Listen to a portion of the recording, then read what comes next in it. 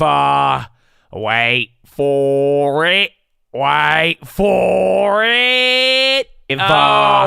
Oh, there it is. Good morning, ladies and gentlemen. I hope you're having a wonderful day. If you're watching this and it does not say live at the bottom of the screen, unfortunately, you're watching the recap. The good news is we are live Monday through Friday, 30 minutes before open. Drop your thumbs up on that video. Make sure you're subscribed. You're on mobile. Press hot chat. X out the chat. Hit the thumbs up button. Second link for the nightly watch list and main channel. First link for the Screamer Large Boot Camp and Real Estate course. But, ladies and gentlemen, it is time for the CPI. Headline is expected to come in at 4.1. Core is expected to come in at 5.2. There is a lot of seasonal adjustments, and there is something called base effects that is going to make this one come down. Now, really, it's very simple. As long as there are no surprises, we could be surprised to the upside if we get a 3 handle on inflation. But other than that, if inflation goes up, it's bad. If not, it comes in as expected. We are now going to be dealing with the whole pause and everything else moving forward. So it's very important here. We already got a little bit of it. You got a little bit of action overseas. Again, you got to hear a little bit from the ECB as well as China cutting their bank rates. And then you're even getting the banks talking a little bit. You had a couple of the earnings, and I think there's a couple of other companies. I think even Qatar and Manchester United and a couple of other things happen here. So we'll go over the news here in a little bit, but again, the data report is going to come out here in 5 minutes? 9 minutes. So we'll get into some of it. We'll talk about it, have it all here. And again, I think it's going to be very simple. I wouldn't overthink it. And if it comes in surprising, we have a play. If not, we have momentum and follow the wind, my friends. Follow the wind. But Chattadonia, real quick, good morning, baby. How you living, Chatter? Are you ready bright and early? All my people who made it early for the Fed or the CPI, God bless you. You have Fed tomorrow, too. So good morning, baby. What's up? What's up, Swars? What's up, Carissa? What's up, Laurie? Good morning, Justin Pala. What's up, Capsa? Laker J. Oh, good morning. Joe Strays, Dan Kingsley. Oh, why's this? Tim Women, baby. ASL, Sarah Sosa, David, Joe Rise. Oh, my gosh. Good morning. What's up, Mark? What's up, Frothy? What's up, Jeremy? Oh, my dang. Y'all wake up this early, too? Amen. Let's go, Juice Trades. It's game time. Gene, good morning. Dario, Mario, John, Colin, Mr. Mark, baby, Kenneth, Aaron, good morning. Oh, what's up, Dr. Swain? Payday Dever, Kobe McGuire, Blizzy Bay, 333, Charlie, and Yatana. Good morning, baby. How y'all living, man? I say just a little quick one. Usually I wait till a little bit, but I think, again, this one today seems a little, it's big. It's big, but it seems simple. So let's go over it real quickly, though. If you guys are not aware now, what you got to keep in mind is that CPI is expected to come in now month over month at 0.1 or 0.4, excluding energy. Year over year is expected to come in at 4.1, and the headline is expected to come in at, core is expected to come in at 5.2. So if you guys are not aware, we talked about this one yesterday. One of the biggest effects here for today is very simply, I hope you're aware of it by now, is that one, if inflation comes down, the Fed meeting is tomorrow. Today will solidify everything for the pause. So that's all people are really, really looking for. We will be looking at goods inflation as well, too. So if you take a look at it, all of the goods services will be one factor, but all the goods now, that is where the factor, if they start to go up, investors and analysts might get worried, but it all just depends. Energy is expected to come down at least 6% on this report. It's actually pretty wild. So, again, this is a quote, I think, from Ira Jersey. If the Federal Reserve doesn't hike at the June meeting, it is possible it will be done for the cycle, as we think the bar for additional rate increases will be higher. They said in a note preview in the meeting. Again, and then today the Fed is even starting. That's crazy. Today's the beginning of the FOMC. So, I believe 2 hours after this report, the Fed is going to be going in there to have their meeting. So, get ready. Super core, we got 5 minutes. So again, services and service pricing excluding housing and energy, that's going to offer another perspective into the trajectory of inflation. Last month, super core went up 0.1. So if you're not familiar, super core, that's literally core services excluding housing and rent. So I talked about that one yesterday. I think today one of the bigger factors, if today is going to get confusing, I think it'll be if goods inflation comes back up and then service inflation drops. I think that will be a little tricky. However, I would just watch the simple numbers at the margin, make it easy. Yeah, the candles today are moving very, very weird. Very, very weird. Again, I don't know if you saw it. Like my E-Trade, it was up in the morning. The futures weren't up. It was acting pretty glitchy. So we will see. But then again, used car prices here. So we were just talking services, core services, super core. Another thing here is used car prices. So last month in April, that was the first time. That was the first time that used car prices went up, I think, in 10 months. So keep that in mind. Used car prices, if they go up, I believe new car prices, inflation is not expected to come up as much. Baidu, I think it's because of the China news. So China announced that they're going to, or they directed their banks to start cutting some of the rates. So we will see. That's another thing, too, that kind of is getting overlooked. That's also dividing the Fed is wage gains and price growth. So watch out for that. The relation there, again, that's also going to come out here. Where is it? I think wage growth last month came in at 1.1% year over year. That's average weekly earnings. And then for average hourly, it went up 0.5. But that could tie into the whole super core metric, or if anything else gets crazy. And then again, a year ago, we were pricing in about 8% inflation. So keep that as a heads up. That's something we were talking about on the video yesterday. So if you guys aren't aware, this is why we're saying everything should be a surprise. Or if you really want to get a reaction, you need the market to really surprise to the downside. And it's pretty simple because this month, from energy to all of the other factors, inflation should be coming down. And then you throw in base effects and then a seasonal adjustment and the seasonal changes for energy and all of that one. That's where things start to get pretty big here. So it should be coming down. We'll find out. Again, even people are saying an upside surprise in core CPI would shake up the bond market. Prime for a Fed policy skip. The June swaps show 8 basis points of tightening. Priced in for this week's meeting with the swap in July showing 25.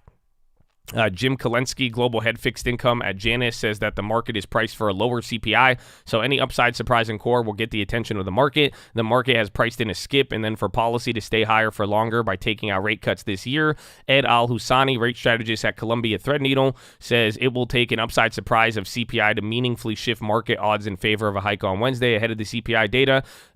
He says tactically hedging for this by being short the December 2023 SOFR contract or 2-year futures. Jason Bloom, head of income at alternatives at ETF strategies at Invesco, says that says CPI to soften in Q2 of base effects, but things could get a lot more challenging soon from sticky services and price pressures. If you look at the recovery in housing, we think CPI is due to bottom this summer and then start rising. Historically, you have to see softness in labor to beat inflation, citing the still low level of treasury yields versus the current Fed funds level. The bond market is on a hope trade that inflation resolves itself. What we are looking for, when does annual CPI go below the 10-year yield, or do yields have to rise further from here? So, again, people are even talking about rate hikes and cuts already. I mean, that's the whole theme of this today. So, remember, they will pause. That's it. I've seen like 10 things on that already so far. And even then, some people are talking about the lack of effect priced in. So we got about 1 minute and 15 seconds here till the CPI. Maybe that'll be the last one. I'll see if I can get you a final quote. But keep in mind, this isn't pricing in a lot. So last CPI, I believe, was like 1.1% priced in. I believe as of today, we're pricing in less than 1%. However, we have like 3 other follow-up events. So we'll see what happens, Chattadonia, but you got 50 seconds. I hope you're ready for it again. Take a look. You can watch the month-over-month numbers, but really year-over-year, core, normal, 5.2 for core, 4.1 for year-over-year. And I'll tell you right now, the expectation for headline is expected to come in at 4.1, right? So if that thing shows a 3.9, people are going to get very bullish. And then also watch out for the bonds, too. They will have their immediate reaction. But get ready. You got about 20 seconds, Chattadonia. 20 seconds. Let's see. Core. 10 seconds. 4, 3, 2, 1. Boop. Boop. Oh, where is it? The bonds move. Core inflation. I see 4%, core 5.3. My other one's not updating. Yeah, there it is. Core headline came in at 4%, 0.1 lower, and then core came up 0.1 higher. Month over month on headline, 0.1 increase, core 0.4. I don't know. So headline came down lower, then core went up a little bit higher. I don't think we have the average hourly wages yet. I'm waiting for that. But it seems like it came in down. Core was slightly higher, but that wasn't, I don't know. That's not the worst, but then again, you're playing this game where I guess core is now at 5.3. It's not 5.2, but it's finally dropped. SPY is flying. Surprisingly, I need to check the bonds. I'd watch the 2-year and see how they start to move off of this. But yeah, futures are moving a ton. Futures dropped and popped. There's Baidu, a couple of others. Average hourly earnings, yeah, that falls 0.7. So those wages came up a little bit, or they're not dropping the same rate. Average hourly earnings year over year increased by 0.2. That'd probably be your only negative thing. So literally wages weren't the best, but then core went up 0.1, but headline coming down to 4 is very good. I think it's bullish neutral, if anything. Again, the two little things that are not good, I don't think it's enough. I don't think 0.1 up on core will kill everybody. Yeah, I think that could have that could solidify your pos. There was no major surprise. Let's see the Fed futures. But I'm surprised the bonds are catching a bid, because then that means the front runners are back.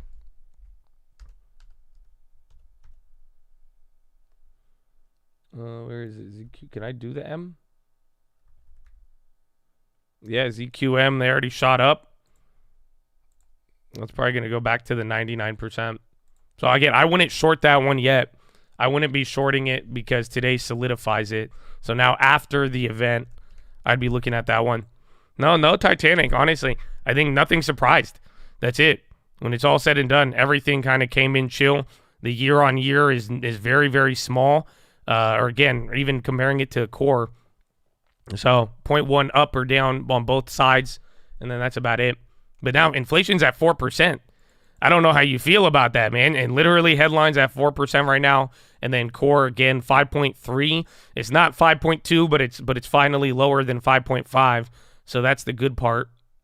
And then a couple names moving. You even have some bank stuff here for now. But like I'm saying, again, I'd say neutral bullish, and then just factor in how the market's moving. Again, futures are already at 4,400 here again, and there's been a rollover in futures, so there is a little bit of a gap between the two. And then right now, it looks like I think you're solidifying your damn pause right now.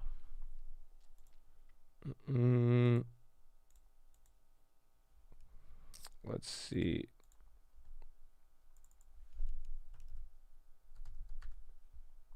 ZN.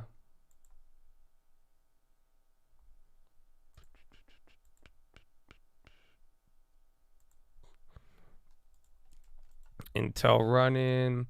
I'm thinking of a bond play, but then I'm also like, wait, because I still, at this point, if people like it, it's like bonds are going up if they want the pause. But now, if you're also thinking in terms of the Fed, if inflation came down, no big surprises on either end. I mean, this is what the market expected, so I'm thinking higher yields. So give it a second. I might want to make a bond play. That's what I'm going to be looking at. But other than that, I think that's it. I mean, right now the reaction's been what? Like a little bit more than 0.25%, and then we're going to have the rest of the day to trade. So again, expectations for the Fed aren't changed. Contracts for July are showing almost the same as yesterday, with the 25 basis point now almost fully priced in. Stock futures went up 0.3 on the result. Again, 4.4% headline inflation. That is the lowest since March 2021. So, and then services, actually, I need to take a look at that.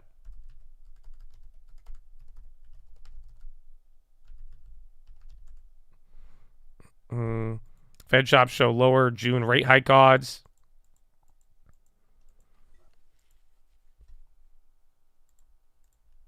So just wait for, let's give it 15 minutes though. So it's only been 4 minutes. At the 15-minute mark, I want to see if bonds and stock catch up. And then I'd be thinking for a bond play. If not, we'll wait till the bell. So again, Treasury yields extending the pre-CPI drop. 2 years and 5 years are down 4.5 basis points, seeing a shift in Fed policy expectations within just 3 basis points now, priced for June, and 20 basis points for July. That's down from 7 before the data, so a skip and hike remains the play. Treasury yields are 3 basis points lower ahead of the data. Again, the Bureau of Labor Statistics says the index for shelter was the largest contributor for the 0.1 monthly increase. Shelter costs are the biggest service component of the CPI and make up about a third of the overall index. So that would be the part where people might start freaking out. So again, if you don't get it, I'm going through it right now. You go to the BLS.gov, but the what's it called? If housing prices went up, that's not a good look.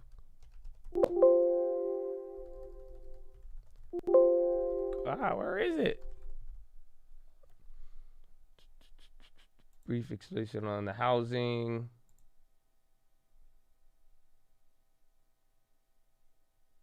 Relative unadjusted. Damn. So they even wow, I hate the BLS. They even lowered the thing. Again, they give it a relative importance for 2023. Then it has like an unadjusted index. But I'm trying to see Supercore. I'm trying to go through it and see what's up with that. But it already looks like a little bit, couple signs of housing not being good. But for the most part, come on, Supercore.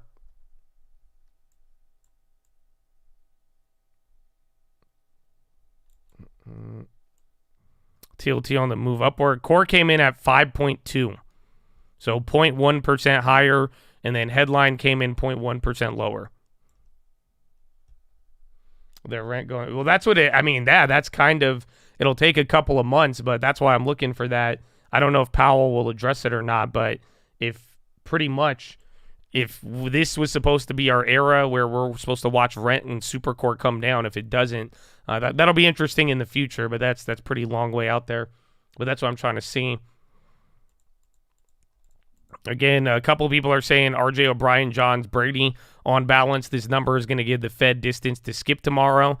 Used vehicle prices, auto insurance, clothing, and personal care were the same things behind the 0.4 increase in the core rate. 0.4 gain is really quite incompatible with 2% inflation. This is way too high for the Fed on any sort of sustained basis.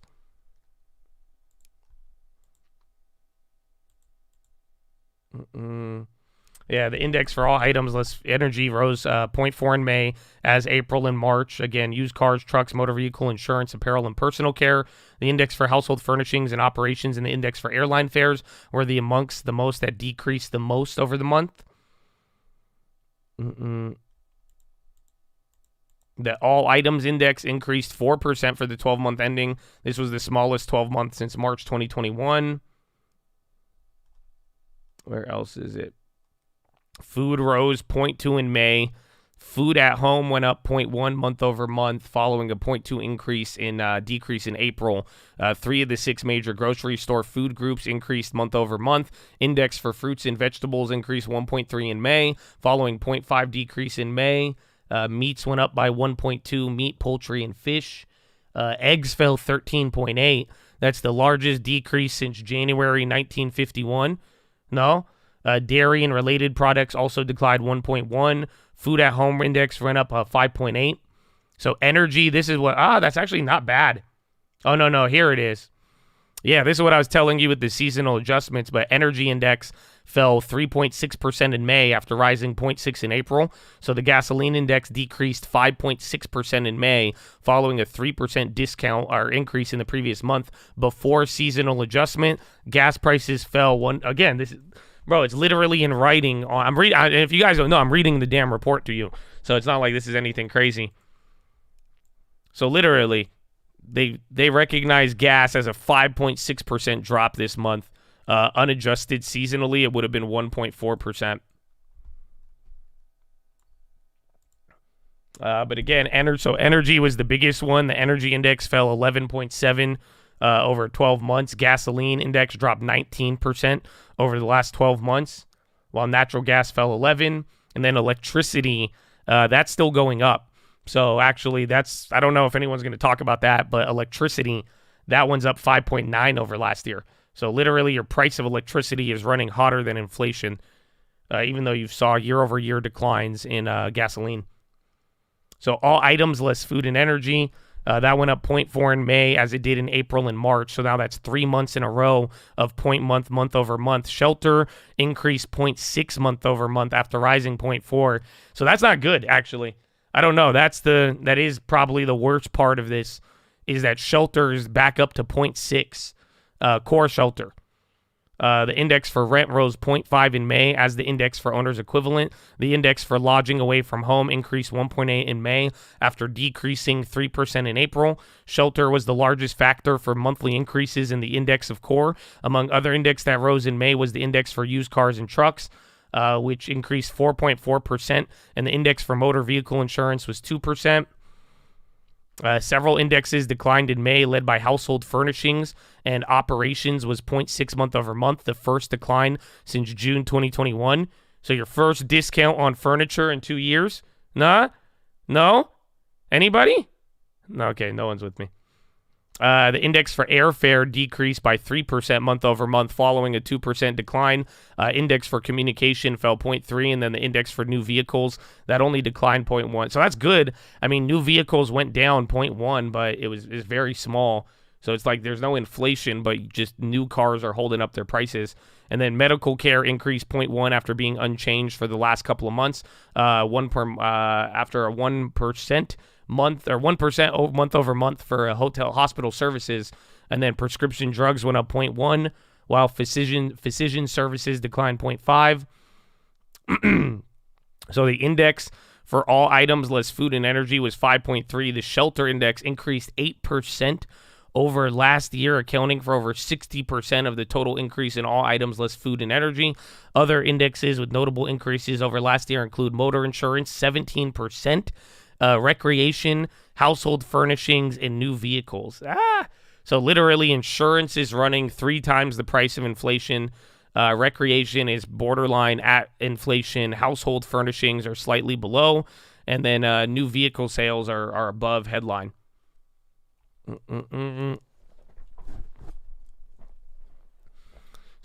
So again, core housing that's the only bad thing about this.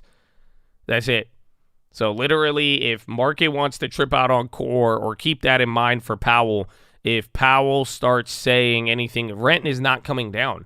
I mean, that's it. Just if you remember 6 months ago, I was telling you how the Fed and the base effects, I was telling you we should start watching rent come down. It's still a little early, but we should be able to, what's it called? We should be able to, like, see something a little, you know what I'm saying? We should be seeing it come down by now, a little sign of it. So if it's not, that's the only thing I see here. Again, it's saying 8%. Shelter index is up 8% year over year. So other things are coming down.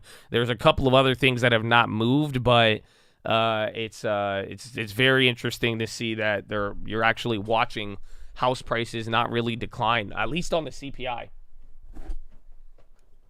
That's why they don't. Well, that's what I'm saying. So even if you don't include it, the non-inclusions are still up. So even if you try to exclude things, that's the whole point. If you're not hearing what I just read, or going over this report, what it's looking like is that a lot of the things in it are coming down in inflation. I mean, it's been this story. There's an outsized impact on energy, not to mention seasonal adjustments. They're lowering it down 19-20%.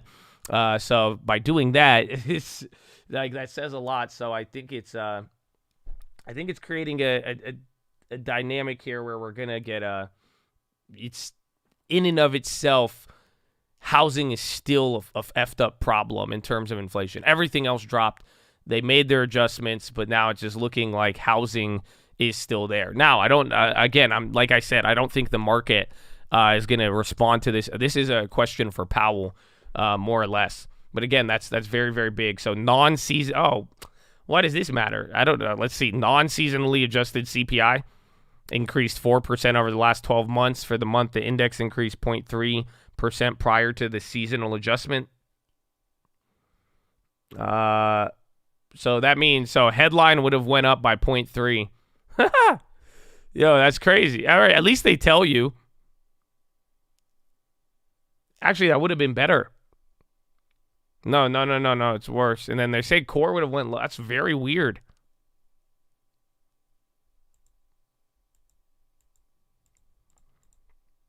Again, they give non-seasonally adjusted terms. So let me see.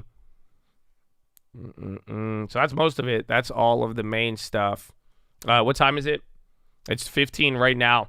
So again, you're up on the high right now. If we are going to react to this, you might. It looks like bonds want to go up. I don't know if I believe this one, Habibi.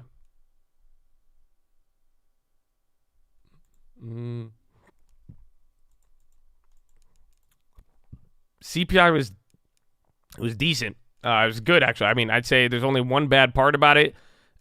No surprises is the answer. What we got today, it was enough to give you your pause for tomorrow. I could get behind the pause for tomorrow. I don't think anything else is going to happen in the meantime, but now Powell is going to have to deliver a hawkish pause tomorrow. There's a couple of other things, again, like I'm bringing up here. With this is now giving me something for real estate in the future, in the sense that it looked like real estate prices are not coming down. But other than that, this is now, as far as like directly reacting to what we have, it's very simple.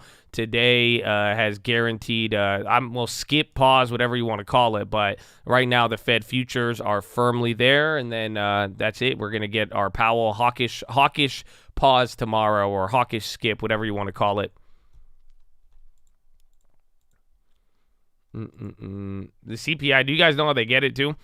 So they said the CPI of prices on food, clothing, shelter, transportation, doctor, dentists, service, drugs, and other services.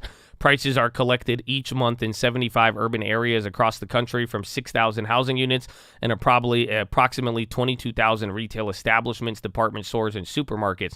All taxes directly associated with the purchase of items are included in the index. Prices of fuels and a few other items are obtained every month in all 75 locations. Prices of most other commodities and services are collected every month in their three largest geographic areas, and every other month in other areas. Prices of most goods and services are attained by personal visit, telephone call, or web collection. That's interesting. I didn't know that. Every other month, they're not polling so they're only going to the top 3 districts. So it's June. So that means next month, I think, next month we'll have a full reading. And then sampling error, we don't care. Use of seasonally adjusted. So the Consumer Price Program produces both unadjusted and seasonally adjusted data. Seasonally adjusted are computed using seasonal factors derived by the X313 ARIMA SEATS seasonal adjustment method. Yeah, I don't know what that is. These factors are updated every February. You could go to the website to see how that is.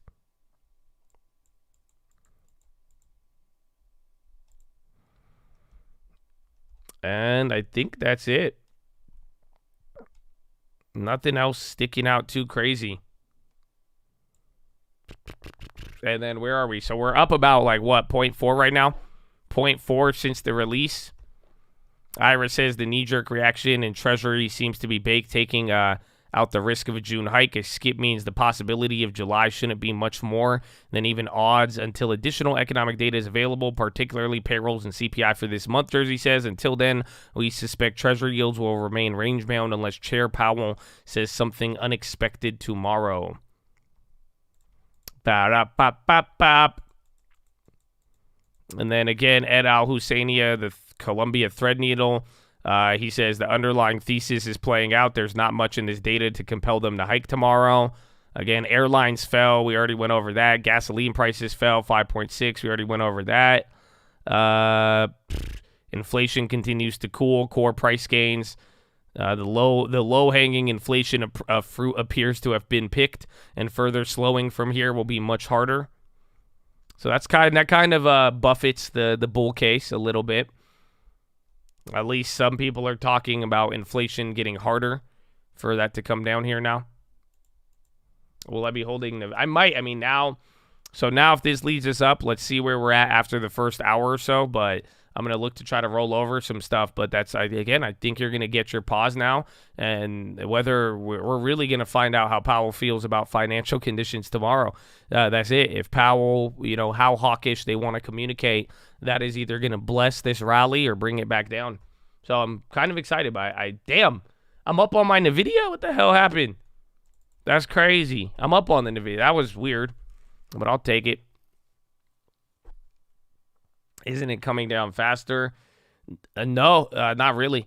That's it. I mean, it's taken you about 6 months to get to 5.2 on core. So I'm happy core dropped. I'm pretty surprised core actually fell below 5.3, but it hasn't been able to do that for a really long time. So it's just like it took 6 months to do that, and then like literally straight even from the Bureau of Labor Statistics, they're talking about real estate not coming down. You know what I'm saying? Like just straight up, that's as far as even core services. Even then, I don't know if you guys remember, last month, last CPI, one big part of why we had a reaction was, do you guys remember people talking about Supercore? Supercore had a slower pace. The whole housing, core services excluding housing, that dropped by like 0.2, and it was the biggest drop in real estate, and people got excited about that. Now that thing's right back up. So it's not, I think people are not looking, this data, can you get worried about it or excited about it in the future? Yes. But today's data is not about that. Today's data is literally very short term. It's all about tomorrow. So what this does now is just it's solidifying the pause, or at least the action of not raising rates for tomorrow's meeting. However, this is where Powell could begin to get hawkish. If he does continue, he might be able to communicate that, maybe things aren't what we see, or we'll see how he addresses some of the real estate stuff.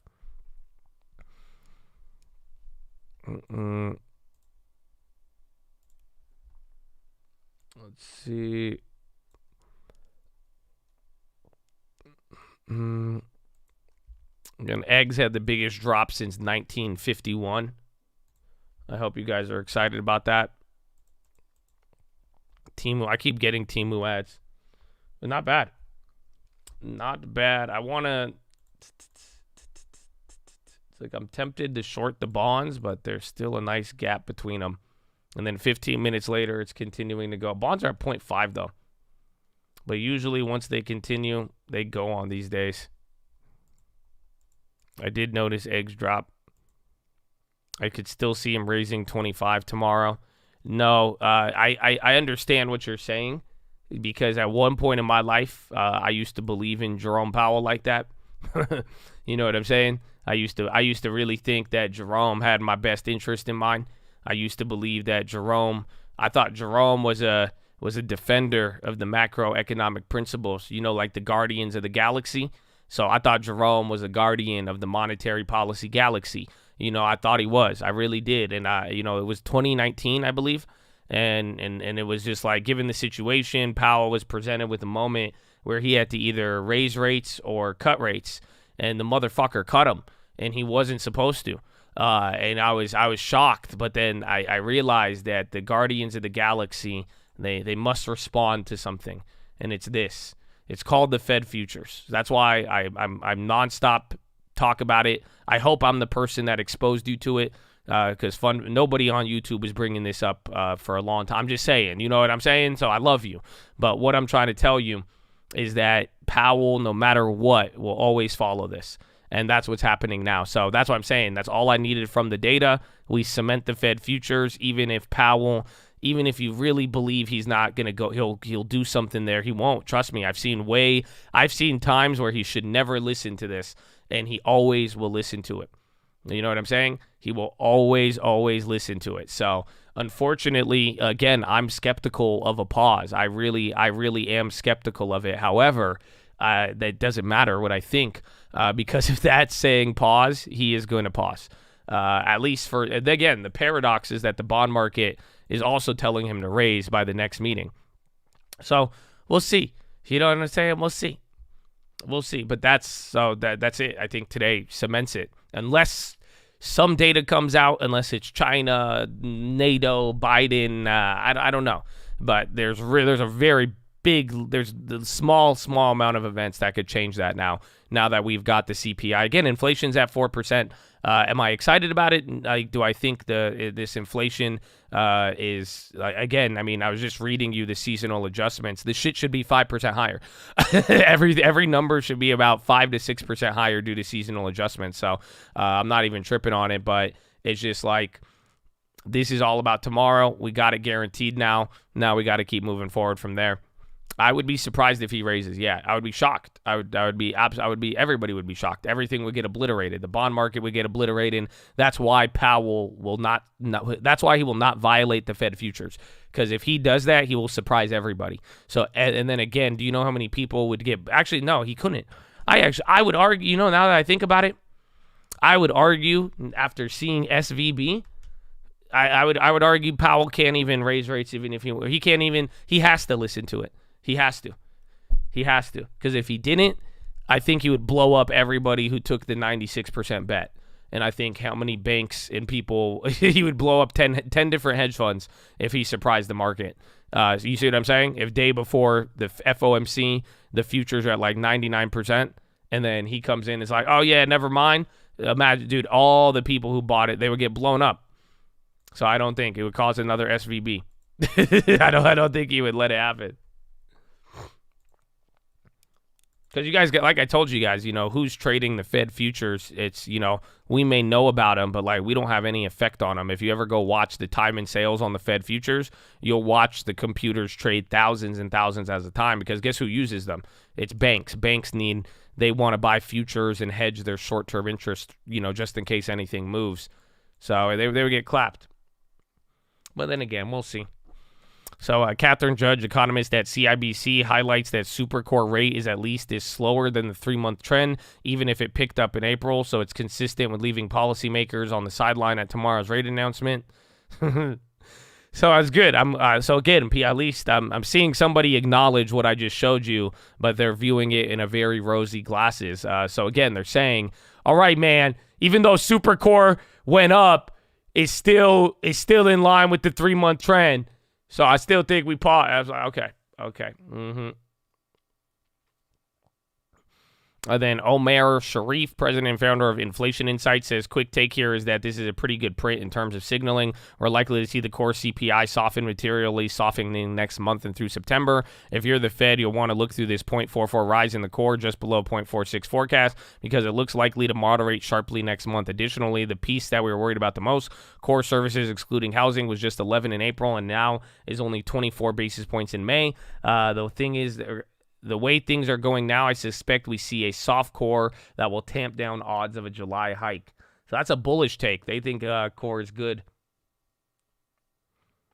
And again, used car prices went crazy. And then you're starting to break out 40. Dude, you're up 0.5% right now. So again, we were pricing in like 0.5. There's the bonds kind of coming down already. So let's see.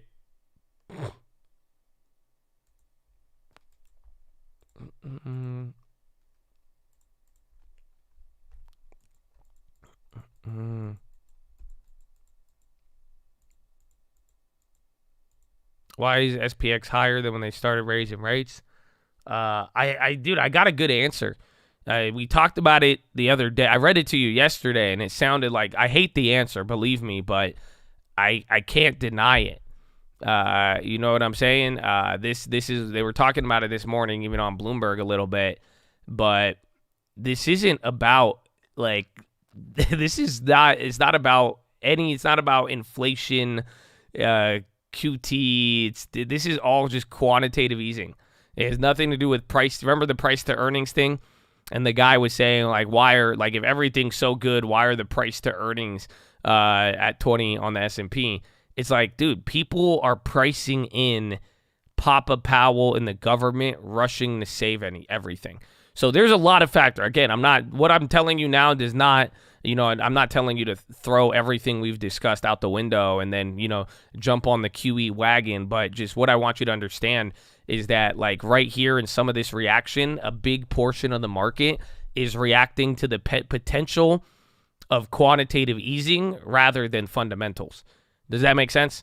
Like what you are literally watching right now, and I've been telling you, things change since SVB, and SVB is the exact example of all of it.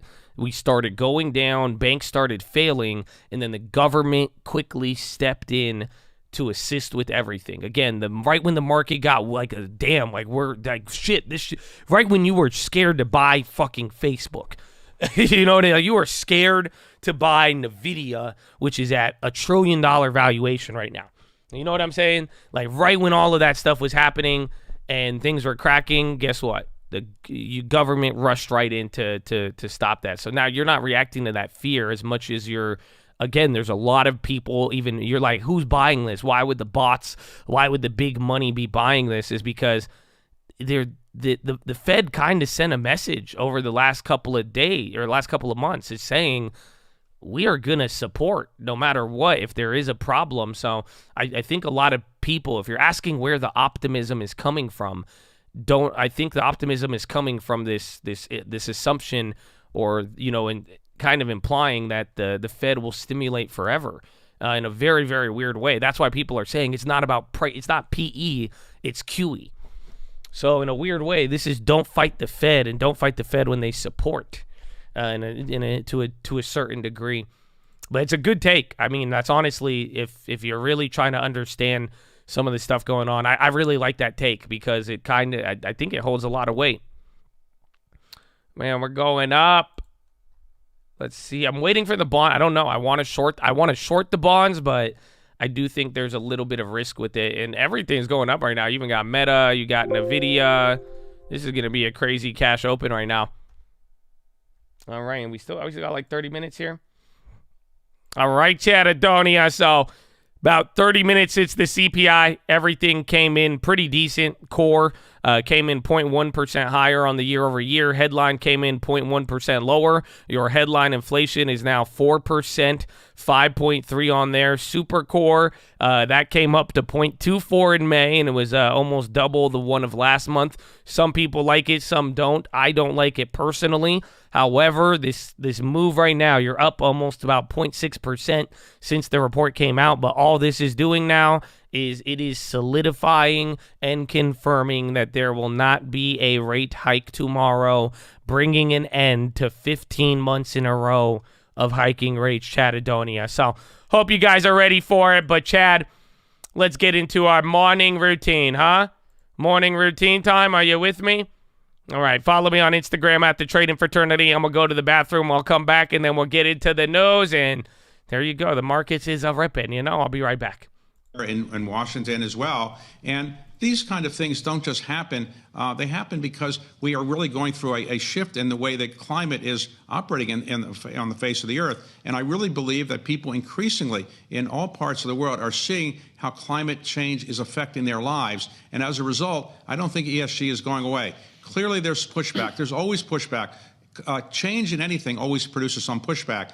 The pushback we've seen, for example, from the governor of Florida is not insignificant, but I don't think that is going to be the majority, particularly with younger people who realize that they have the ability to do something in their lifetime to affect climate change. David, thank you so much. David Rubenstein with us, of course, with the Carlyle Group, and look for his wonderful effort tonight with Carmichael Roberts, Bloomberg Wealth. Look at that in the 9 p.m. hour. Lisa, just generally, a lift to the market. Jason Furman out on Twitter with a nice breakdown of, beneath the headline data, disinflationary trends in place. And what you're seeing in the yield space is 8 basis points lower than where it started. You're seeing a more significant decline if you look at just the initial knee-jerk reaction, about 11 basis points. I'm just curious, if this doesn't change the narrative for June, are people going to start moving away from betting that the Fed is going to raise rates in July? Because at a certain point, does this mean they're done if the disinflationary process has started, or is it too soon to be able to really say that? It's too soon. You got to get beyond this meeting. We've got the data today. We've been waiting for this data to get to tomorrow. We'll have all that coverage for you tomorrow. Wonderful guest lineup for you on an afternoon program. The three of us are here tomorrow morning, right? Yes, in the morning. We're going to be here. We don't have off. Okay, fine. We're going to do that tomorrow. The Fed meeting. Michael McKee, of course, at that key press conference. Good morning. I think that it's hard to put your head around any narrative. Let's just be honest. We've had sort of a shift in, are we in some sort of stagflation fears moment? People were talking about that all day yesterday. It's easy to get lost in investment research. Yeah! Introducing... No, the market doesn't give a shit until there's price to earnings, QE. What? I don't know who that was. Oh, no. I had to run back. I had to get a water. Gotta get water. I need to sip some water, man. We just got CPI. It's a big day. We got Powell tomorrow. We're not even done. We haven't even started today. Oh, man. Oh, man.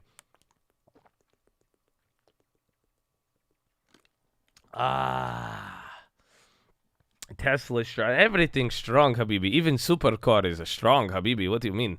Everything is a strong right now, man. It's like an Arnold. You know, like an Arnold?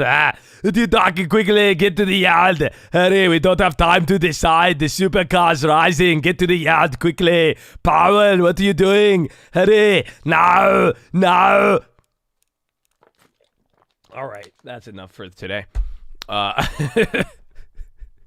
Let me get into the news for ya. So, this is what you've been looking for. U.S. inflation eased in May, allowing the Fed to skip. Oh, yeah, good morning, too. Hold on. Wait a minute. I said good morning a little bit in the early. We had a lot of early people. All right, good morning, Chattadonia. Okay, I'm just going to say good morning. Just a good one. I want to make sure if you got here a little later that you're having a good morning. Thank you for being here. I hope you know you're blessed. I hope you're having a great day too, but hello. Welcome. Welcome to history. Welcome to May 2023 or June 2023. It's the May CPI. You got Powell tomorrow. It's going to get wilder, but good morning. Love to see the hype. That's what I'm talking about, Chad. Oh, look at him. Look at him ready to go. There you go. I just want to make sure. Shout out to the early birds, too. They did good. They got here bright and early. Okay, so now it is. U.S. inflation eased in May, allowing the Fed to skip a hike tomorrow. Headline CPI slowed to 4%, the lowest since March 2021, with the month-on-month rate at 0.1. The core print decelerated less than expected to 5.3, and the monthly pace stayed at 0.4. Pricing for a rate hike tomorrow also fell. Goldman is beset by an internal battle as cracks in the partnership with former CEO Lloyd Blankenfein, noting that David Solomon isn't spending enough time on his day, the Wall Street Journal reported. Amongst other complaints, the money-losing foray into customer lending and unrest over bonus to traders.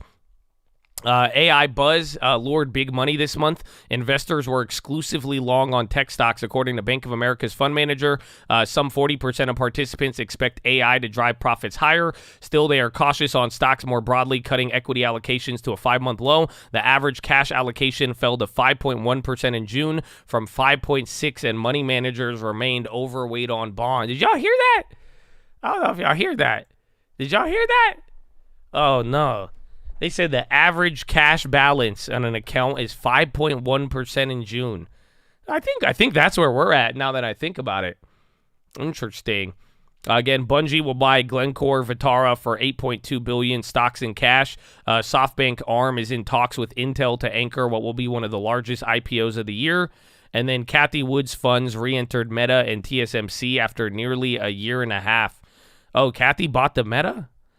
China's triple header, the PBOC cut their 7-day reverse repo rate by 10 basis points to 1.9, a surprise move that may bolster bets for an equivalent reduction in the key MLF rate on Thursday. On the fiscal front, the government is said to be mulling at least a dozen stimulus measures to support the real estate market, while regulators are also considering developing a high-yield bond market. Donald Trump is due in a Miami federal court this afternoon to face charges. Copper and gold signal that Treasury yields are too high and may retrace in the second half. The ratio between the two has slumped as the recession concerns drag on, and copper and boost bullion's haven appeal. If the past is prologue, 10-year yields may have to head back towards or near a 2% level. Hot dog. So they're saying yields need to drop. So again, as far as schedule, I think you got a bond auction at like 11:30 and 1, and then you have Donald Trump in court, and then I think that's about it. So let's see. German investor confidence improved unexpectedly. The ZEW Institute gauge rose to negative 8.5 from June, from negative 10.7 in May. Consensus was for a drop of 13.5. The UK labor market tightened in April, pushing 2-year gilts to the highest since 2008 and lifting the pound. The jobless rate dropped to 3.8, defying a consensus for a rise to 4%. China's credit demand weakened in May as the recovery lost steam. And then Morgan Stanley touted Indonesian government bonds as slowing inflation means they haven't followed the recent sell-off in treasuries. Japan is looking to push back its decision on when to raise taxes to cover an increase in defense spending. A draft of this year's fiscal plan is looking to delay the timing of that decision by a year to an appropriate time in 2025. Your Gilda. The surprise Saudi output cuts may expand the global supply shortfall to 2 million barrels a day in July. OPEC data indicated if the kingdom opted to extend the 1 million a day for the whole third quarter, it would be the biggest deficit since 2021. OPEC kept their demand growth projections for 2023 the same. Goldman... And then SoftBank and ARM thing is good, and SoftBank is planning a new round of job cuts. United Airlines is offering their pilots a contract with an incremental value in excess of over $8 billion over 4 years, said CEO Scott Kirby. Oracle rose after revenue beat as their cloud business benefited from AI demand. Manchester United soared as much as 31% after a Qatar newspaper, Al Watan, yesterday tweeted reports that suggested Sheikh Yassim that his bid was successful. Again, OpenAI, Sam Altman said he met with SoftBank CEO Masayoshi Son. Oh, and this one, I put that up there. This one is actually kind of interesting. New York office occupancy rates last week have hit the highest since the pandemic. Occupancies in the metro area hit 50.5% of pre-COVID levels in the week through June 7, Castle Systems says. On the West Coast, though, the owners of Westfield, San Francisco, are giving the property up to lenders. And then one last spin, Pat Sajak, who hosted Wheel of Fortune since Ronald Reagan was president, will retire after the next season. The studio declined to comment on plans for longtime co-host Vanna White, who's been turning the letters for contestants since 1982. Wow. No more Wheel of Pat, bro. No more Wheel of Pat. No more Wheel of Pat. But then, on this day in history, Chad, Nobel-winning mathematician John Nash, who made foundational contributions to game theory and real algebraic geometry, was born in 1928. His work and his struggle with schizophrenia were documented in the 1998 biography, A Beautiful Mind, and the Oscar-winning movie of the same name. He and his wife, Alicia, died in a car accident in New Jersey in 2015. John Nash. Wow. AI pop. Everything pop. Everything.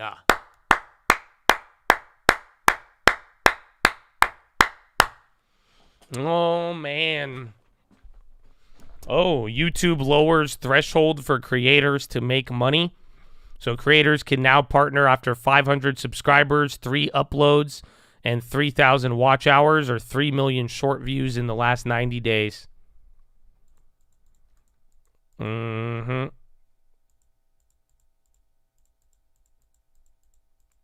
Game theory, not gains theory. John Nash, he worked on gains theory. That'd be dope. Kind of, I guess. But chatted down. How you living? You guys living good? I think you're living good, man. But I got a couple of pre-market movers for you. We're not done yet. Alight, A-L-I-T, they gained 3% after Citi starts coverage on the human capital and technology service provider with a buy recommendation saying the stock offers earnings and multiple upside. Devon Energy is up 2.4 after Goldman analyst Neil Mehta upgraded the energy company's rating to buy from neutral on attractive valuation. Manchester United, Man U rises as much as 31% as the bidding process for the Premier League football club heats up. Oracle, they're up 6% after the software company reported fourth quarter results that beat expectations and gave a forecast for revenue growth that is ahead of the analyst consensus estimate. Wall Street firm singled out growth in the company's cloud business as a highlight. Goldman upgraded the stock as well. CRM rises 0.5 following an event of the software company hosted that was focused on AI. While analysts see long-term potential for Salesforce from AI, some noted that the event may not have lined up to high expectations. U.S.-listed Chinese stocks gained pre-market after China's central bank announced a surprise short-term policy interest rate cut. Baba's up 2, Baidu up 5, Pinduoduo 2, JD 2.8. And then Zion Bancorp, they fall 3.1 pre-market as they in a conference presentation, as the firm said that their second quarter net interest margin is trending towards 2.85, which analysts described as being weaker than estimates and a downturn from the first quarter. Ba-da-ba-ba-ba.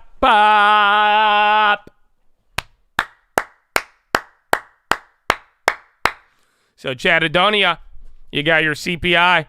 You got your CPI, you got a little bit of China, you got a little bit of Powell tomorrow. It looks like the Fed will not be raising rates tomorrow. No? How do you feel about that? This feels pretty good, huh?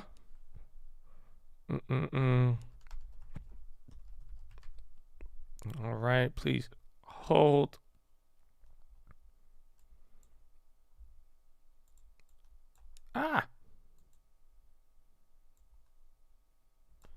Wait, what just happened? My chat just disappeared. Chat GBT? Is that how you say? My chat disappeared, BT?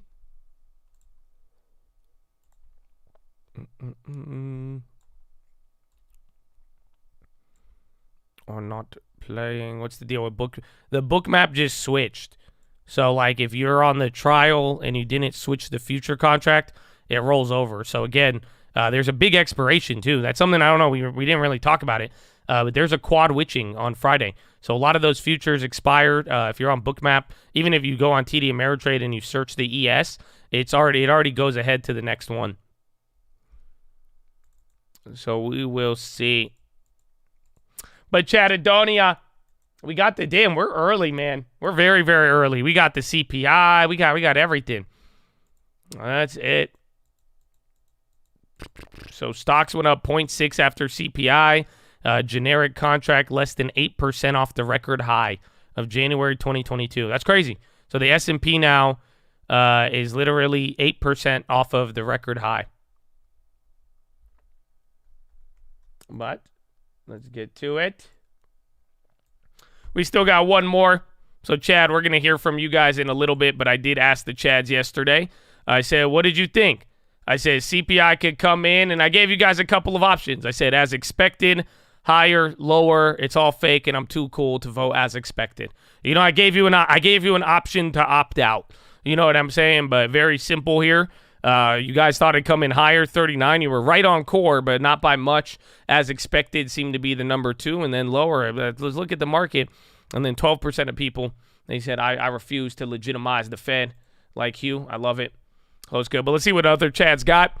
Nickel, what's up, baby? MES long. CPI was definitely leaked, so holding my calls. Holding SPY 433 calls expiring on the 20th of June. Holding CCL 16.5 calls expiring the 23rd of June. Earnings are that week. I'd be confident and happy to take IWM calls if we see a 3X printed for CPI tomorrow. Long live the Colt or 3 print. I see what you're saying.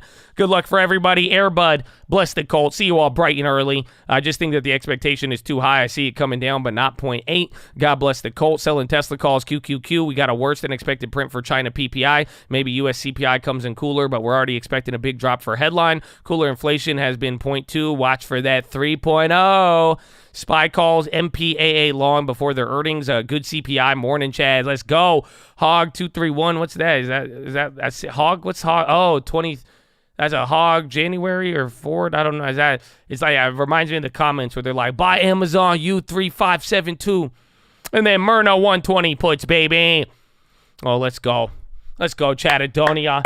I think a lot of people were accurately waiting to see what's going to happen. I think today we were waiting for the confirmation. You kind of got it, but now it just leads you into the next event. But Chattadonia, we still got some time. You've heard from the chats. You've heard from the TV. You heard from the Bureau of Labor Statistics.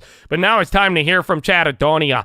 What do you got? Post your first play of the day in the chat. Let's go. What are you looking at? Post it below. Oh, they're already coming in. SoFi, Intel, Roblo calls, watching Apple, uranium bullish, wheat long, SPY, SoFi, TQQ, hold until after Powell, Arlo over 950. Short sellers got that blood. MODG shares, baby, Affirm, Adobe 500. They're going to rug pull. AMD, JP Morgan call, SPY.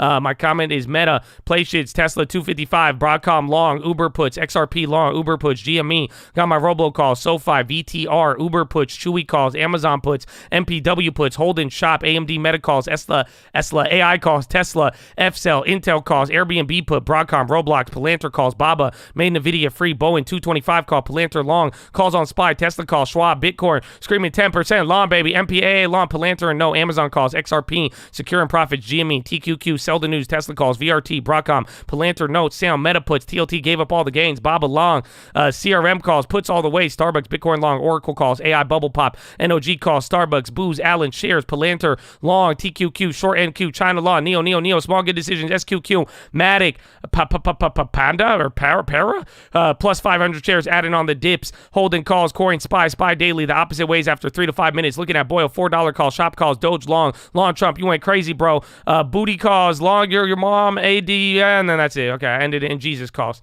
Thank you, Mike. Look at that. The one time I say booty calls, Mike says Jesus calls. Look at that. See, Mike? Look at Mike. You stood out as the light today. Remember that, Mike? The other day, you were like, it was just, now you're the light, bro.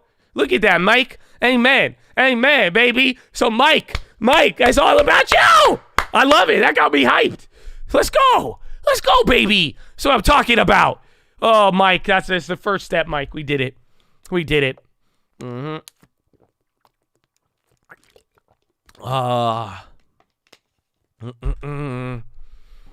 Slizzin, you were the guy with the whole like what's it called? You wanted to move and live on the homeless thing. Was that you?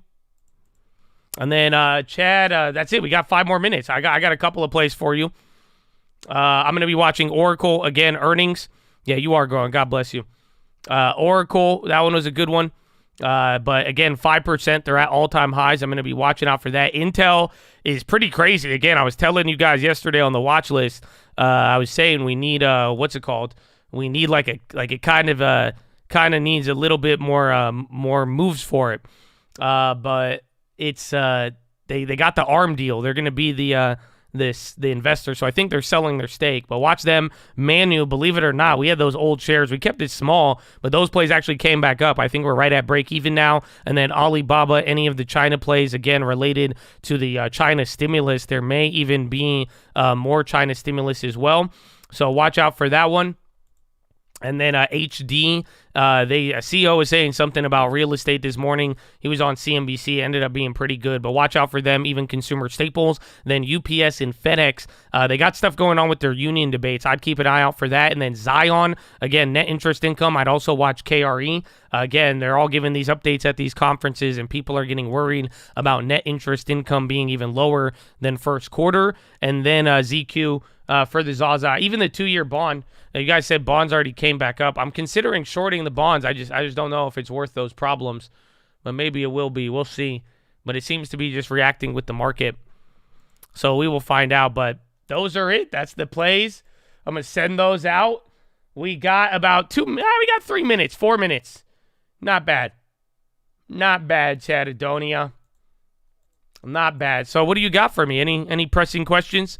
Speak now or forever hold your peace. We got a little bit of time. Can I help you with anything? Is there anything you need? Is there anything you need right now? If you need it, I got you, bro. I got you.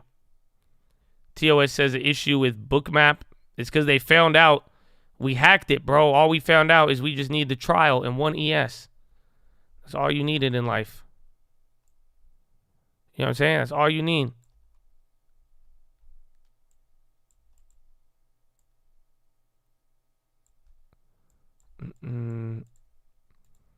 What do you think of CPI?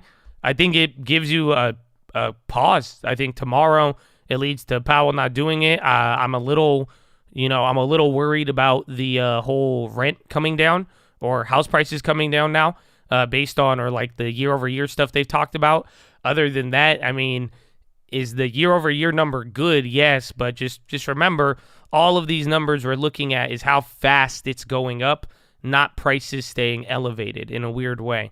So pretty much, I mean, 4% is a great number. It seems very, very low, and it is very low in terms of velocity. However, inflation is still high, asshole. Again, 4% over 8% over 4.5%. It starts to add up there. But overall, I think this is good enough for a pause. And inflation has came down from the peak. It's definitely sent a signal that inflation has peaked a couple of months ago. And then that's it.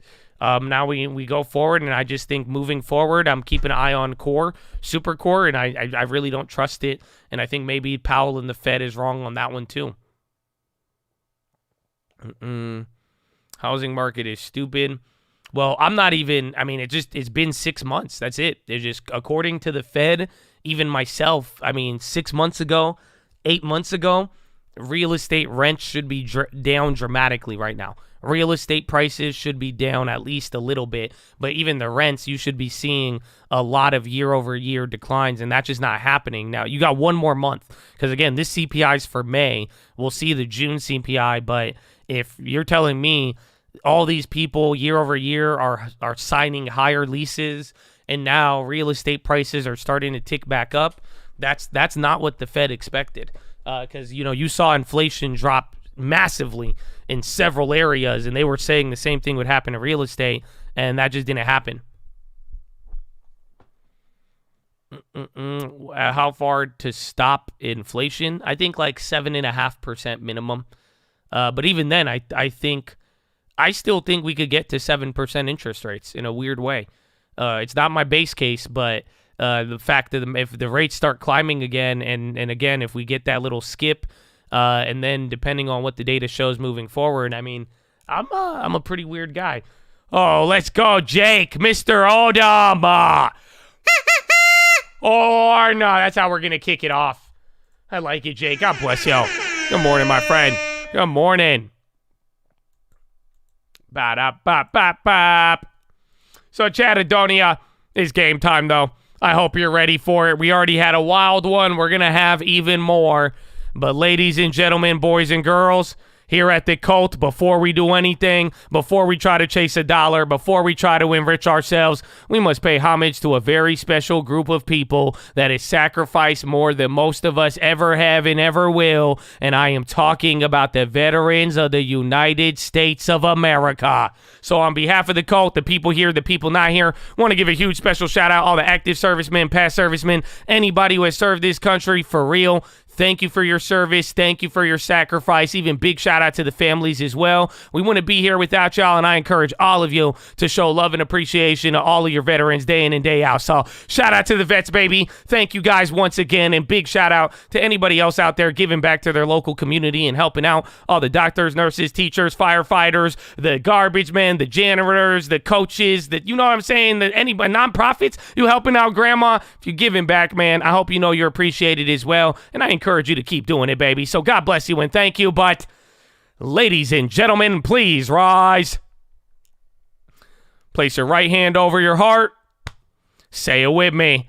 I pledge allegiance to the flag of the United States of America and to the republic for which it stands, one nation, under God, indivisible, with liberty and justice for all, baby.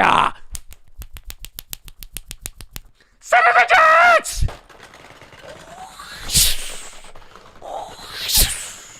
Oh, it's game time, baby. Or no, let's go.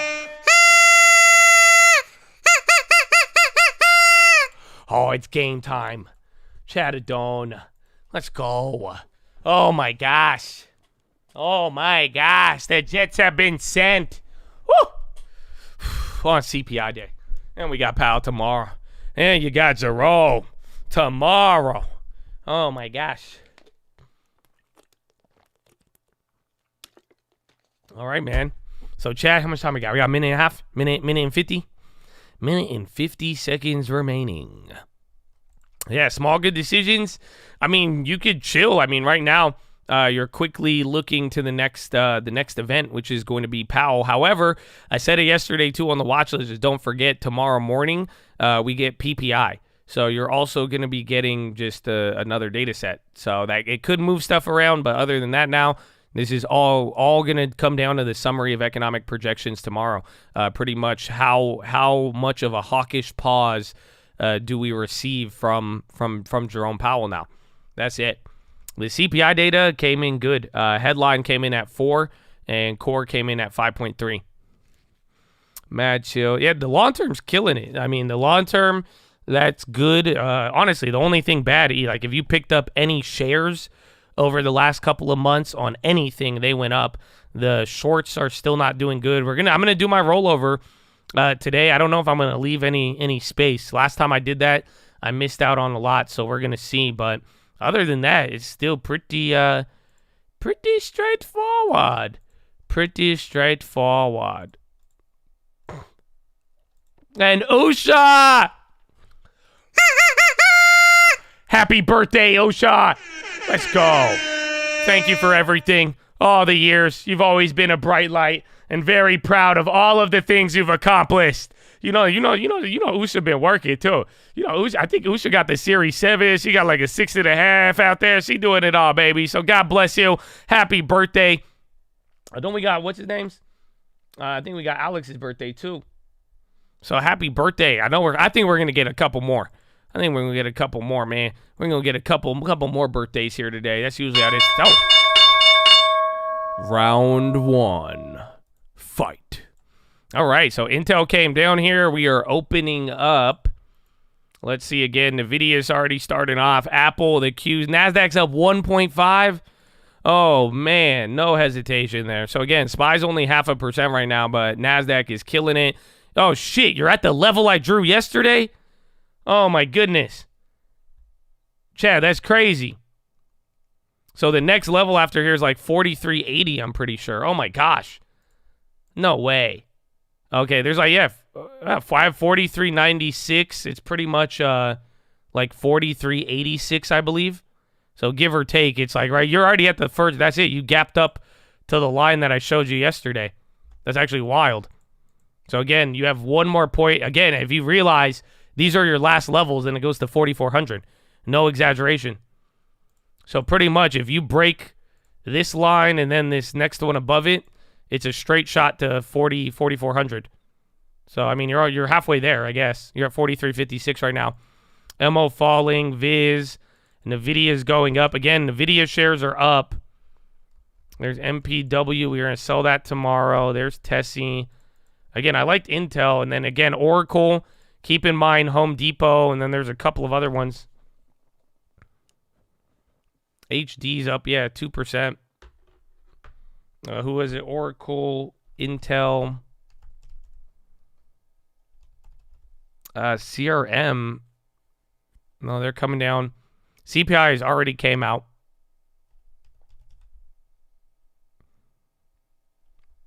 Tesla. So they're still going. Bungie's on the low. Remember, they're buying out like Vitara or something. Pfizer ended up dropping. What are we looking at? 2% on the NASDAQ now. NASDAQ is rocketing. Discretionaries and communications are the best, it looks like. Utility, real estate, healthcare, financials are in the red. Boeing, Chicle. Manchester's coming up. Dollar General's on the high. RBA. Check some of the solar plays. Remember, they had some activity yesterday. AI is on the low. Win is coming up. Palantir, huge red. Yeah, Win's going up. Oh, I forgot about the China. Adobe and Netflix. Damn. Baidu, too, at 142. That's going crazy. JPM support bounce. Watch out for regionals and banks today. Again, they keep going to this conference, and then they're just they keep talking about net interest income. Yeah, Motor Parts of America is up 20%. What's up with Motor Car? If that's a good earnings, that could be. It's up 20%, which is a lot. Yeah, I think that's their earning.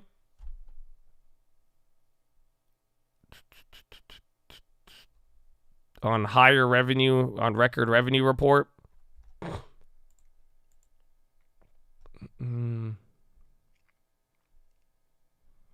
That's still up a lot, though.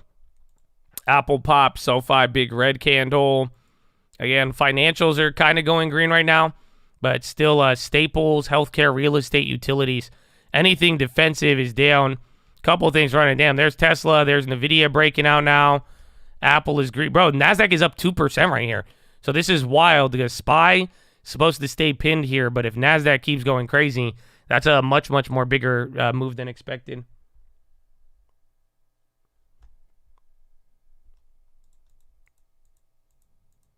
I'm going to BRDS.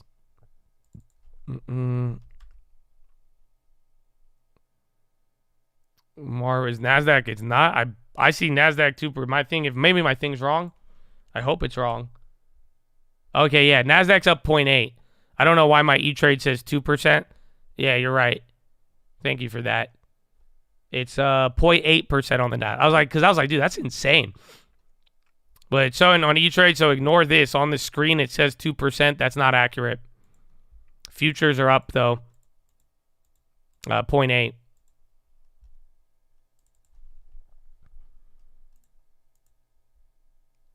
There's Marvel. Where's Oracle? I'm seeing Marvel because, again, NVIDIA is starting to run. UPS is on the high. Apple is flying. CRM tanking. Oracle dropped again, so 5%. SoFi drilling. Still up 1%. I think you're getting, like AI went red, but some of those hype plays, AI actually just went green. Like, they're dropping, but they're in the green. Now, NVIDIA is breaking out. Again, Baidu is up 7% now, 144. So we have over $10 a share on that now. I think, like I told you, remember, 140. That's it. I think 144 to 148 is your next level. And then 150 on Baidu. Yeah, Zion net interest income. So that's what I was saying. They gave one of those updates and just did really, really bad.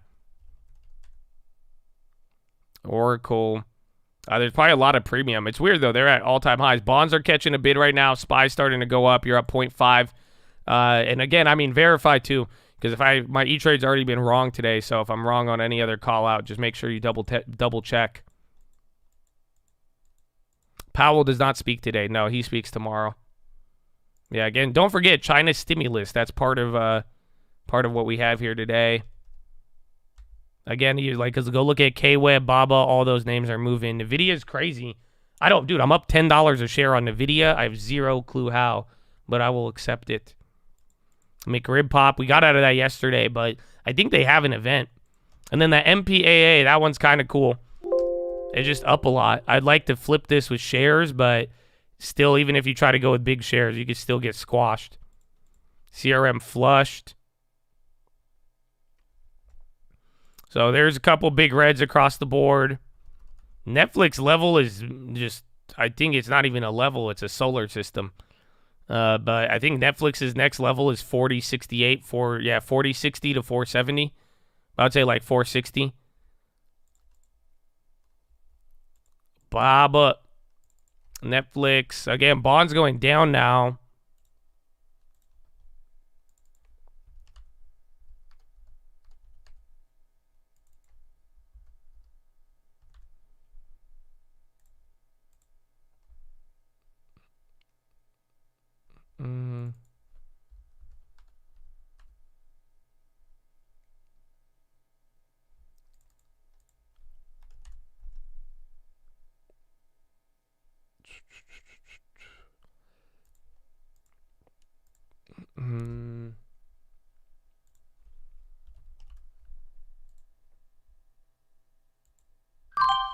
Okay, I shorted a 2-year future.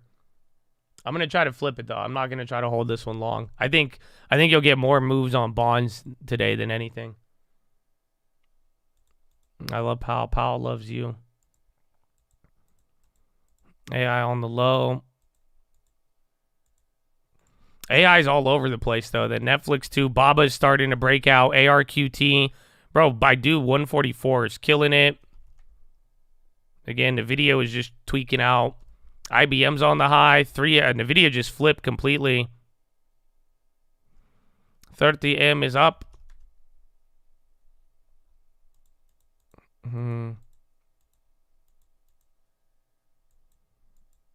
Why are you shorting bonds?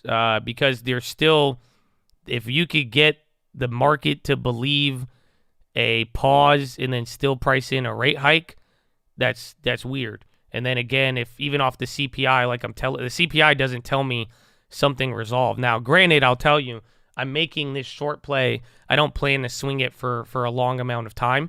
I want to play some of the intraday volatility, but I mean, I think a higher for longer or range-bound bond or higher yields or range-bound yields is more likely. I mean, again, right now you're buying the bonds if you want yield, or you're buying the bonds because you think the Fed is going to cut. Right? So just pretty much today's report, it just doesn't get me closer to a cut. But then again, I'm not applying longer term logic for a shorter term play. Just going for quicker flips here as I think we're getting some bigger bond volatility.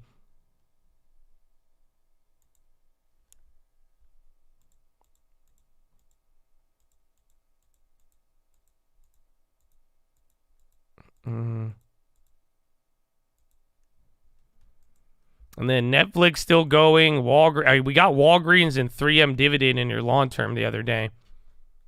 So hopefully you got those.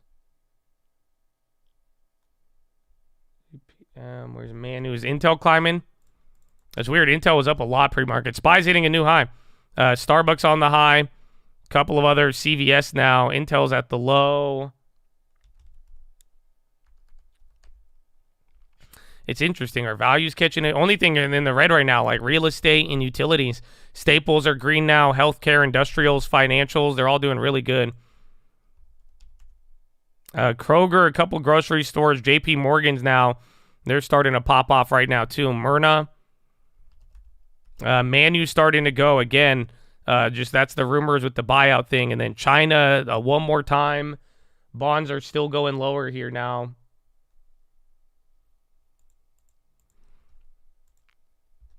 Where the fuck is the long term? Ay. Netflix, Redfin. Let's see. Whoa. Palantir, AMD on the low. Are the chips flipping?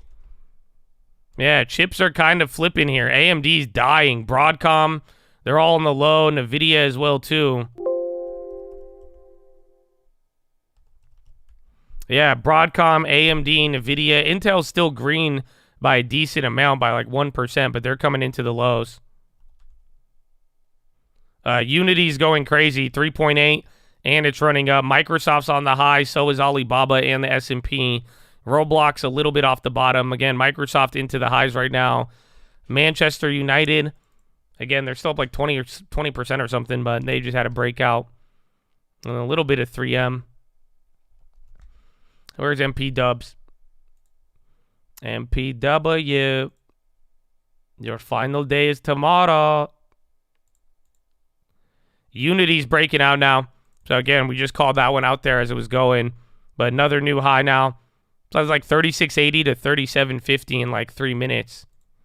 End phase running.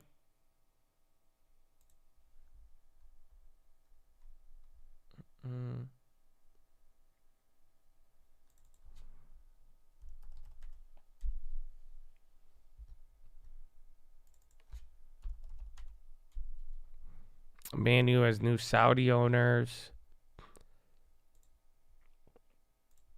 Well, it's a rumor. It was just off of a tweet. Whitestone REIT buys Arcadia Town Center in Phoenix for $25 million. And then there's Unity. Bonds hitting another low. I think I should have took the 10-year instead of the 2-year. Pfizer's coming back up. They were up earlier. Intel, dude, chips are dropping. So keep that in mind. You're getting a couple of moves. SPY's hitting a 52-week high. I think you're above the level now. That's actually crazy. Watch out for the next spot. But, yeah, 43.70. You are about 10 points above the level and 10 points to the next level. Maybe 15 points. But you're hitting a new high on all of this right now. This is really, really big. 0.7 now. You're moving just about what was priced in yesterday, and that's on top of the move you made yesterday.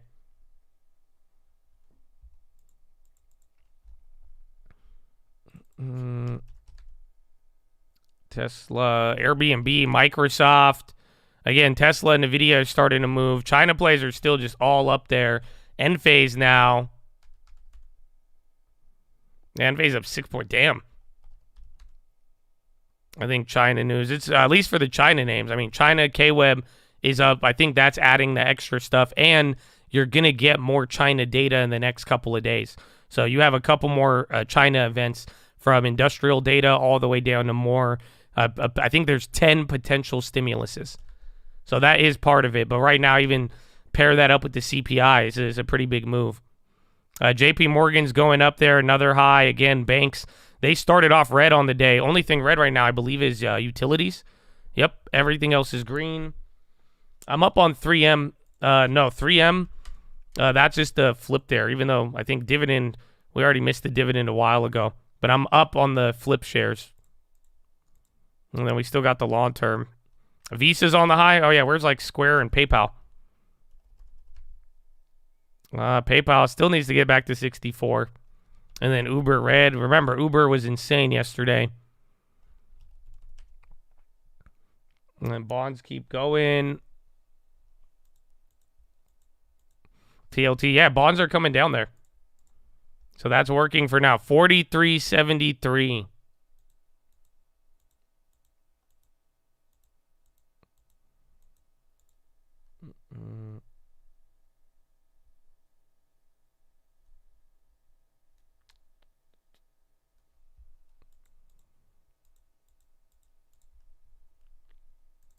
Let's see.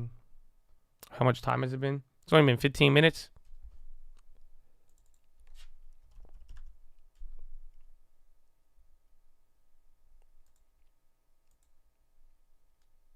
Let's see, NVIDIA. With DocuSign. I think that's just the post-earnings. They've been playing that back and forth. Baidu's catching a candle. SPY kind of coming down. Let's see. Even oil is up. Meta's on the low now.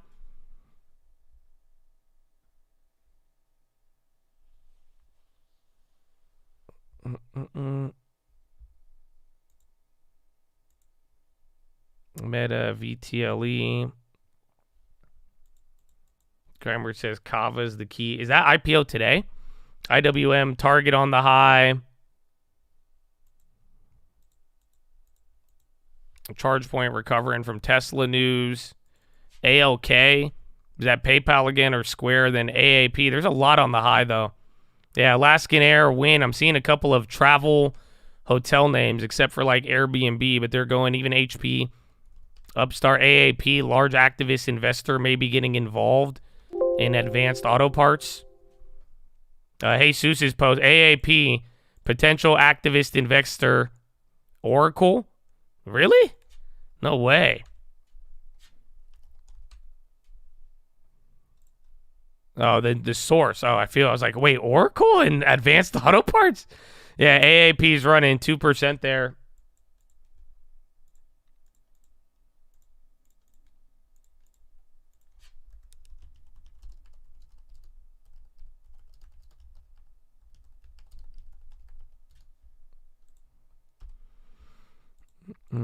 Yeah, the Twitter account. I was like, what? I was like, they're getting involved in auto parts now? I said, that's amazing. Yeah, AAP, that other one, MPAA. I mean, maybe it goes up.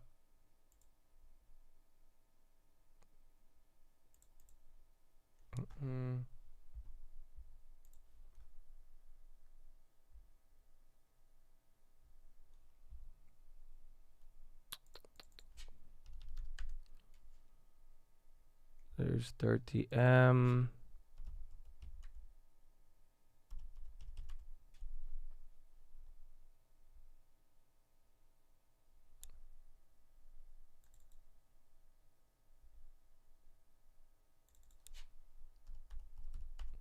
Okay, SPY at VWAP. And then NVIDIA. Oh, the 10X freebies. Oh, let's go. Everyone love a freebie. You know what I'm saying?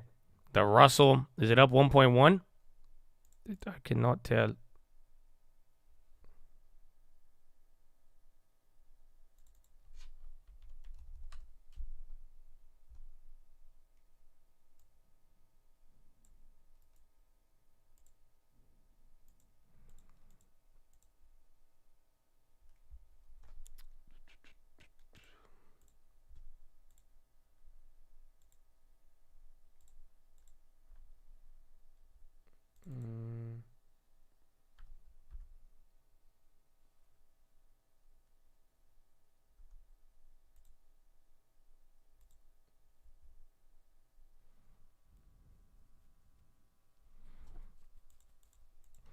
What's the red line? That's the VWAP.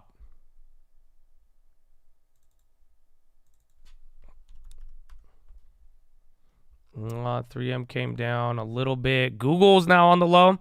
Couple of things flushing already. Again, chips and everything already went down with it.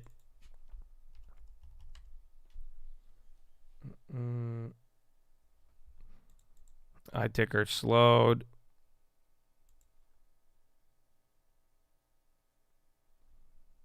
Today's my birthday, big 33.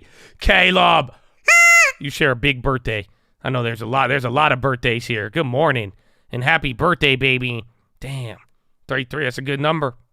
That's a good number. Ask Jesus. You know what I'm saying? He'll tell you. He'll tell you. Uber dying. They were just going crazy yesterday.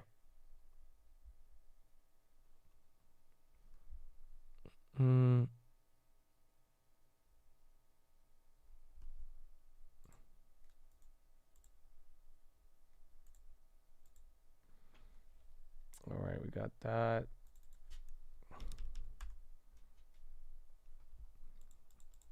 God bless. Happy birthday, baby. Amen. Happy birthday to you and Chad.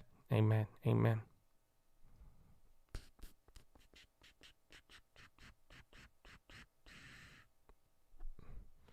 Broadcom hates everybody. That stock just moves a lot. Even NVIDIA, again, it looked like we were getting some of the AI stuff today, but damn. And then SPY's still dancing around. SOXS is on the high right now, so chips are not doing good. I see Mara on the high. I haven't looked at Coinbase yet. Morning. Yalla, baby. Yalla, yalla, yalla. Good morning. Happy CPI day. NVRO on the high. SoFi. They're about to go red, actually.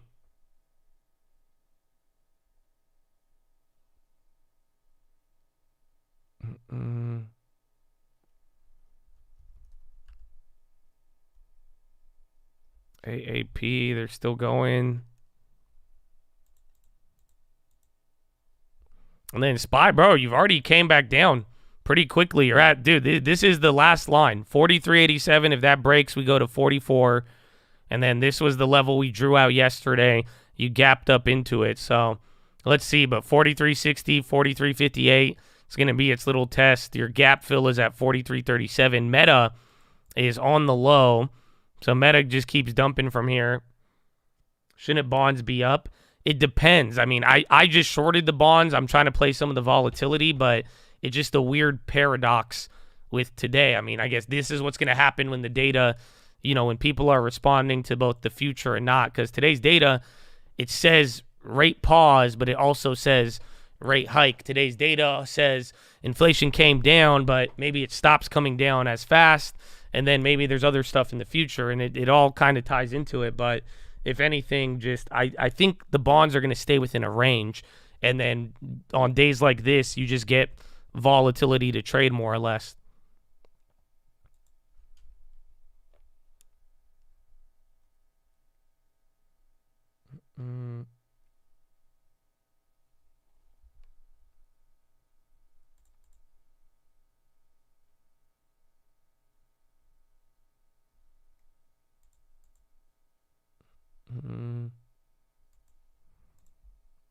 Rotation day.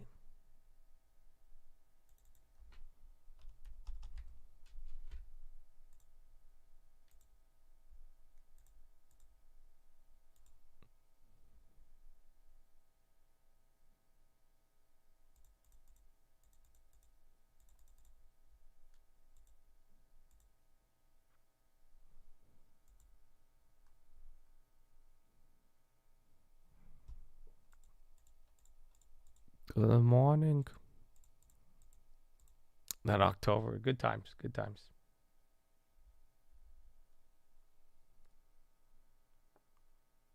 $9.45.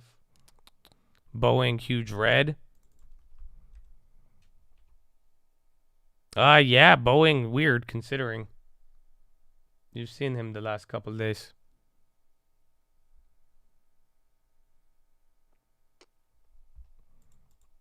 You think financials would pop a little bit? I mean, the rates are there, but then today, like some banks are up, but part of the problem with financials, people are already talking this net interest thing again.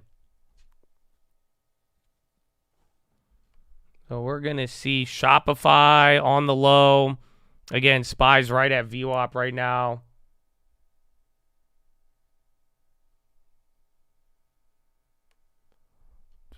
Roblo, straight red candles. BlackRock. Yeah, Boeing's coming down. TMCI. MPW's all over the place. LSCC had reiteration of positive outlook. Oh, there it is. All right, I bought a play.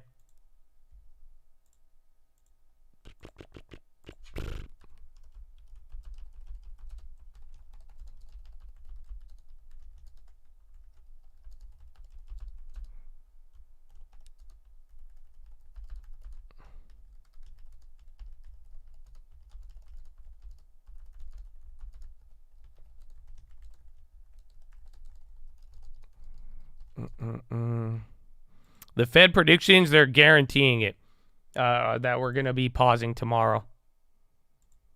So we'll see. Want to say thank you. Your prayer board moves mountains. Came to learn about stocks instead. Was prayed for and watched Moses-sized miracles happen as you improve my stock knowledge and portfolio as well. God bless you, bro. I did nothing, man. You know what I'm saying? Finger to the sky, baby. So we'll take it. God bless, man. That's what I'm talking about. Amen. Is that bullish? It's kind of bullish. So thank you, my friend. God bless you. God bless you. That's beautiful. That's beautiful. But don't trade it. Not a recommendation. I played the MPAA. I grabbed 500 shares. I'm hoping it gets a sympathy off of Advanced Auto Parts. So again, MPAA had really good earnings. AAP just had Activist Investor. I'm hoping the small cap will work, but it's a risky small cap. So be careful. But 500 shares, and we'll ride it for either a swing or a flip. And then we need to get...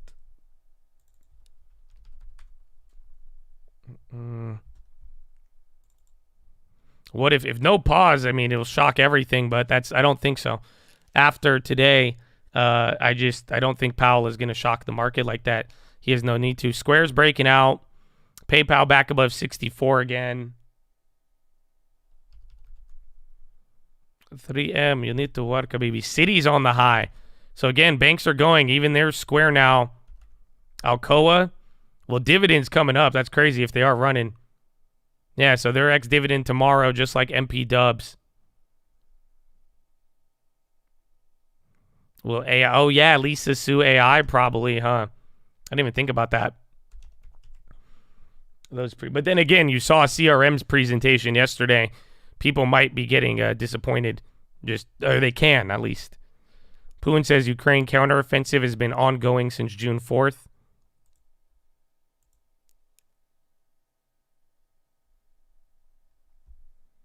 Manu.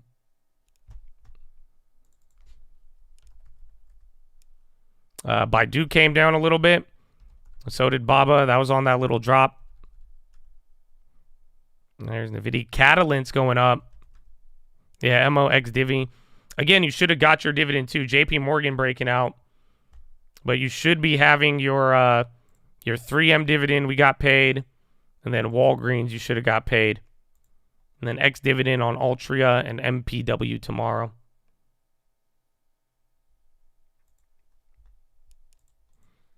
That was only 30 minutes? Well, it's nice. I mean, you went up a very, very high. Again, you're even right at one of the higher levels, but for real.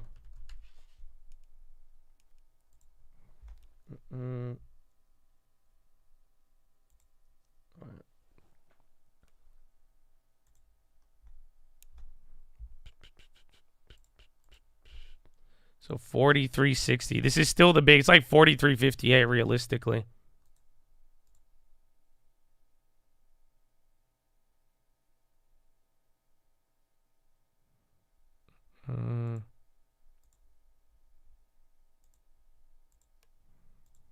Why is everything selling off? I think it's just selling off from the top, but I don't think today's selling off anything. I think we're just kind of chilling out here from the high, but it's looking pretty good. The shop showing signs of life.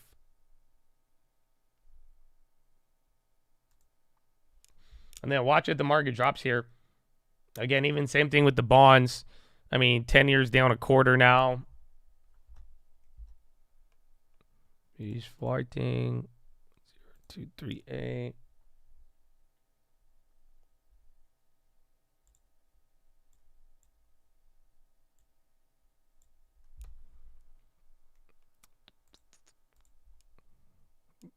Called taking profits is what they say. All right, I covered the bond trade. Made $200 on it, but just want to do something small here. I'll reposition once I see what it does at this level because it's either going to flush.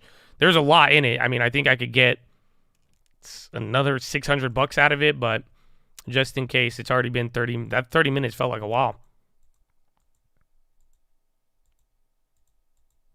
With Bill, no, Bill is safe as shit.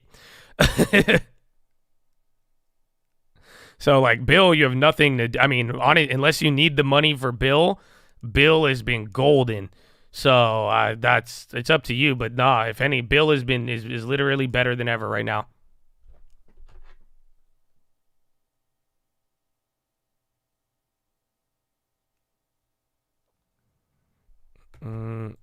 U.S. red on the NASDAQ 100. I need to check the futures. My thing's not working. Again, I just closed out the bond trade. Probably could have got a little bit more. NQ's up a quarter, but it is about to go negative, yeah. So let's see. Even the SPY's up 0.4. Wouldn't you have to adjust your bill as the Fed cuts? Yeah, but I don't think we're close to that conversation. You know what I'm saying? So it's like everyone's like, pause, rate. It's like, I think things will stay the same for 6 months. And if they do cut, it's because there's a collapse. And then at that point, well, Bill, you should still be good. But it's that's kind of the whole point is that I'm not. So for the next 6 months, and then if rates are higher or people think they'll go higher, it's like you're taking a solid, almost half a percent a month. You could buy Bill mid-month. You could do whatever you want. But again, just make sure I'd get up to date with it because it will get worrisome. But now, I mean, again, you don't have to worry about the, what's it called? You don't have to worry about the debt ceiling or anything like that. But I prefer buying at the beginning of the month, but it's whatever you want.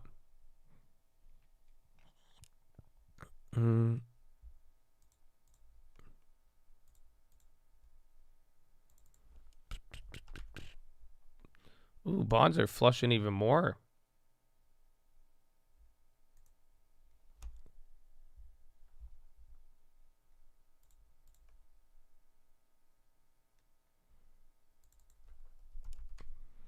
CO, oh wow, CO's up 3.8.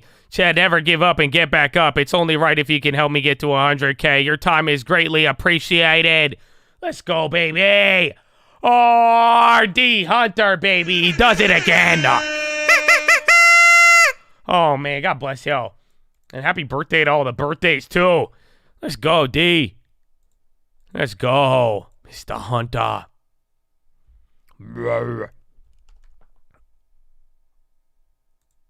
2128.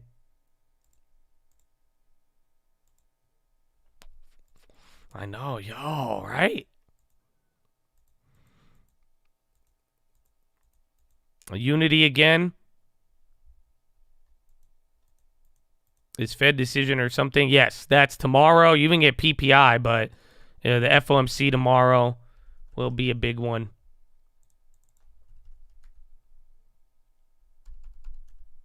It's auto parts. 3M still holding. Do you see the AMD one? Is that the one? Like number 976. Manu came down. Yeah, Unity, we saw it at 3%. What's it at now? That was the first call out. Now it's at 6. Net is up now, too. They're up 5.7 into the high. NCLH as well. I still got the CRMs, so I think they're dead. I'm surprised, though. Everything else went up today. So there's like a little bit of hype off of Oracle. Net. MPAA, we're still in that one.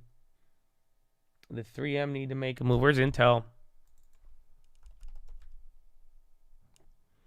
And kind of coming down here. Watch out. It's trying to bounce out. Wall is on the high. Yo, Western Alliance. So, again, regionals are kind of back and forth here. But if any of them gives a positive update at any of these conferences, that could be good. I haven't looked at Oracle's option chain. And SPY still holding. Okta's on the high. Unity again. NCLH one more time.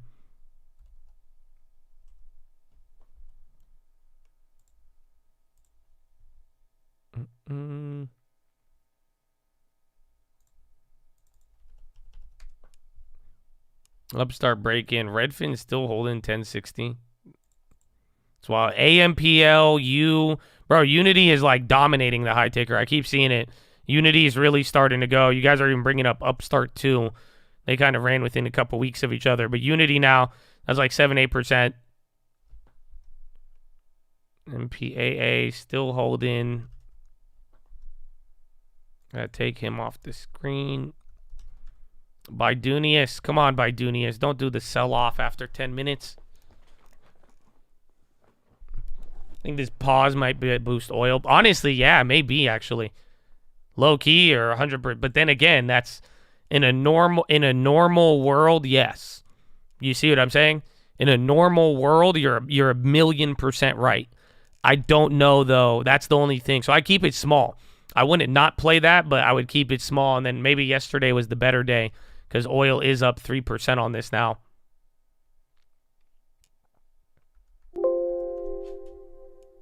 At SPX 4360. There's Tesla a little bit. China names are coming down on this. That could be what just happened there. Because remember, we were just talking how like China could be lifting up some of the market today. Maybe that little drop here was just the China names coming back down. And then now I think the U.S. names are going to keep the dominance.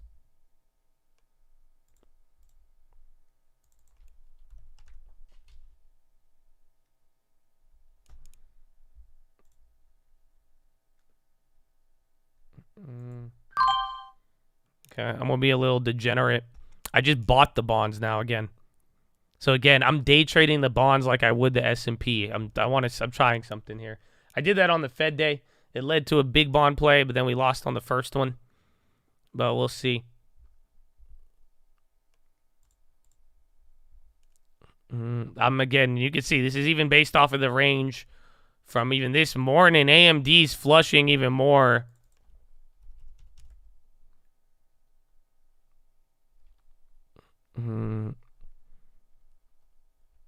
That's interesting. AMD's down 1.2. Intel's just holding up.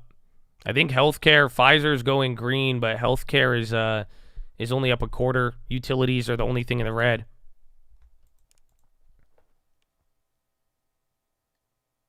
Can you share the exact trade? I just did it in front of you on there. I think you should have saw even the order go through, but /ZT. But if you don't know it, I wouldn't trade this. Again, this isn't if you can't tell what it is by seeing it, I would be very careful with that play. It's a future long on the 2-year bond.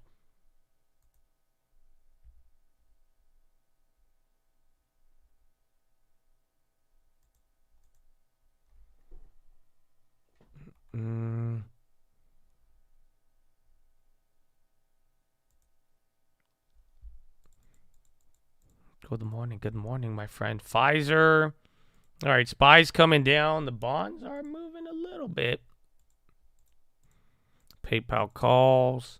PayPal, again, it was beautiful when it went above 64, but then right when it came down below it didn't work. NQ slipping. Let me know if that goes negative because I think it's at a quarter now.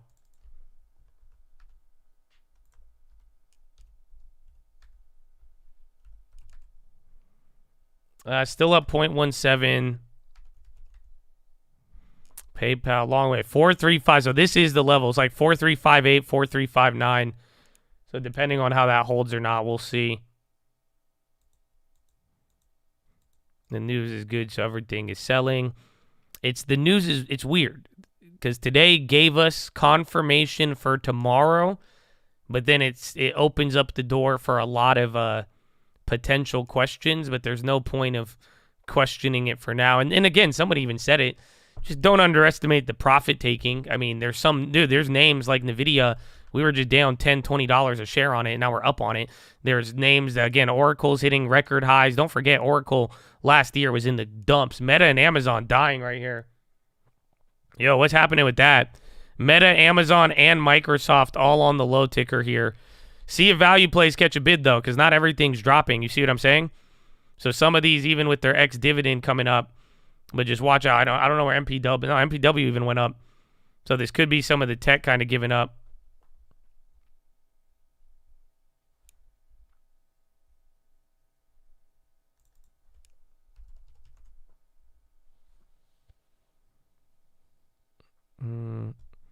IWM strong carry on the up. CRM. Pfizer's breaking out. Again, I'm worried about the chips. That's just the thing. If you see NVIDIA and AMD, but then Intel's trying to work, Walgreens is going up. Again, value plays. Dow names are on the high. Halliburton now, energy. Those are what's going up here. And then tech is coming down. Some of them are red, but a lot of them are still green. I guess Microsoft just went barely red. Now Airbnb is red. Amazon is red. And Apple is red. So, no, they're all red right now. I think Netflix is the only one in the green. And then NVIDIA. And then, again, a lot of Dow value plays coming up. Bank of America. Banks are killing it. Again, confirming some of these higher rates. Bonds are flushing. Yellen House testimony. R? Yeah, so I got that little pop. Now I'm back. I'm down $15 now on the other one. So I went for the double dip to the long side.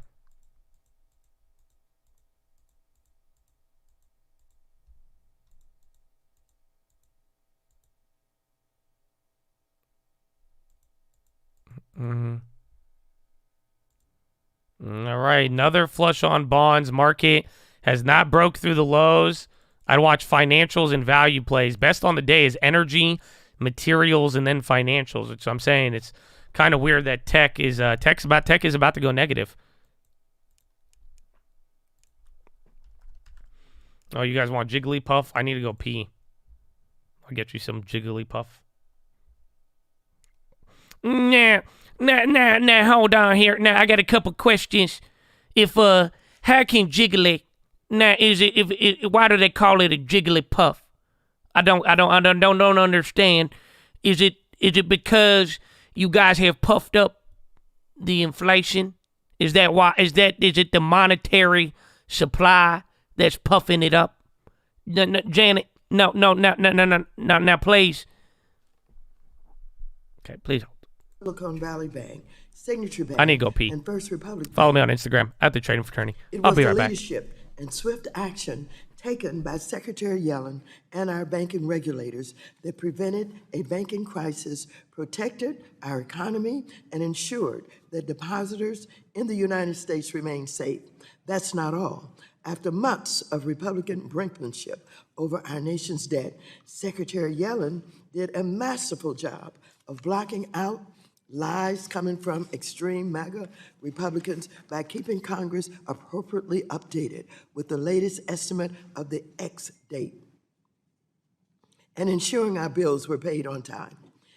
It's this level of leadership that Secretary Yellen has also demonstrated on the world stage. Right now, climate change, global pandemics, and food scarcity pose major threats to the global economy. Now, after years of hostility and ignorance by officials appointed by the prior administration, Secretary Yellen is helping to restore the image of the United States all around the world and among our allies by pushing the World Bank, IMF, and other multilateral institutions to take serious action to tackle these existential threats before they get worse. Not only that, but under Secretary Yellen's leadership, the United States continues to impose severe sanctions against Russia, has increased financial resources for countries in need by authorizing additional IMF special drawing rights, and is promoting a strong and vibrant domestic economy by implementing transformational pieces of legislation like the American Rescue Plan and the Infrastructure Investment and Jobs Act and the Inflation Reduction Acts. Republicans, on the other hand, are failing to lead. They are actively denying that climate change exists, dismantling the government's ability to respond to pandemics, cutting off food aid to struggling countries, blocking their own legislation in the House, and threatening to drive our global economy off a cliff. It's telling that on the same day that we are hearing about the Secretary's and Treasury's efforts to bolster the global economy, Republicans will also bend over backwards to defend the twice impeached and indicted former President Trump, who is being arraigned for allegedly stealing and sharing some of the nation's closely guarded secrets and willfully undermining efforts to protect those secrets. The contrast between Democrats and Republicans is clear. After nearly tanking the economy, Republican infighting has ground the House. Nearly tanking the economy. I'm up like 10% on my lawn term, baby girl. I didn't, because I needed to go pee, and then I put it on, and then sure enough, it's like the opening statement where they rile up the politics. So I had to balance it out with the Maxine Waters and Sam Bankman. You know what I'm saying? I had to balance it out. That's all. Well, I had to go. I didn't. My bad. I needed to go pee. I played it. I thought they were going to get into it, and she was like, "Now, wait a minute. Can I get the microwave without the receipt or not? I'm not understanding. No. Now, core inflation has declined, but what's at the core of it? Does that mean there's nothing at the core? We don't have a foundation? Is that what you're telling me? Mm-hmm. No. Core means foundation, correct?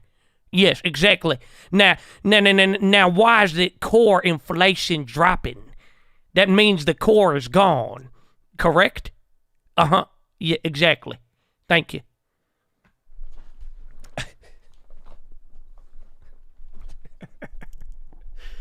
Some of you are like nodding your head in agreement. You like, yeah, facts. Nah, where is the core is? Yeah, you know. You're right. I never thought about that. The core is the, yeah. You right, bro. You right. This guy's spitting.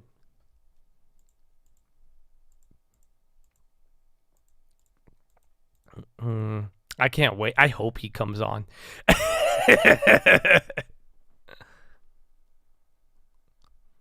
Now, do I practice in the mirror? That don't make any sense, sir. Why would I? Now, if I'm speaking, do I need to talk to a mirror? If you hear my voice, when I pick up the telephone, do I look in the mirror while I'm on the cell phone? You know, do you have the WhatsApp? Do I have to, if I'm going to access WhatsApp, do I have to look in the mirror, is what you're telling me? No, exactly. Thank you. Another low now. Again, bonds are kind of dancing around a little bit. 43.49 now. So you broke the 43.60. You fill the gap at 43.39. 10 more points. So we'll see. Thank you, back to red. Thank you for that. Good call out. Because again, this NQ or the NASDAQ you're seeing on my E-Trade is totally wrong. I was like, oh.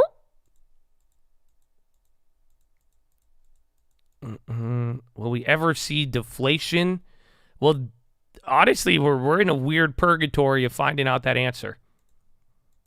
In the sense that, I mean, today's data says we're a couple months away from maybe we don't even see real estate prices come down. So there's a lot. UBS or USB's up. I think they completed the merger with the CS stuff. Your shares might have converted. Very interesting day. I mean, we have a lot more. Again, even watch out for this. So So here's, in a weird way, I think the bonds fell below before the SPY. I think they're going to try to match up at one point, but the divergence has been OD over the last couple of weeks. Oh, USB's dropping now. Executive speak. Dude, they just popped and came down again.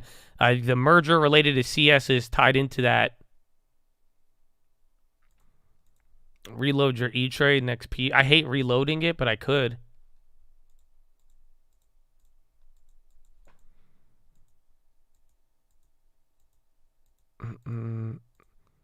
To eat out for one person is 20. Will we ever see inflation, bro? Are you 12? LOL.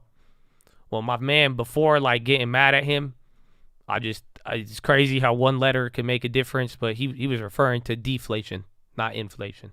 So I hope you guys can reconcile, and and it's okay. It's nothing. That's fine. Even if he was 12, I would love for him to get a long term. Amen. There is a couple more data. I think just big bond auction. That's it. We are running. Well, let's see again. If bonds stop dying, So that's your first time. Again, maybe take a look at even the dollar and the yen. I'd also be watching China stocks and then watch these financials. U.S. Bancorp says elevated cash levels will weigh down NIM. Oh, that's USB, not UBS. I'm tripping. Ignore what I said with the Credit Suisse stuff.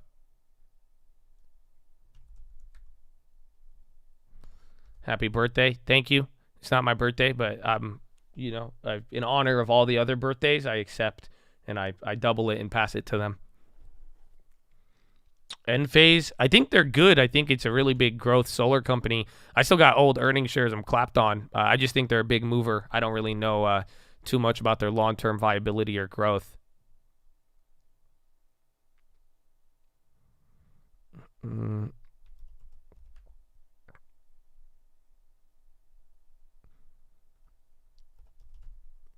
Tesla and NVIDIA, a little bit off the bottom. Let's see the values. 3M, he's still holding. MPW, again, last day, so you can still buy it and get the dividend. Actually, no, today is this is the last day you could buy it. So if you don't buy any, it's like MO, MPW, if the ex-dividend's tomorrow, your last day to purchase is today.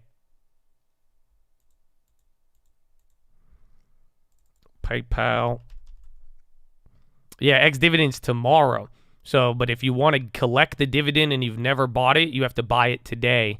And then if you own it, you have to sell it tomorrow in the morning to get the dividend and still be able to exit. Yeah, PayPal, I mean, 64 is good. Watch the rest of the market again. See if like NVIDIA, AMD comes back up. Again, Microsoft, Apple, Meta, all of them went red. So just keep that in mind. You think the likelihood of all-time high this year has changed? Kind of. I mean, I think we're just close to it. Do I think the reasoning why has changed? No. But the fact that it's the fact that we're within 8%, you have to kind of acknowledge it. It's kind of like the philo I wrote on the member post. You could fight with it. You could fight against it, or you could go with it, but you cannot deny the presence of the wind. And that's we're watching the wind in a certain way. And like I'm saying from earlier this morning, there's kind of a notion that we're buying on QE. We're not buying on anything else. But I still believe that this is I don't think this is that was the bottom that leads to the generational rally. If it was, I would be wrong. And thankfully we still have our long term. But even then, it's just something about it does not sit even 6 months into this. So I don't know, but I don't. What I'm trying to say is where the wind is going and how close you are. I don't doubt anything. I think anything is possible. So I won't let that stop me from imagining, I guess.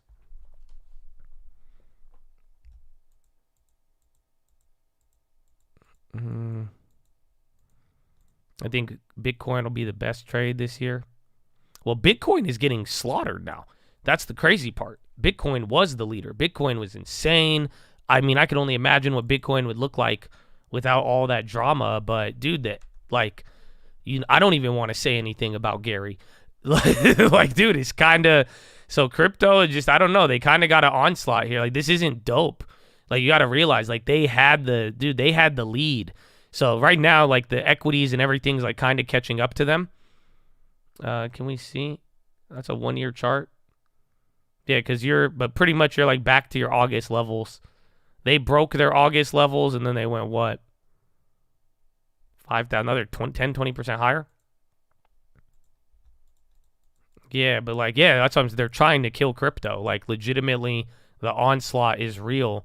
And now, I mean, the last month you've just watched the number one performer kind of turn into the back seat as everyone's like, okay, fuck this. I'd rather buy NVIDIA. Kathy Woods bought Meta. That's surprising. I didn't think she'd buy in. So SMCI is dumping. Yo, Super Micro, damn, they're down 8% right now. Is that why all the other stuffs are dropping? S&P return for a year is supposed to be 10. Yeah, but then again, I mean, I have a chart somewhere, but the S&P is supposed to rocket after dying. That's the thing about this year. That's why it's funny, because we're almost done with this year. At least we got halfway through. But it's like you're, what's it called?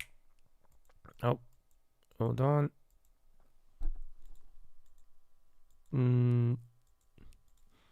Nope, I'm tripping. I thought I saw it. And the bonds came. But yeah, the year is almost done. So it's like wherever we go from here too, I mean, you borderline should have it almost down with this year. It's legit 50%. Yeah, but like the stock market moves fast. Like I don't know.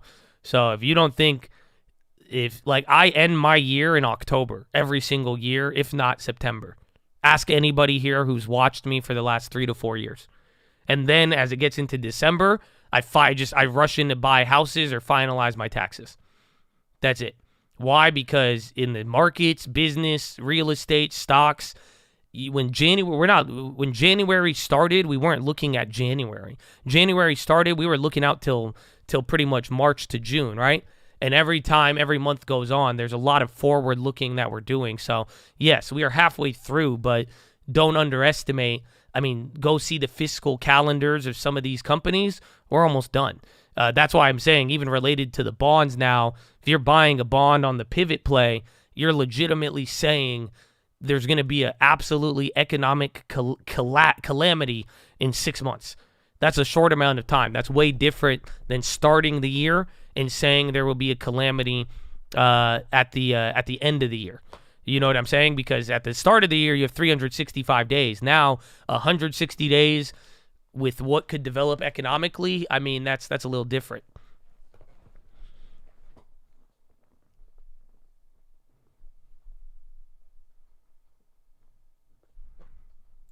And then the bond play bounced a little bit, so bonds are going up now. We might just play those back and forth.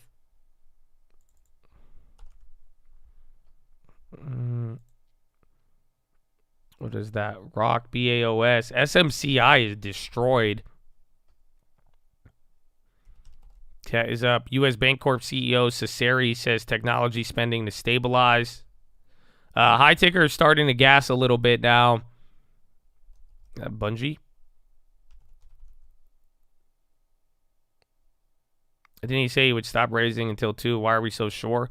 It's because they're messaging that they're going to pause. They're going to take a break.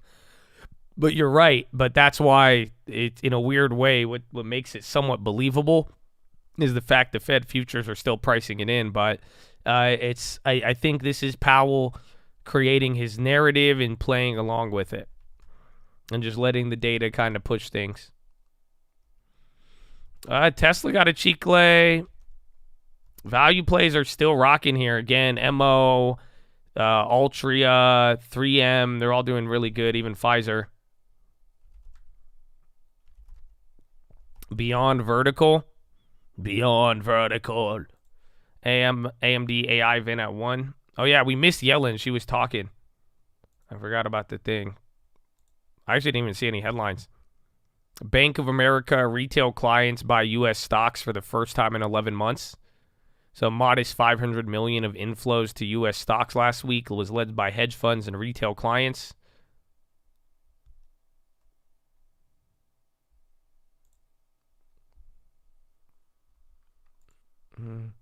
Overstock bids $21 million for Bed Bath & Beyond. Oh, whoa. They set the floor? Oh, shit. What? Oh, fuck yeah. Oh, I'm down. Yo, that's crazy. Overstock is bidding on him. No, that'd be I would love to just keep our Overstock and get all the BBBY the hype.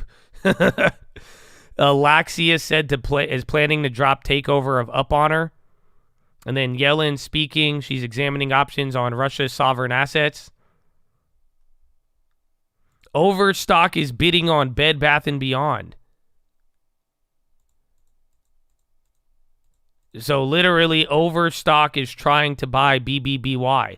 They're the floor offer right now. That's crazy, actually.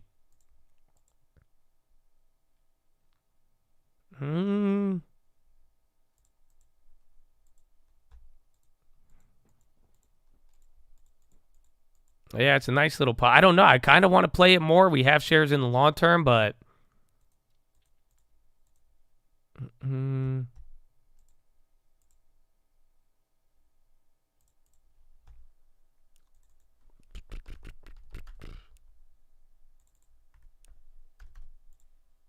Let's try some. I bought 200 shares of Overstock, 2080. I'll try to flip it. I think that could get some hype there, but we already have some in the long term. I'm not in love with that play. I think I want the hype guys to get involved. Once everybody realizes what they're like, Bed Bath & Beyond plus a growth stock that's at $20 that was at 120. Oh my, and some crypto, dude. That's like the perfect meme combo. OSTK, Overstock.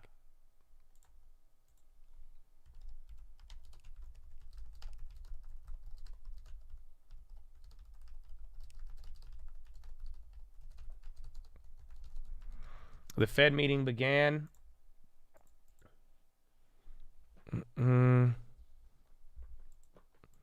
They sold T0? Oh, I didn't know that. I thought they kept T0.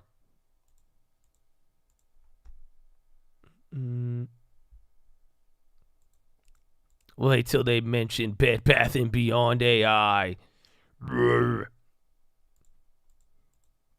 Again, Bank of America clients bought. Yeah, OSTK. It's going up. I mean, I'm almost up $1 a share now.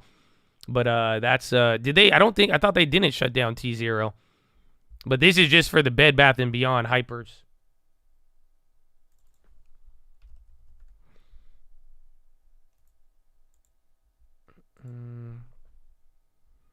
And then where the bonds are up a little bit. BBYQ. You can. I wouldn't even. I mean, I'm looking for who would win. Again, if BBY, even if they get bought out, I'm pretty sure the shares would just convert to Overstock. But I think Overstock would be I think it's just good for their brand value. And then again, I could only imagine what they do with it, though. We'll see.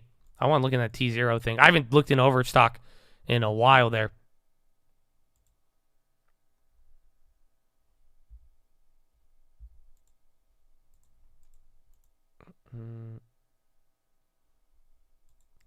Should I average on the MPW? It's up to you. Like, do you want to spend more money than the dividend or not? So remember, your dividend can pay for your puts, but I bought a little bit more, but it's totally up to you on this sense. Super cheap now, man. Bro, you could protect, 30 cents, 17, fire. Tesla.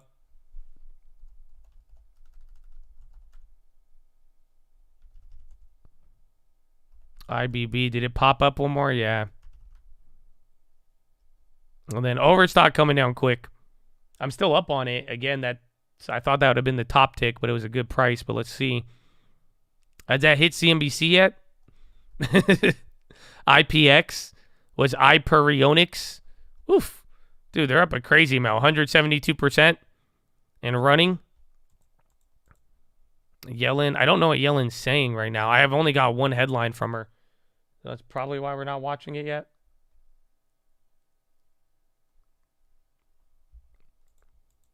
It hasn't been on CNBC. So we'll see. But usually when we're this early on something like that, they just mention it in passing. Because remember I told you there's a nice little difference between when it hits wires and how people react. That's something we've been noticing lately. IPX is still going.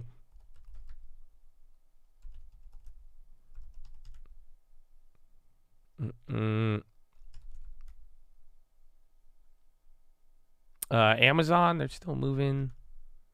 The MPAA, that thing didn't do anything. Walmart. Toyota's on the high. Yeah, news on Overstock is that they're bidding on Bed Bath & Beyond. Their $21 million offer or whatever is the floor bid. Is Adobe still moving? Okay, now I'm break even back on Overstock again.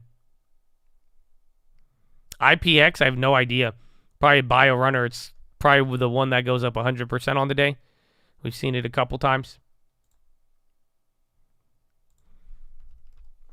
So I think like every other day, there's like one name that just goes absolutely insane. Oh, their titanium deal with Ford. Oh, nice. Damn. So 170.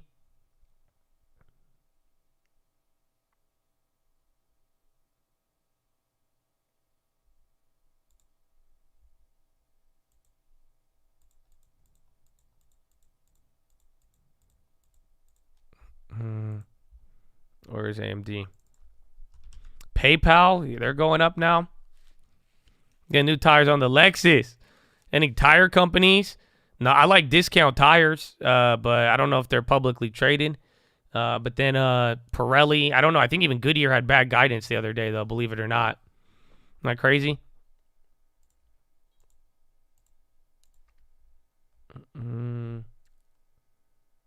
See, so PayPal need to do a little more work, Habibi. A little more work. And then SPY's catching volume 436. The bonds are doing decent. Ford, you're back above the level, above the 43.59. Oh, yalla, Mr. Haynes. Oh, God bless you, my friend. Chokester and Haynes. Honestly, your name makes me sad, though, because I miss my Haynes stock and my dividend.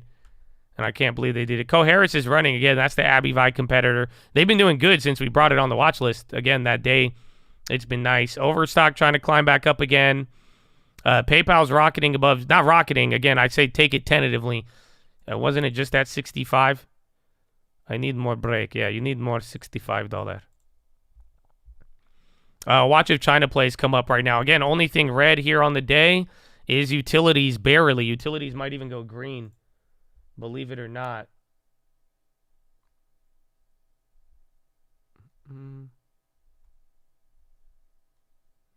Where's the banks? Bancorp, new rules will dictate capital deployment.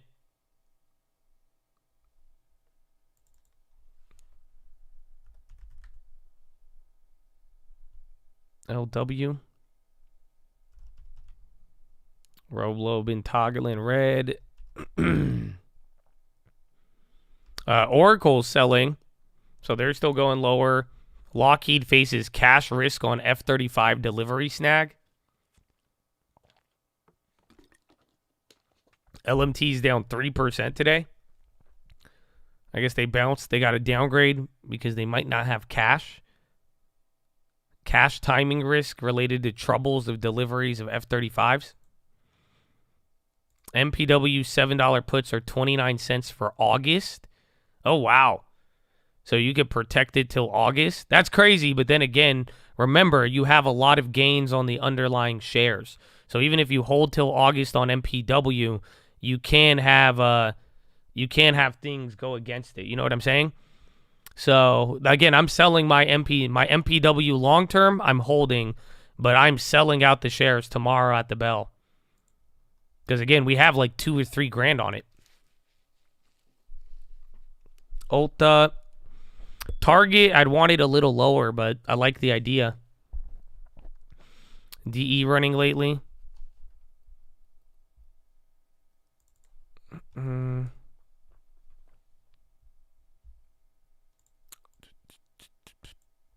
AbbVie, am I looking for the long term?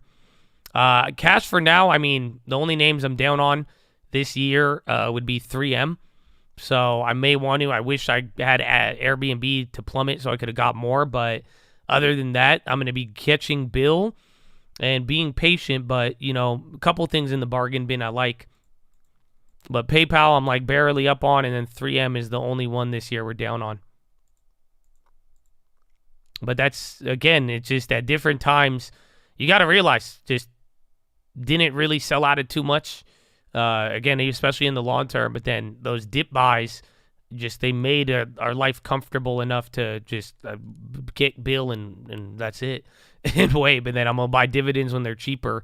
whichever one's there. So again, 3M would be the only one that meets that criteria.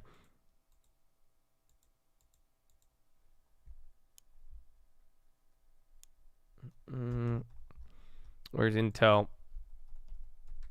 Deere's going up, another one on the high.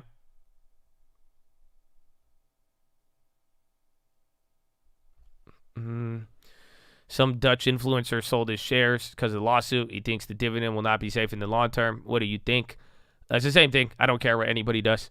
That's the whole point of the market, is that people believe stuff and then you choose to believe it or not. That's it. So I understand why people believe that, and I don't necessarily disagree with them.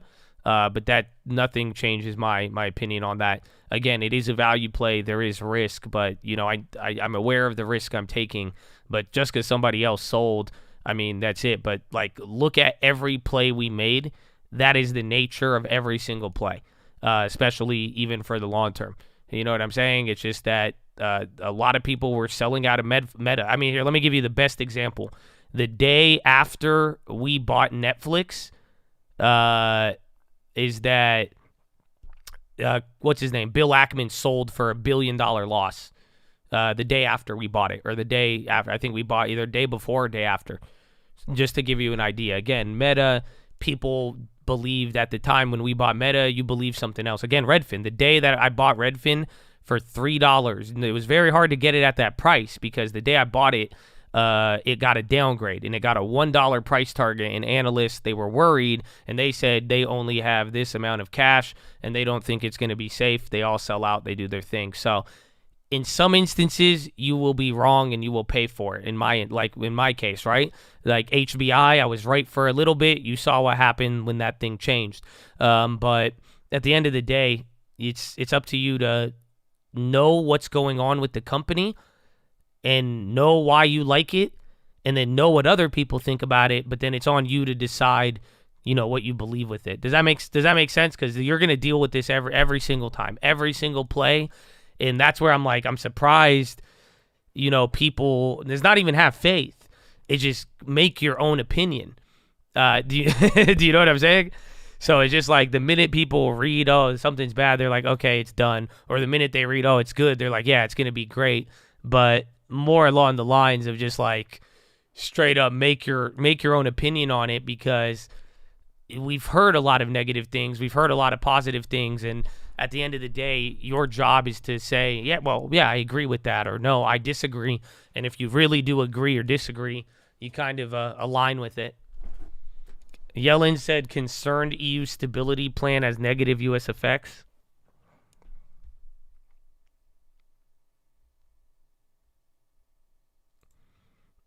This is why I'm investing in index ETFs. I don't know enough. Well, yeah, definitely. I mean, make sure again, like I'm saying, all the examples I gave you, I hope you learn from those and you continue to, so that you could make that quick. But nothing wrong with the ETFs. It slows down the plan with massive amount of diversification. But other than that, you could still go about making a nice portfolio with all ETFs. But it's, you do not have to be paralyzed, analysis paralysis. It's not like it's something where it's like, oh, I don't know enough, I'll never learn. It's just simple. The examples are there in the market every single day, every single month, every single year. So that's why it's like, learn from them now and you'll be able to see. And then just be in the mid. Have you seen that chart? Does anybody know it's the meme? It's like they take like a distribution curve, and then it's like the really stupid people are like, oh no, it's going to crash. And then the really smart people are like, oh, it has to go up. And then it's like the people in the middle are the ones that do the best. You know what I'm saying? Like the really smart people and the really dumb people, they like pull, you know what I'm saying? It's like, and the stock is going to zero. The stock is going to, it's like, you just want to be right in the middle. What's that meme? You know what I'm talking about?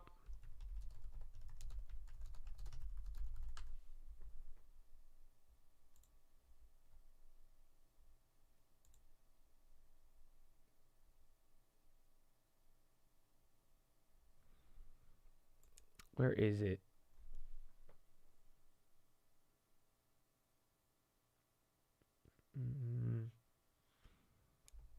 No, let me see. Yeah, I want to see it.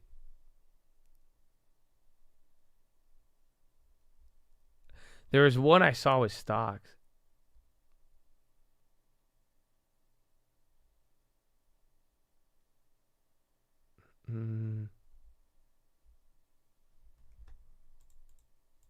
It's bell curve meme fam. Yeah, oh, that's what it is. Yeah, I think that's the one I'm looking for.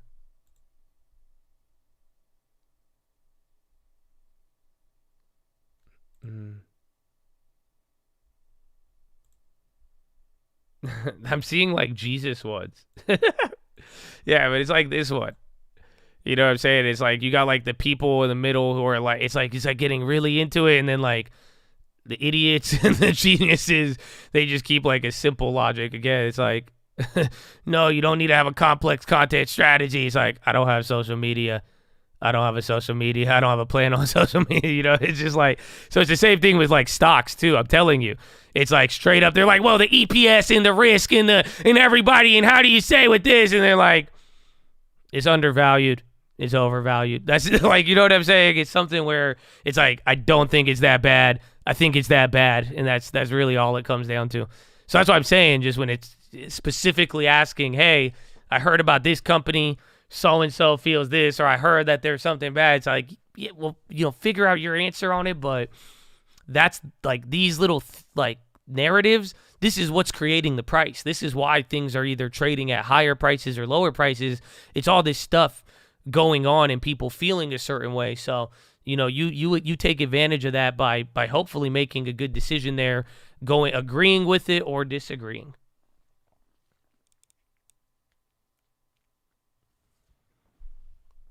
AMD coming back. That's good. Even Intel. I don't know if the China plays, I think those were kind of chill, like they chilled out a little bit.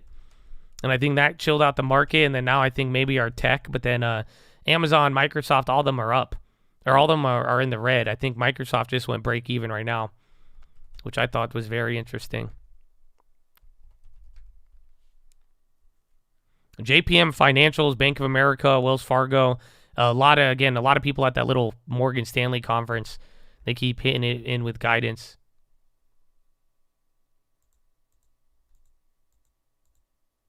What you take from this, control your emotions. Yes, but in a weird way, what I'm telling you is like sometimes the smartest answer is the stupidest one.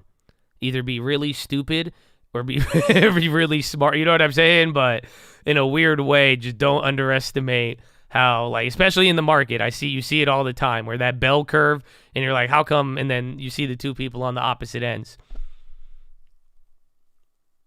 But make your own decision. And that's why it's like if you're hearing everybody form a consensus, you make your money by agreeing with that consensus or disagreeing with that consensus. You see what that's it. So, and just don't get caught up into it to assume that it's the consensus is always going to happen.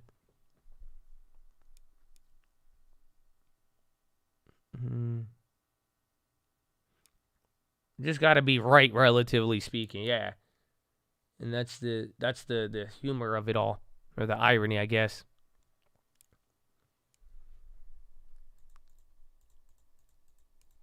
What's that? Silo, Rumble on the low, Mobileye. Check Intel. Why is Mobileye dropping? GameStop rebound after Cohen and executives bought the dip.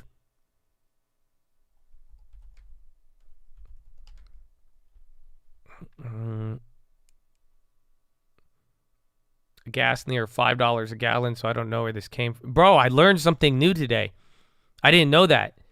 So every other month, the CPI is different. Going to join you? Oh, please, man. Welcome. I'm live Monday through Friday, baby. 30 minutes before open every day. God bless you, my friend. But I learned something. Like, I didn't know that. You guys realize that the CPI, they survey 75 different like places and geographies, right? But they take the top geographies and then they only factor in every geography every other month. So in a weird way, every other month you're hearing about the whole geography set of America inflation, but chances are there's at least every other month on the CPI, your geography may be excluded. in the actual report that's released that we respond to. Isn't that crazy? I learned that today. I was reading it all through you, and I was going through the BLS, and I was like, let me read their fucking fine print, and I was just like, wow, that's pretty interesting. I don't think we've ever discussed that here.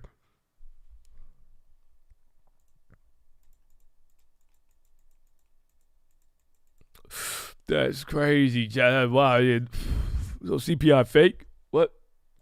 Again, Rumble on the low, SPY coming up a little bit, Microsoft a little, NVIDIA too.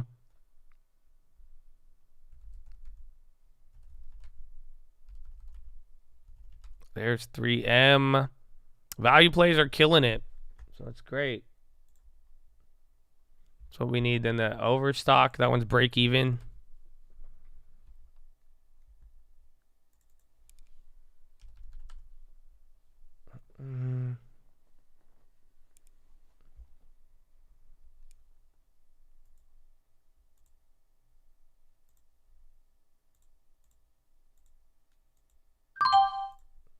Okay.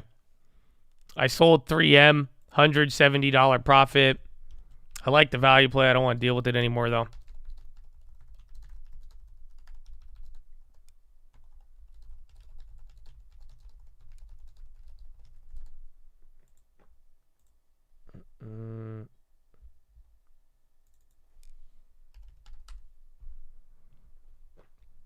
I don't own any railroads, no.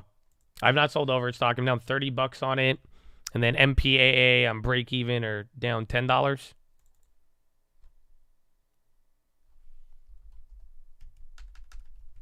I just sold 3M.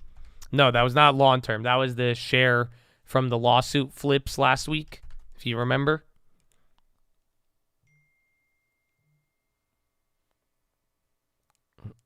End remarks at Morgan Stanley conference, U.S. Bancorp. And then SPY, I mean, you're near the high end. I don't know if this... Dude, we broke through many levels. 43.64, high is 43.73. Again, 43.87, 43.89. That's where it gets. That's it. You break that top run, you're going to 4,400. Heavily shorted Beyond Meat gains as new fake sausage debut. NVIDIA catching some candles. It'd be nice if China names went up. I wouldn't be done if it wasn't for Cole Real Estate. Everyone from the Cole constantly pushing me, baby. Now it's game time. Now you win the game, baby. So let's go. God bless you, Modern. EV go on the high. Always buy the dip, Habibi. It always goes up. I don't know, man. I don't know. Just all I say is long term. That's it, man. I really, again, I hope that the trading has been one thing. We've seen a lot of back and forth, but if these last couple of years watching it live does not show you why you want the long term, I don't know what else to show you. Because at this, again, little by little, whether it was a good moment, we overpaid at some moments. We got the best deals in a couple of years at other moments. It's just time. And that's it. So whether you're trading or not, just get that long term. Get that 10%, you know, and you see what happens. You see what happens.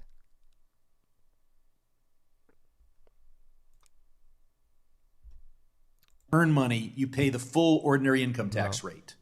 But if instead you this is the Yellen thing. But I don't know. They're just asking her questions. And then again, I just sold out of 3M. Took 170 on that.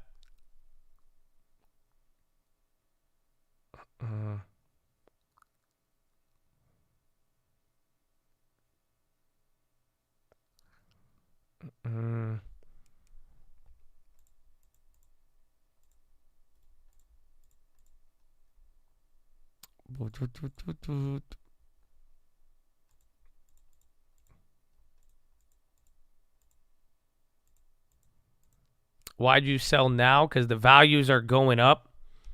And then if tech starts to bounce, because they were going up while tech dropped, 3M was down. If we start to recover here, I don't want it to go. And then again, you're just liable for the thing. And I was down on it too. Remember, I was down $1,000 on that play, and I wasn't supposed to be. So it came back up. I like the value on it, but I'm over it for now. And then again, as we're getting into Powell, I want to start clear. Again, I got lucky. I'm telling you, I got really, really lucky. I had a lot of, like, literally right before Powell, right before I'm about to roll over, I had a lot of shit just pop right back up that I'd be very grateful to just exit out with a profit, and then just, that's it. If I only have to deal with the NQ, that one sucks, but I mean, that's a much easier plan. So I'm happy about it. Overstock, let's let that news hit for a little bit. I still have the longer term MMM, and then I sold the shorter term one.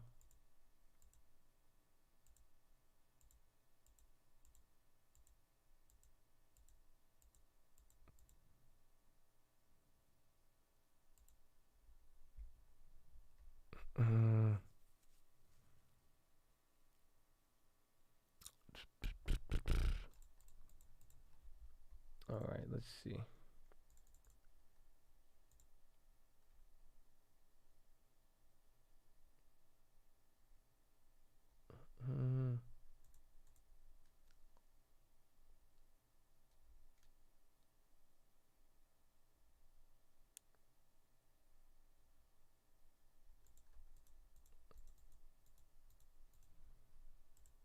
The cost basis on 3M is like,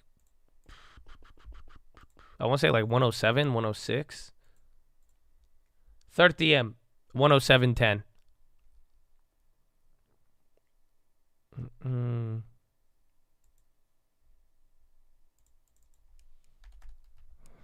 Trupanian ripping. Dude, we see that one rip every day. Yeah, 12%.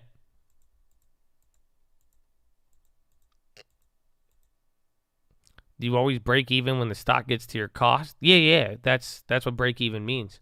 Your average cost is what you paid for it. So if you're not up or down, you're break even.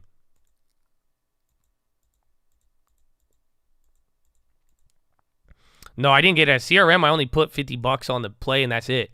So I would have traded CRM with the shares. That's what I said on the watch list yesterday, and even for the play.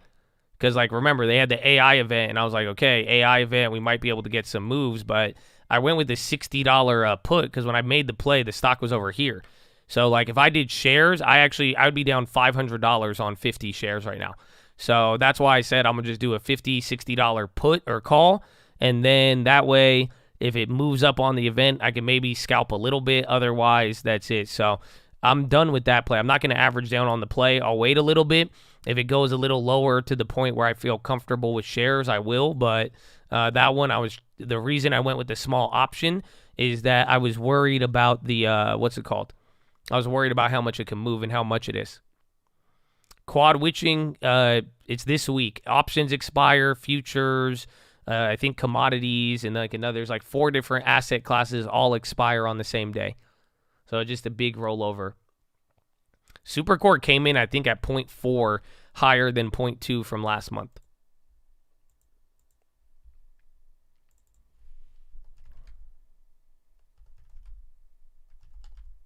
Let's see.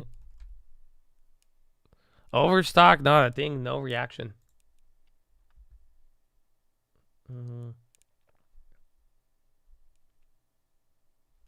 JPM. Why would TLT be going down right now if the market is expecting skip? Because there's a lot of points to it. So today's data gave you confirmation for tomorrow, which means pause. And you would think the bonds would catch a bid, but the bonds are still pricing in the hawkishness that's expected in terms of raising again in July. That's one part of it. But then the other part, and this is just my opinion, is that the CPI, it gave you enough to lock in that pause for a little bit, but not enough to say that all the problems are bad. If anything, the CPI today it showed that real estate prices, as far as affecting inflation, they may not come down as fast as people thought. So it's kind of a mix of, yeah, today guarantees the pause a lot, but there's also elements that maybe now inflation will be back up. But I just think we're going to get bond volatility. I think next day, tomorrow, you'll see the bonds move a lot more after Powell, and that how hawkish he will be will decide it. But in the meantime, I think bonds are going to kind of fluctuate in this range. So that's why I was trading them back and forth. So that's why I said, like, I made trades on it today. Again, it was up and I shorted it, and people said, why would you do that? And then right when it dropped, I bought it again. And it's just like, play the range on it today, but there's two push and pulls things happening right now in terms of it was good for tomorrow, things are coming down, but then maybe that pace won't continue, and then it brings up some future issues as far as inflation, and then you still got the wild card with Powell.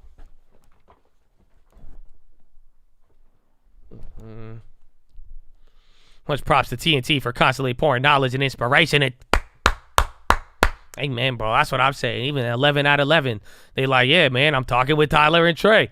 I needed it. They followed up with it. I did, get them. U.S. Treasury to auction $65 billion in 4-week bonds and $55 in 8-week. Oh, Boeing delivery numbers are coming out. Check Bobo. Bobo delivery numbers are dropping.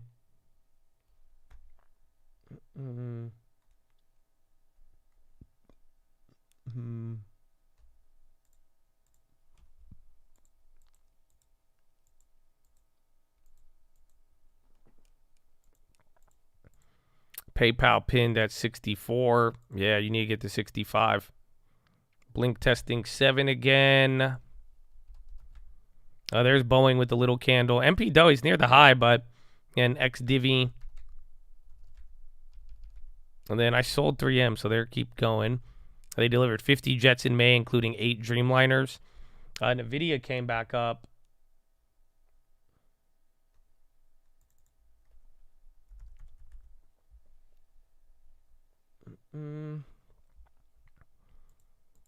Boeing delivered 36 of their 737 MAX in May, doubling April total.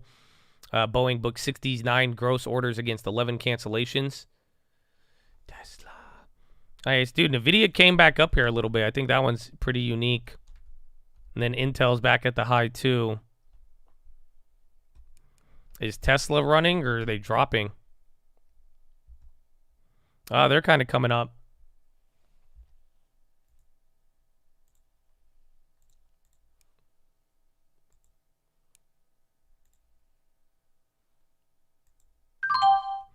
All right, I sold my NVIDIA, $420 profit. That play was wild because that was a late stage get in on the hype play.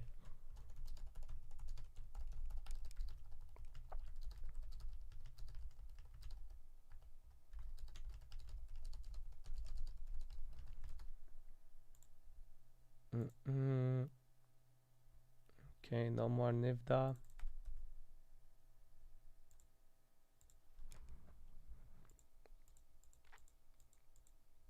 You said 420. Yeah, man, it's good. I'll take it. I'll take it. Love is on the high. A Google dump. Let's see. We'll just watch it. Again, anytime we start to go down, just watch what values do as well. But everything is still green. Only thing red right now is utilities. The play was NVIDIA. I grabbed NVIDIA shares about a week ago. I was down on them again, too, even when it flushed. I'm surprised it popped up that fast. Yeah, JP, again, that's another one. That one is about to come back up here, too. That's why I'm saying some of these, if I could just get out of these, the day was a weird blessing in a weird way.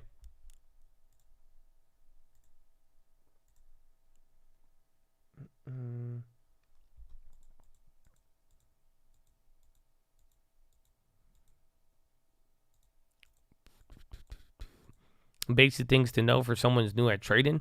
I would trade stocks before options. Remember that, because once you learn stocks, you'll know options, and then also know how prices work in the sense that there's no such thing as a price in the stock market. It's all based on the last price. So if you notice, nowhere on this screen does it say price, believe it or not. Actually, I think it says one right here, price, but it says current price, current, actively. So just keep in mind, it's all about, that's why the bid and ask is what the offers are, and the last trade is technically considered the price. I think that's like very basic, but that's one thing I would start with to understand. Thank you for the knowledge. God bless you, Julio. Oh, and Dylan, Mr. Radish. Is it Radish or Radish? I never thought about that. Oh, man, but God bless you. Julio, thank you, my friend. Let's go. We need some hype. It's only Tuesday. Or not. We got power tomorrow, baby. Amen, amen. NVIDIA about to shoot up. Well, duh. I just sold out, dog. I got you. You take that home, bro. I'm fine. I'm happy with $500. You know what I'm saying? $400. I'm fucking ecstatic. So that's it. I sell out. You get another $10. I'm fine. You give me my $10. I'm geeking, dog. I'm geeking. I'm so happy about it, honestly. And then Baidu, a little bit more. We have almost like $4,000 on Baidu. It's actually dropped. I think it's like 2,800 now. Maybe a little less. Yeah, it's 2,800 now. We had 4,000 or 3,000 in the morning. So, but I think Baidu could have a little bit more. And then again, there's a shit ton of China's industrial production could clap tomorrow. But then they're expected to unleash like 10 rounds of stimulus. So we'll see. Finn Jeremias. Let's go. Jeremias. God bless you. That's what I'm talking about.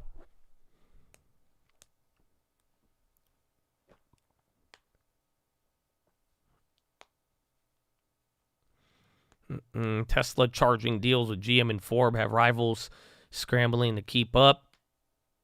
JD, but Baidu came down a lot. I mean, we lost 5% from the morning. That thing was up 11%. But I think a little bit more. I kind of want to go to like 150-ish, maybe 160. But we'll see. But either way, though, now, especially, too, by trimming some of the other exposure, it's great. So there's Tesla, sold out of NVIDIA too early, AI. Again, I still got the Intel, though, so that's kind of what I'm hoping to hit with. Yellen disturbed few nations side up for G20 debt relief.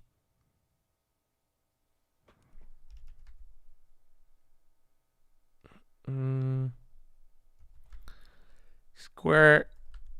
PayPal. Oh, a little chicle.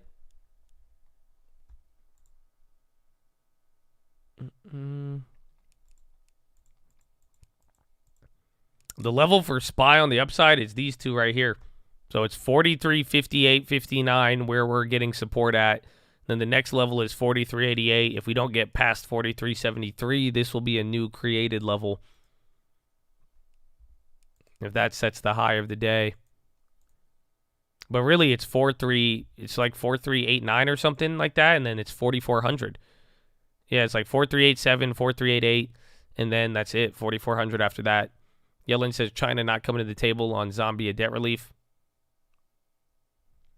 Oh, break even on the Fords in the random account? That's good to know.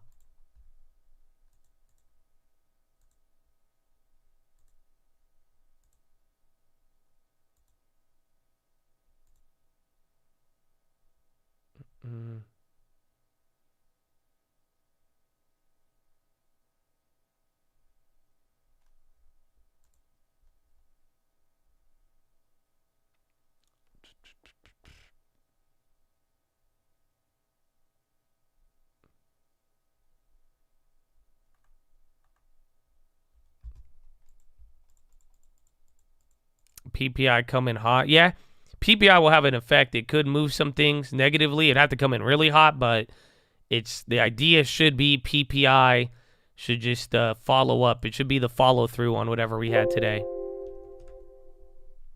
And then NVIDIA is going one more time.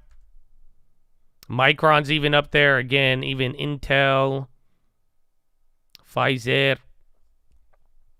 I'm good, man. I'm good today. I'm excited. CPI. It was interesting. It wasn't like too crazy. I thought it could have been crazier, but then again, we still have so much follow-up left. But it's pretty wild.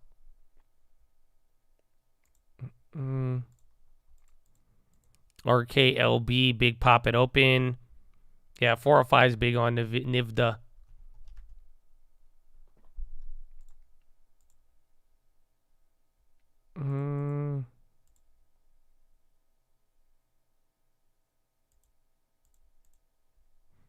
I can't believe an AMD's at 128.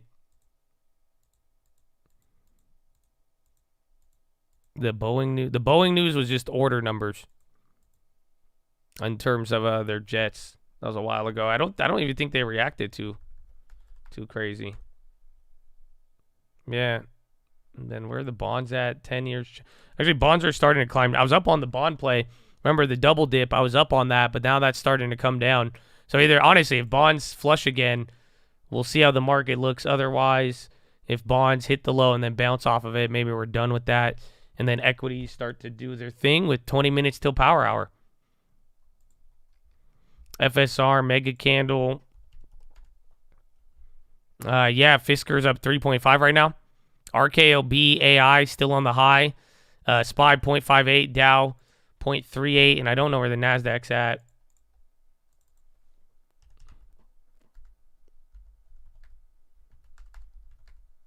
NQ 0.5%. Back to 15,000. Janet Yellen. Yeah, there. I have the thing that's playing live, but I have it muted right now. Oh, power hour. Excuse me. I meant Euro close. Yeah, my bad. Yeah, it's the AM power hour for those who know. MP Dubs dropping. Square on the high. PayPal? No. PayPal? No PayPal. AI is still going. RCL, CCL popping. Yeah, RCL 1.6. Again, NCLH was moving too. ISRG on the high. Coca-Cola. NVIDIA back to the highs. How about Microsoft? Microsoft's barely green. Apple hasn't moved much. And then AMD, that's at 1 p.m. for the conference. Yang is on the high now. So Baba, Baidu, all the China plays are giving up.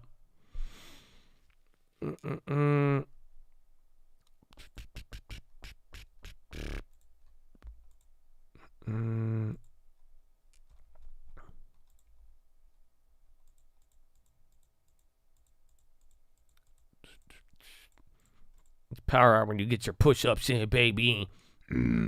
Amen. Neo gonna go this week.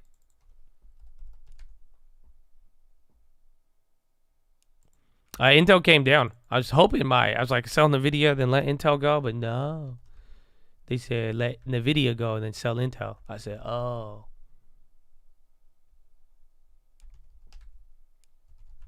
Yeah, dude, AI is still running. And then ISRG, they're getting a ton of candles as well.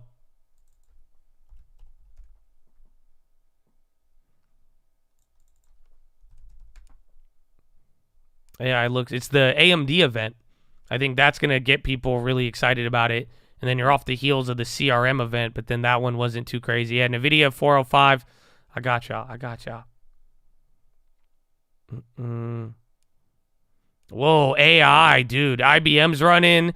NVIDIA, new high. The SPY is now near the highest point it's been. Again, last time you were up here, that's what led us into the high in the morning. And then once we broke down from 43.66, things started getting a little bit more uglier. So there's NVIDIA. The bonds went negative again.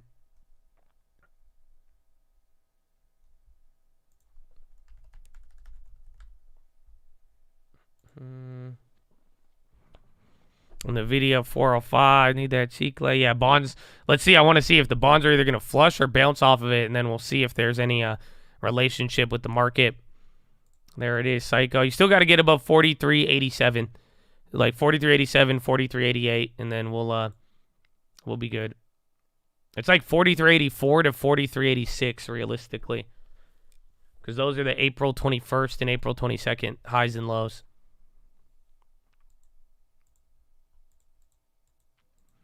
I think the CRM option will probably be cheaper if you did want to buy it. You just need CRM to get juice, and then again, same thing. Even AMD, you need that one to have juice as well.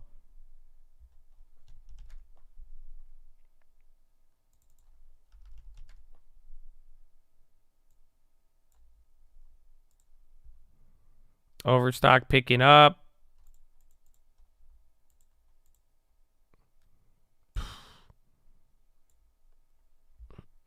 U-Haul, UHAL. SPY's going, though. Get ready. We might even test the high. Is that even 3M going? Yeah, they're all going now. Everything. Again, even Tesla now, NVIDIA is even leading to the high. AMD's still red, but they're starting to move up a little bit. A Euro 15-minute rigged. Yeah, that's the crazy part. This is the pre, but then this is starting to look a little squeezy because if we squeeze into the pre, what's it called? Pre-Euro close, and then we hold the high, and then Euro close keeps it up. That's it. This will look a lot different. EPA will release biofuel blending mandates for 2023 by June 21st. Yeah, Euro close is going to be very interesting here because this is a fat pre-run up.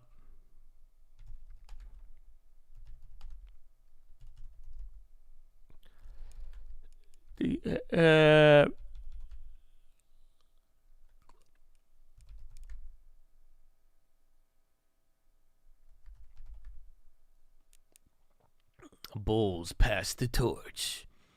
The bond divergence now has been shitted on ever since the debt ceiling. So that's why there's a lot of things from both refunding, now even the data and all that. I hope it normalizes a little bit after we get the Fed because the SCP will give us a lot more guidance. But even then though, or maybe the bond, the OG bond correlation is returning back. There's a 50% chance Bank of England raises rate to 6%. That's interesting. So even after today's data, slightly hawkish ECB rate expectations. You are near the high candle, not like the top end of the week, but 43.70. 3 points off of the high. APO. Oh, where's that other one?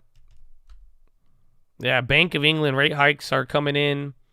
AAP's holding. What's the other one? MPAA. Ain't doing anything. How about MPW? You got another dollar almost on 3M. Then NVIDIA is just insane. Stoltenberg, Ukraine making gains in counteroffensive. PNC CFO Riley says banks net interest income coming in as expected. CXAI now, another AI play. PNC's kind of reacting. JP, you still go, Habibi?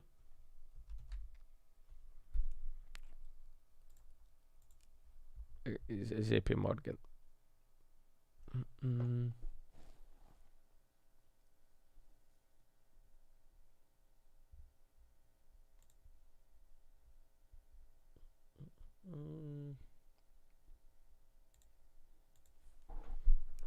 Damn, NVIDIA 406.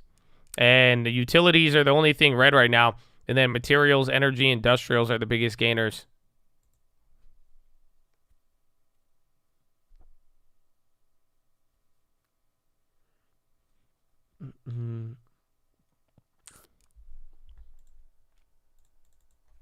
AI. One more. Dude, AI is actually like vertical. 8%, $40. NVIDIA is now going. I think AMD is trying to follow along with it. And then you got your Intel. And then I think Micron's already at the high. But no, this is all NVIDIA.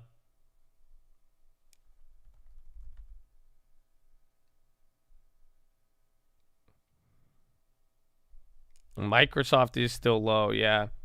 332 though, but yesterday it jumped from like 323 or whatever, right? Yeah, 325. So in a weird way, Microsoft kind of already had its move.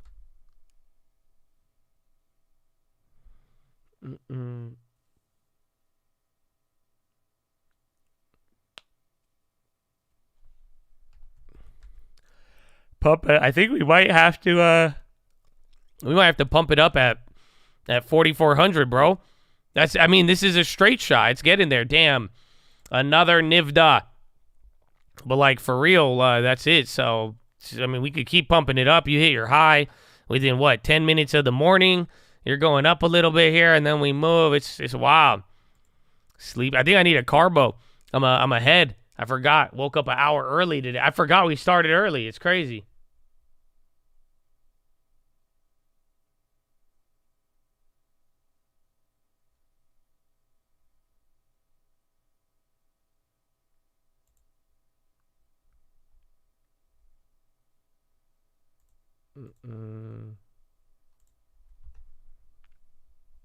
Did I get some? Did I get some what? I don't know what I got.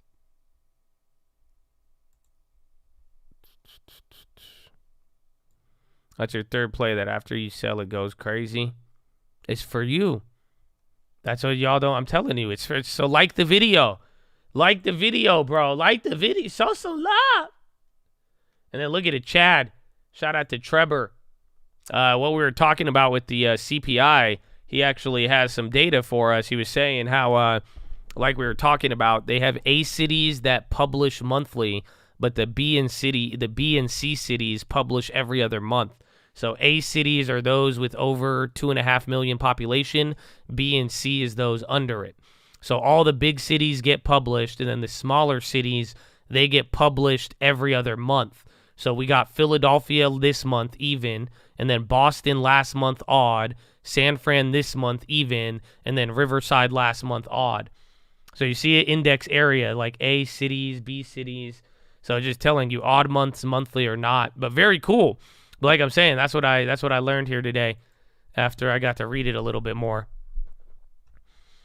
10 minutes. Well, get ready for Euro. This is going to be a very interesting Euro close because if we break out before Euro close, that's bullish. If we stay here, I think it's 50-50.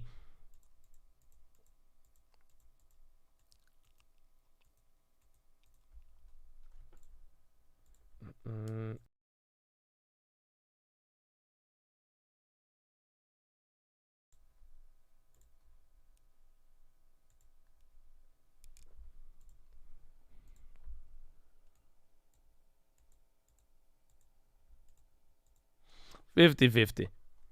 50-50, habibi. 10-minute EU rigged. Bro, Nivda. Coca-Cola. Even JP Morgan again. I'm loving it. I'm even the long term, bro. It's doing it again. I'm shocked. The long term is the only thing that loves you, man. That's it. The stock market hates you. The long term loves you.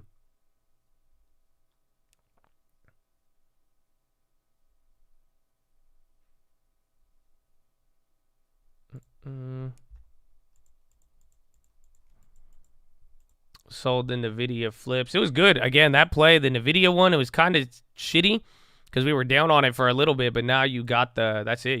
That's a lot of upside. That's over $12 a share now. Oh, the long term, the greedy long.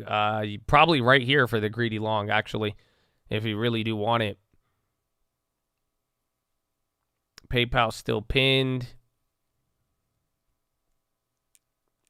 No, the long term is just great. I mean, the year to date is just unreal on it.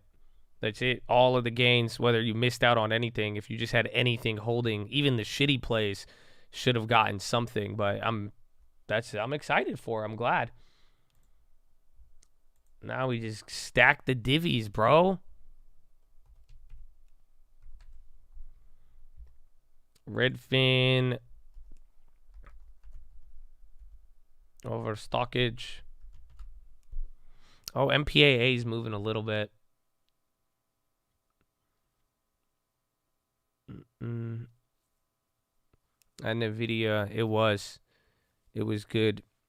I'm gonna hold the Intel. So I just had two. I had one value, one leader, sold the leader, take a small one, but now that's it. It's going. Now new SPY with 7 minutes. Here it is. When we pause, do you think the market's going to go crazy? No, the market might dump tomorrow, depending on the SEP. And then it also could maybe we go to 4,600 tomorrow with the right SEP. Tomorrow is nothing to do with the pause anymore. I love you guys. You know that? I love you so much, and I know how frustrating the market could be. But I'm just telling, like I said, we look ahead, and the market gets so realistically, now that we have the CPI, we know the pause is going to happen. This isn't about pause or hike or none of that shit anymore. All that matters is the SEP. That's it. If they say terminal is 5.7 or you know what I'm saying, 6% now, whatever they say on that, that will determine how hawkish that pause will be. So it's really the SEP. So thankfully, right when the release comes out, we get the SEP. So if I were you, I would respond to the SEP tomorrow and not the actual FOMC until we get Powell. But that's where I'm at for it.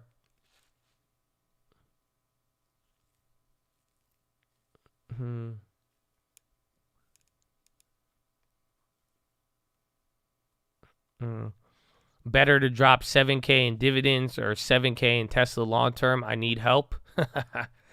Well, none of this is a recommendation. Take a look around. You know what I'm saying? Just take a look around and just feel the uncertainty. Look at the NASDAQ. Look at how things have changed. Look at the inflation rate. Look at the interest rate. The best answer would probably be half and half. You think about what we were talking about yesterday too. I think the easy answer is, why would you go all dividends, all Tesla?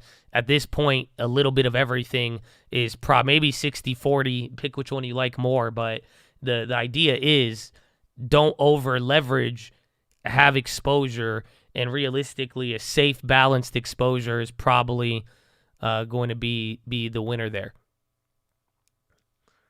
It's bullish? Well, no, it's not.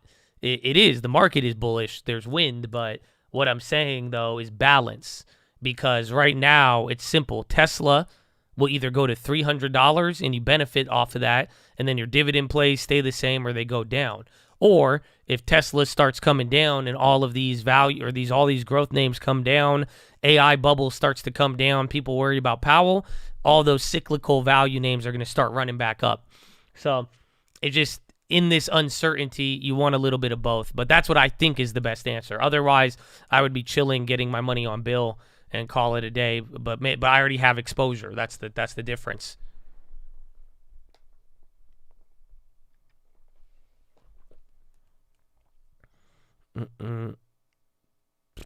Hedge. Well, it's not a hedge. Hedge is insurance. So hedge is like buying a motorcycle, and Josh tells you that's very dangerous. I'm scared of other drivers. You might get hurt. And you're like, don't worry, Josh, I have it hedged. And you tell me that you bought insurance. So now you have a helmet. That's your hedge. You have insurance. You've spent money to protect you in the event of a loss. That is a hedge. What I am telling you is to balance and diversify. So instead of hedging and saying, well, Josh, I have a motorcycle, I have a helmet, and I bought insurance, a balance or diversification would say, well, Josh, I bought a motorcycle and I also bought a Toyota Prius. So now I could drive the motorcycle on weekends, and then what I'm going to do is drive the Prius on weekdays so I don't spend that much time driving a motorcycle to increase my risk. So it's not like you're paying in the event of loss. You're buying something different but similar to balance out the risks associated with the risk that you're taking on. So instead of paying if anything gets, and hoping that if you got damaged, something would pay out, whereas I'm saying split it up and split out your time relative to the risky activity.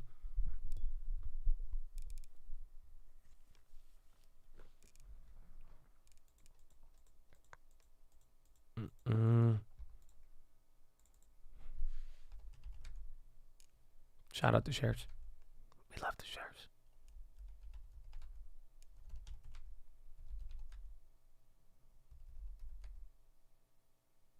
50 on Chevron, 50 on Tesla. And shit, don't even, the threes. It doesn't have to be 50-50. It could be 30 split up into 3. So, but then again, the idea is exposure, but no leverage, all in on one area. Because this isn't a market to know all in. You see what I'm saying? We just don't know what one, it's not one direction. So even though it has been going up, but it's just like you want the little growth to go a long way, or you want your value to come back if growth isn't there, and you also want a little bit of the yields. Walmart to invest $250 million in beef packing plant in Kansas. Home Depot acquires appliance delivery firm Temco.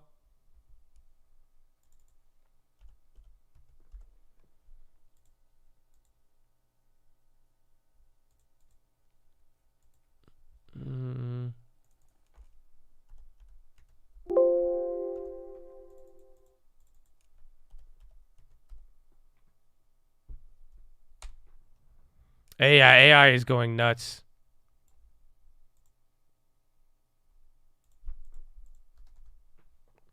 A Rivian pop again. I want to see something.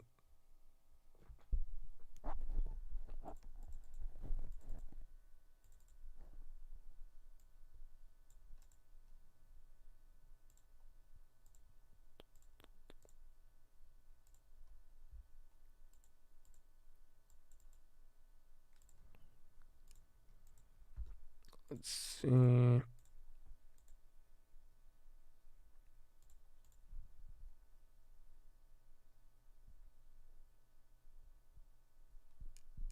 Okay.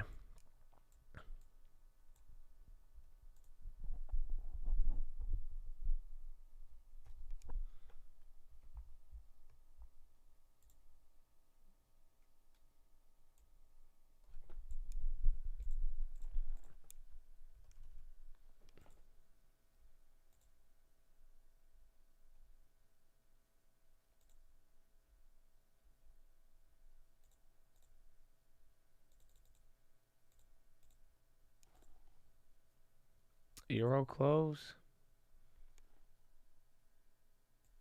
Pass the baton, baby. Amen. It's right here. 30 seconds. 30 seconds ago.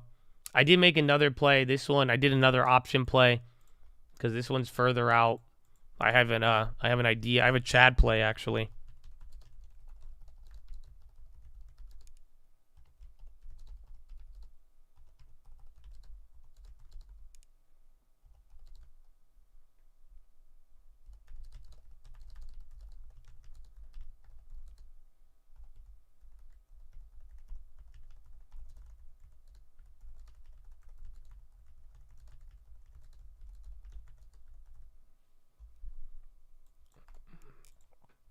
Euro close in the mix. If you really believe in the soft landing, no, now would be the time to go long on oil. That's why I think you give oil even a couple of days because it's up right now. But the chat was bringing that up there. The low key, the play right now, it should be oil, but I'm scared of it because, again, the world is a very different place in terms of energy. But the Fed stopping rate hikes is extremely bullish for commodities. 52-week bills drop 4.93, allotted at high, 1943. 42-day bills drop 5.02. I don't know what the when issued is, but bond auction results are coming in. The 2-year died off of that.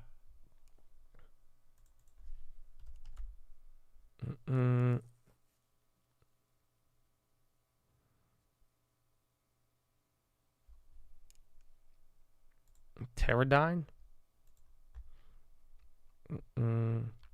Yeah, but don't trade. But don't trade this one. Not a recommendation. You will lose money. But a Chad sent me this in the morning. But pretty much, I took a play on UPS July puts. I only grabbed one for $58. Again, same logic here. I would go with the shares, but I mean, you're looking at like maybe like $20, $30 swing. So put $50, but the strikes. Wait, FDA. German coalition reaches new deal on law banning new gas broilers. GE Healthcare testing suggests formaldehyde issue. Not received any reports of injury or adverse effects. That's good. Well, no, they are going to strike, though, is what. So here's the thing. Your Chad is very involved. I don't know what he does there, but this is all public information. But he said that everything is heating up. But take a look. They have a website. So there's literally negotiations.ups.com. So they're giving, and this is what he's saying that they're telling everybody to check out now because they're trying to figure it out, all of it now. But pretty much FedEx solved one of their things today for $8 billion, and then UPS, that one's still hanging in the air. Yes, union stuff, but I did only $50 play.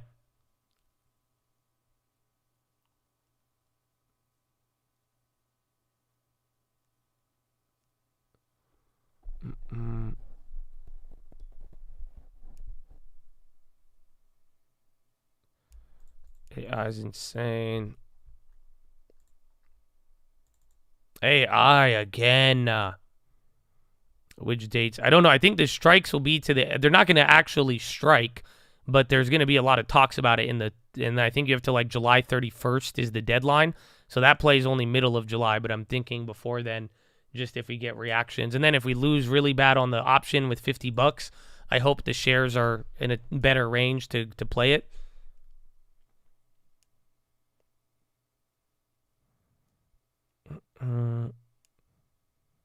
Oil plays, I do oil futures. 2-year yield rises to 4.64, highest since March 10th. So I lost all my profit on the day on the 2-year. I'm down 150 or 180 now on the other one. It's moving. On the long side,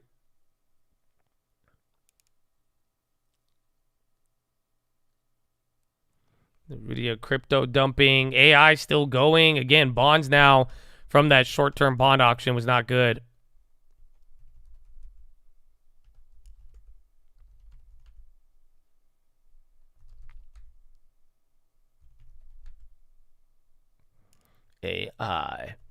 AI everywhere. Yeah, NVIDIA came down. Again, AMD's event is in like an hour and a half, too. The pause doesn't affect Bill at all. Again, if anything, Bill might even be able to go higher. Just because there's a pause, you still have bonds pricing in another rate hike still. Which, again, that's the irony of all of this, and none of this is fully done.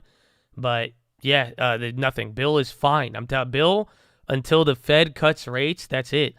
Everything I told you about Bill, it's even better now, and there's not one thing that'll get in its way until Powell cuts rates. So, if anything, if you learned about Bill early, and now there's no debt ceiling or anything that could get in the way, like this is it. Like this is the best thing possible. So now we all you do is sit, soak in the sun, and take in that yield. Yeah, AI's going nuts.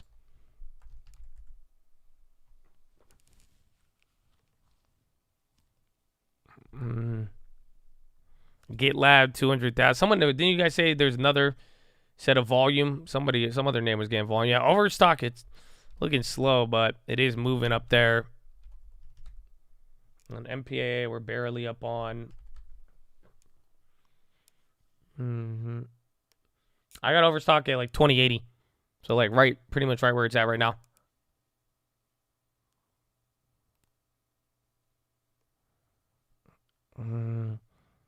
I am going to roll my NQ. I don't know about today. I mean, but end of this week. I want to roll over today, but I want to see what we get. So I could do it, but it's like I don't think it'd have too much effect if I did it today or the next day, but I want to see I want a little bit more movement than the first 10 minutes. This is E-Trade Pro. That's what you're seeing up here on the screen. And then the one with the other lines and stuff, this is TD Ameritrade. Overstock, we're just playing the news related to Bed Bath & Beyond. So Overstock is the dead horse or the lagging horse bidder, dead horse. Disney updates film release schedule, includes major delays. Avengers, Star Wars, and Avatar all delayed. I don't know if that's good or bad. Sucks for the movies, good for expenses. Oh, Disney's dropping on that.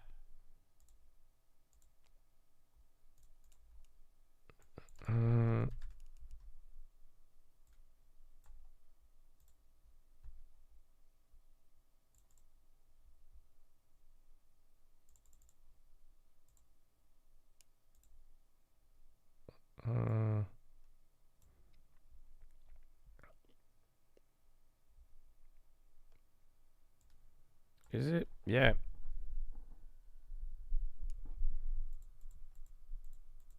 I'm still in the overstock there. It's like right at the price that we paid for it.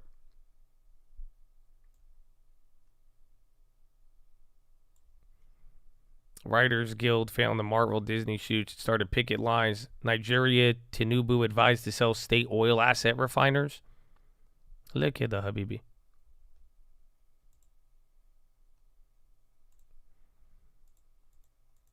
Spy dump. Again, Disney delays.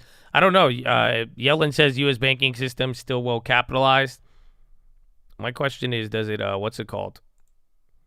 Does it give them, does it mean they save money on the spending side of it? I think that's the real key. The UPS play is just related to potential strike news that the company is posting about on their website. Again, or they've posted or they've updated their webpage related to the unions. Putin and African leaders to arrive in Russia soon, he says.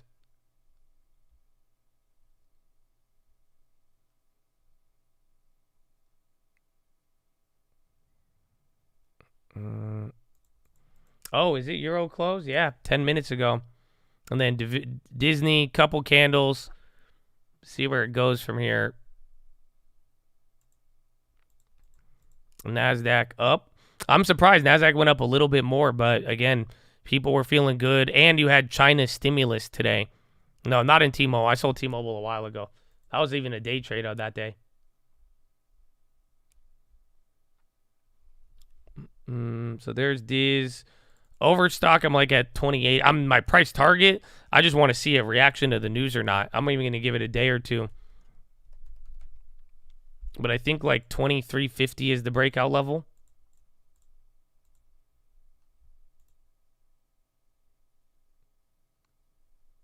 Or no, 22.50. So that where just about $2, 10%. If there's like real hype. So Disney's already bouncing.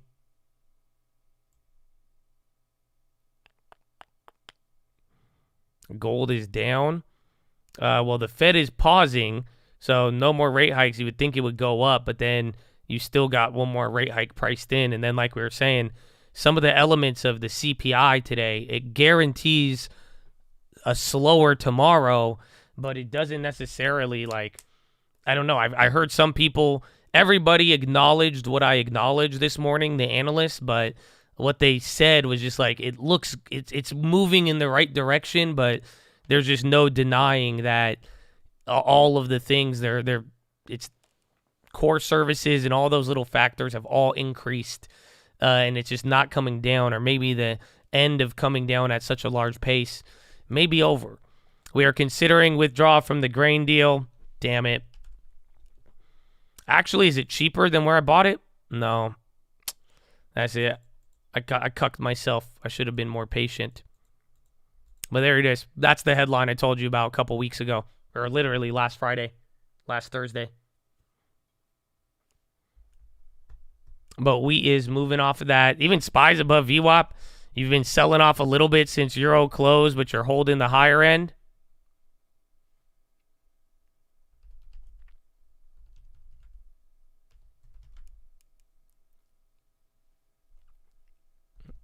I think the only way the market we get a rate is if Nick Timiraos has an exclusive breakthrough to change the Fed futures. Otherwise, I do not think Powell would risk it by Fed futures pricing in a certainty and then him doing the opposite. Just Powell doesn't have those type. He can't do that.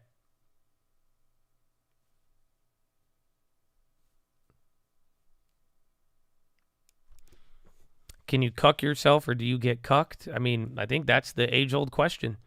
So maybe that's a FILA.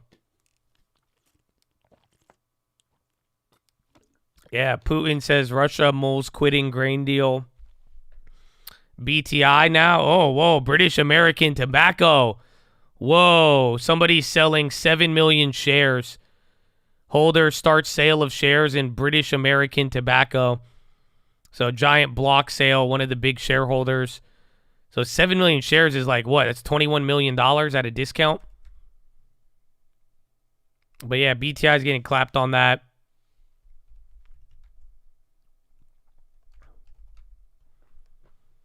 Why do you say Powell won't surprise? Because he has kept the tradition of the Fed futures his whole entire 2 terms, as well as the history lasting for well over 65 years. And like I said earlier, like I've watched a lot of Powell. Powell's made me a lot of money, even on these events where it's like at the wire. And I've seen days where Powell should have raised rates and he ended up cutting.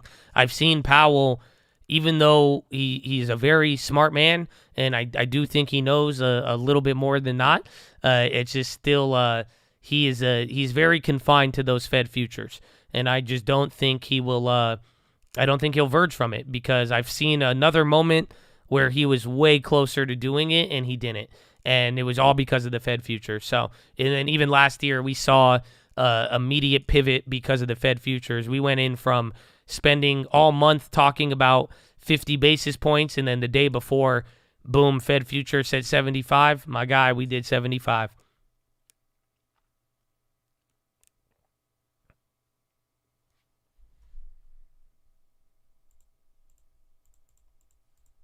They selling the new ports again. There's just somebody selling a big share amount. This is E-Trade Pro. AKRO on the high. They're getting even a big volume up here. MP Dubs climbing back. We got Overstock, Palant. Yeah, Palant might. AMD is killing it, and then AI is nuts. Myrna, BNTX. Yeah, even Pfizer. Pfizer. And then Disney, movie delay news. They're still holding the lows. Coal root, gross margins.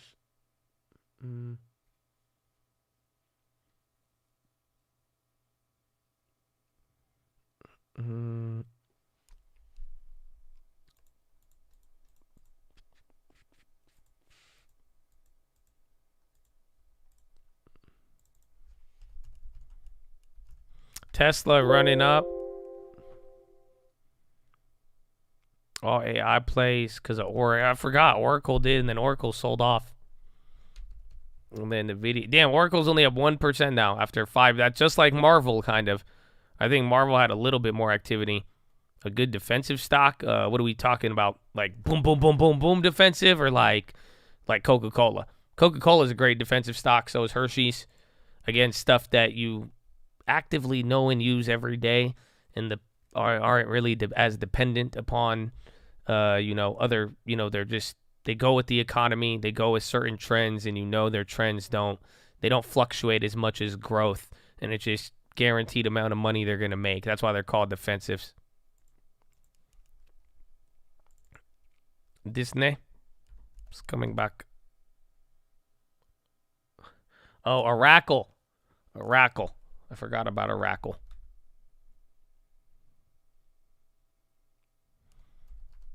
Peloton. Even then, Upstart's going. Is Unity moving again? Remember, Unity was running Roblox at the low, but they're still green. PayPal. Oh, I thought you were like, PayPal is finally breaking. Nah. No. Man. When Rug. Well, you could have got something around Euro close. If not, let's give it some time. But it's still early, man. Still very, very early. GME's still running. Again, what's his name? Ryan Cohen and all those, the guys bought it.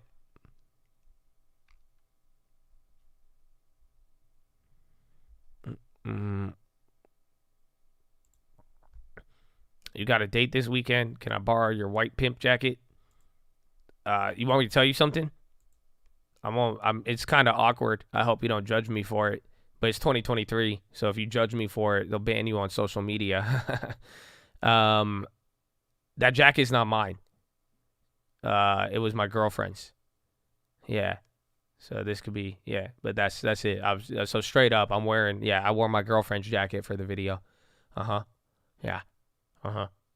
See what I have next. You'll see. It gets crazy. She just got back from Aritzia, so it's fucked. Now I have this like crop top I was gonna. No, I'm kidding. I'm kidding.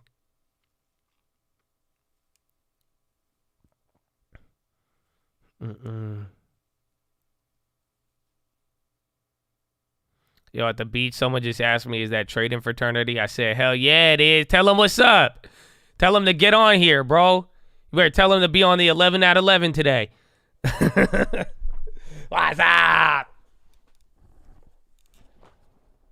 I think the long-term trend of wheat is down because it's an agriculture commodity. Even Sal will tell you the same thing, and subsidies. But in the short term, I do believe wheat should be going up if it was a normal world. That's our problem right now. I don't speak in conspiracy, like in the sense of like I don't care who's to blame. This isn't a Joe Biden thing, even if it was, or this and that.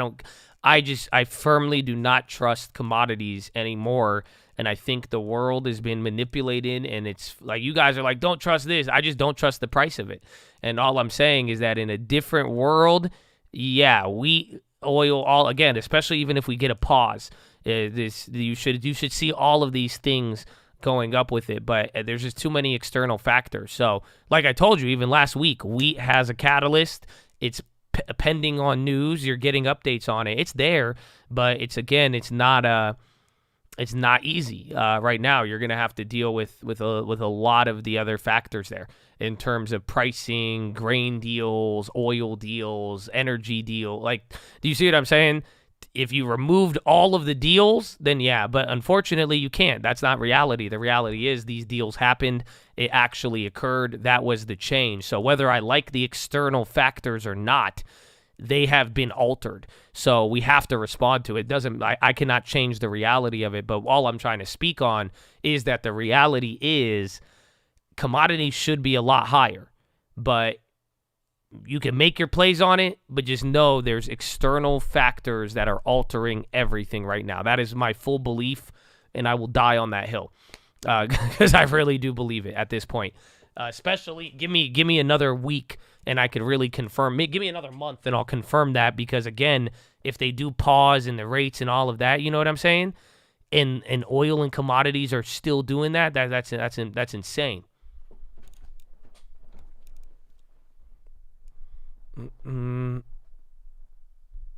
Yeah, GME, I have it in the bottom right. It's really going. UAL's on the high.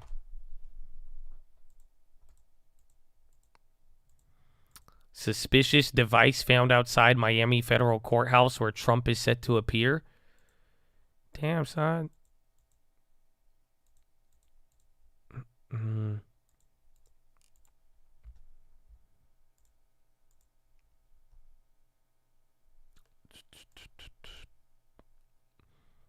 Yeah, GME. It's decent. It's decent. Still actually up a lot. AMC popped now.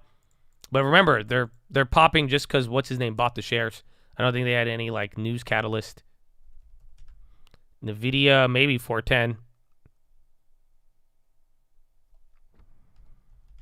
Hey, all day. I have the ZenV. I even have the UNG. And then ZenV just doesn't even trade. We did the MPAA today and then Overstock. Oracle is on the low.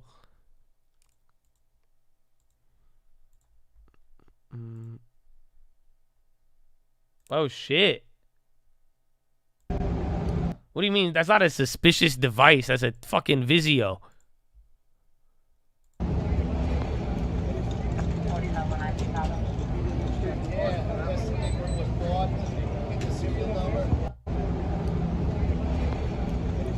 That's it? That's a fucking Vizio, bro. They like it's a suspicious device. This is an ad for a Walmart $2.99 Roku TV. The fucking TV. I never heard of a TV bomb. What kind of terrorist has a flat screen anyways? That's it.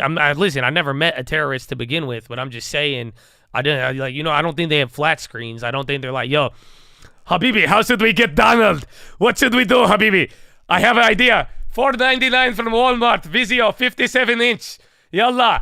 Oh, trust me, they will never see it coming. No, I don't think they're like, come on.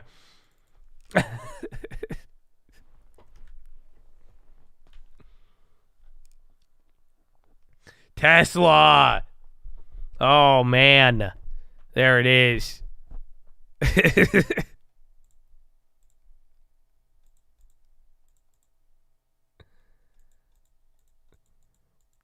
Mm-hmm. 257. That's crazy. They are going, Habib. Habib, they're very, very good. Where's Disney too? Again, yeah, Tesla's running though. That's big. RL, Bungie's on the high. Remember, they're doing the buyout.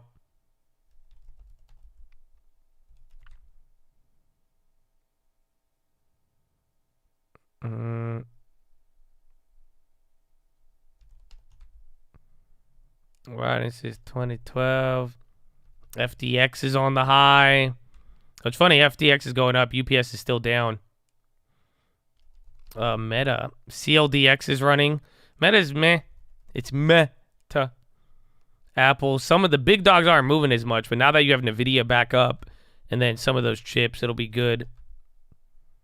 Fertilizer plays, yeah, with the wheat news too. Again, we already came back to the grain deal comments. Wrapped on the high. There's Disney, MOS. Yeah, Tesla's crazy, bro. I can't even believe I sold out and left that much on the table, but hey, I'll take it. I'll take it. Yeah, Tesla, huge pop, 257 right now. SPY's even trying to go. Lumen's on the high. I mean, the high ticker is pretty active. There's a couple of names on the low. And then Advanced Auto Parts came down. MPA, we're barely up on it. Overstock. Coinbase on the low. Is Bitcoin dropping? I think Chad was saying that earlier. Carvana pop. Bonds low. Yeah, Bitcoin just low. Bitcoin looks like the bonds.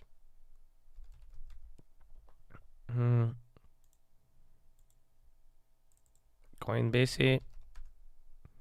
Check Meta. Wheat's moving. Come on, my long-term friend. Baidu came back a little bit. Baidu went up 2.5%. And then Tesla keeps going, man. Palantir near 16. Ralph Lauren is on the high. Again, NVIDIA's even climbing up now. Rollback Tuesday. Just running. Yeah, this is the biggest streak for Tesla. 13 days in a row. Biggest consecutive streak ever. And then I think it's rivaling the 2021 move.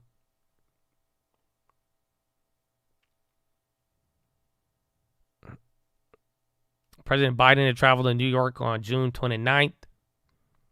Should I sell my AI shares? Habibi, it's up to you, man, you know? Do you feel like it's over or not? I mean, like I said, I think I would try to balance it out because there's some plays you don't know that when it's going to stop or not, and then you're going to want to do this and do that. Try to balance it out with something else. Or ask you, like, if you sell out of AI, here's what I'm trying to ask you. It's like, if you sell out of your AI shares now, are you going to go and buy another AI play? Do you see what I'm saying? You could sell half, you could sell covered calls, but that's like, if you're going to just go buy another AI play a couple weeks from now, then maybe I would think about it. Otherwise, if you're kind of done with it and you like the run up and you're like, I want to wait 2 weeks before getting into another AI play another week, then yeah, you could set profits, let tomorrow's event go through the whole week and then revisit it. But if you're kind of going to go back into it, then it's just going to be kind of do you believe the momentum stops here or not?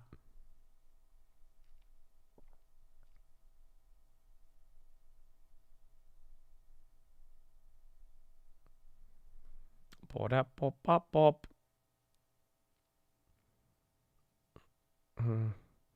Montana Dilemma.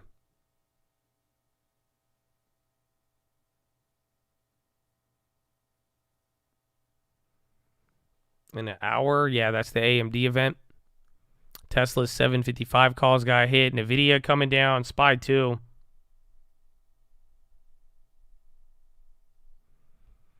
Cover calls. I like the future.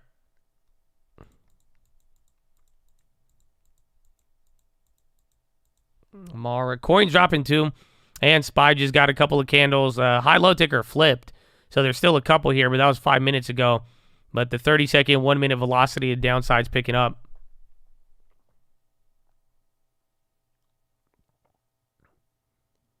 Decent red. Travel. People still talking about CPI a little.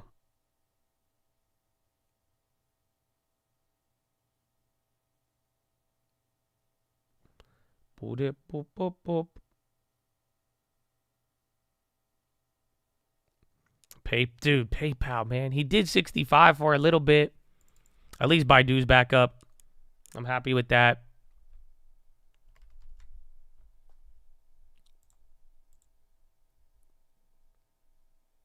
Yeah, so Bidenius.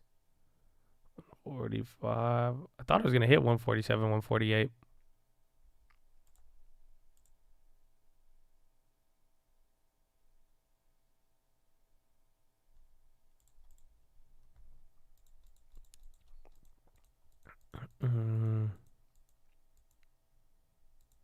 Yellen says decoupling from China would be a mistake. I wonder, can I go back to our guy? What's his name speak? Does Kennedy speak? I'm trying to go through. Mr. Cleaver. Mr. Barr. Janet. Overstock news recircling, news firing. Bro, PayPal just dumped. Yeah, Overstock news is hitting again. Scammers. Now it's coming down, though, even with the market.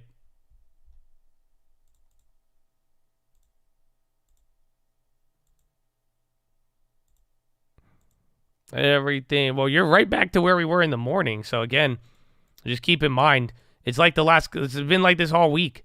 It's like any downside you see is not real downside if you just rocketed up 100 points the day before. So it's like even today, I mean, we've had a lot of back and forth. We hit that high, sold off. But like you could kind of see where we're at with. This is just putting you right back into the first like 10 minutes. I think pretty much the data set. Yeah, so you're pretty much top end of the CPI, give or take.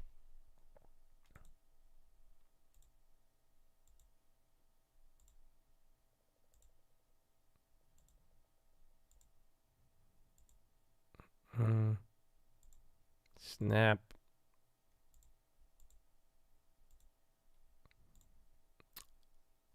Yeah, I don't think he's there at the thing. I don't want to listen to Yellen. Fitch rates. Mag Silver jumps most in 6 months. And then there's the bonds. The bond play's coming back up a little bit, so that's good. Overstock still doing its thing.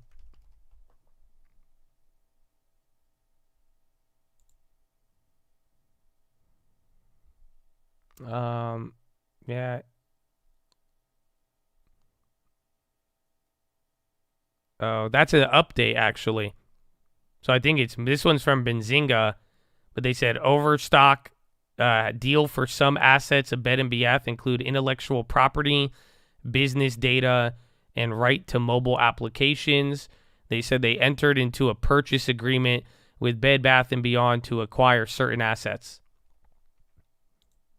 So I think it's the same one, but I think they already have a purchase agreement for some of the assets, if anything.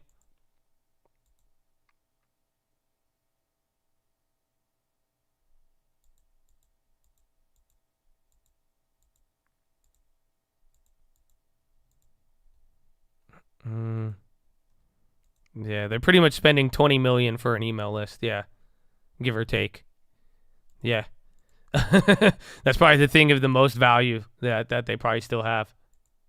So it sounds like. But yeah, they shot up a little bit, then they came down.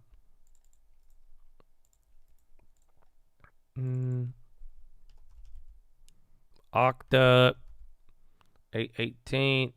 Okta did good. Watch Fed futures. I think they're still kind of pinned. Just after the first move. Again, even watch the overall bonds. Yeah, it still's from the morning.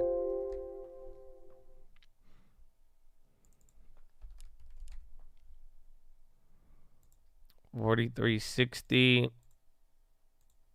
Netflix to open up pop-up restaurant. Netflix Bites in Los Angeles. Oh, no.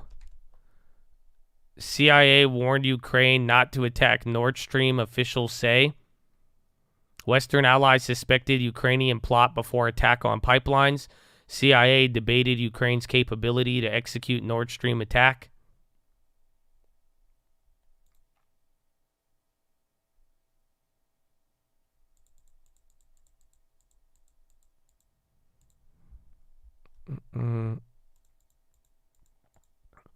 That's a good one. You should sell that to them.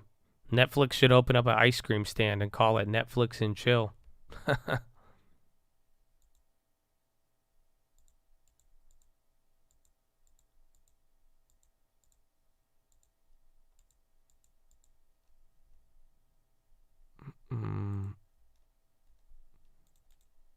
Yep.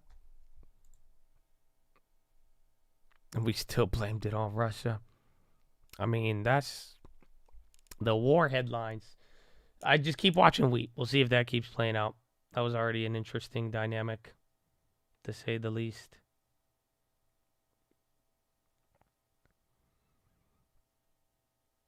How do you think on site? Huh? Bro, we all thinking right now. Like, you know what I'm saying?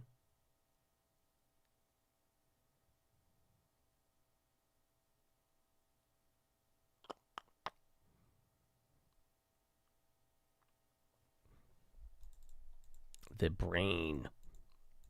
Bonds aren't buying it because the bonds. I mean, the data said something. We read it all. The data said, listen, you could get away with the pause tomorrow, but I mean, just your super core is not going down. It was higher than it's in line with the 3-month average if you want to reach for it, but it's still not like the CPI just, it didn't have the elements of like, okay, there. And again, that was off a seasonal adjustment. So just remember, without the seasonal adjustments, I believe headline and core both would have went up. I think core would have came in line without seasonal adjustments, and then you would have saw like a 0.6 increase on headline. It's crazy. So I think you could, the CPI is pretty much saying you could pause tomorrow, but there's still a couple of those pressures there that could lead into it. But we're gonna have to play the back and forth. Like, it's just, so I said in the next coming days we'll know. I think bonds will stay within the range till Powell, but for the most part, it's like there's still this element of higher rates going to be existing here, and that's what the CPI kind of showed. However, given what we were looking for today, it also shows what the market wants to see in terms of a pause.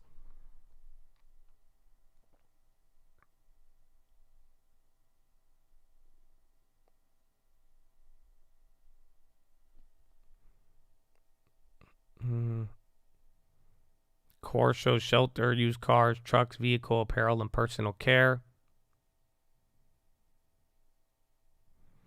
Does this market movement mean that we're not likely going into a recession like expected? Well, it doesn't have to do with the market movement. It would be the economic data. And it's looking less likely, but also at the same time, there's pretty much 6 more months for that any of that lagging data to show up and be negative. But the market pricing is one thing, but the economic data, that's where a lot of that recession stuff was coming from. You know, the market sold off before the Philly Fed hit negative 30. You know what I'm saying? And then the data is what started bringing about the recession stuff.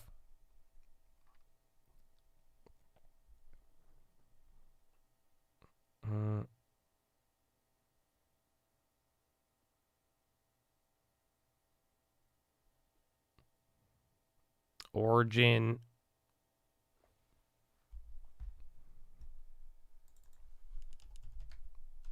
Tesla. Oh, is fiber. Oh, Origin is popping right now. $5, big volume into the high. Uber's done.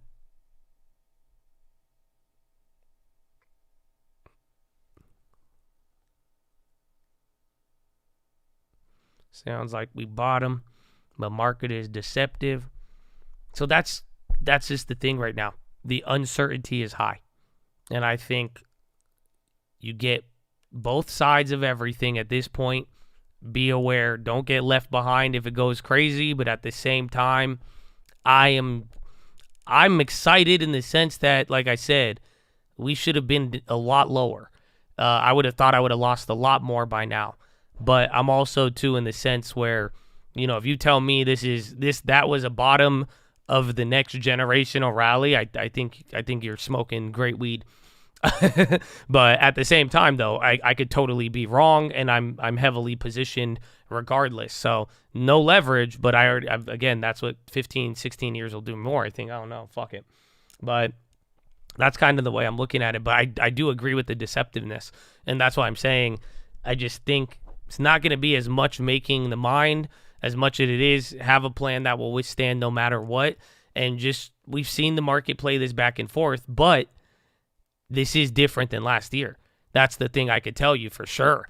You know, it seemed like last year for a little bit, you're getting some of the weird moves, but at the end of the day now, the story you thought would happen coming into this year, as well as how this compared to last, it's starting to get very, very different. And that's where you're starting to see things. That's where recession odds are starting to change. And, well, the next 6 months, that'll be one thing. And before you know it, too, anybody with any idea, if this year does do good, just 2024, you're going to go right back to playing that game. And then, well, what about 2024 recession? So then it gets crazy.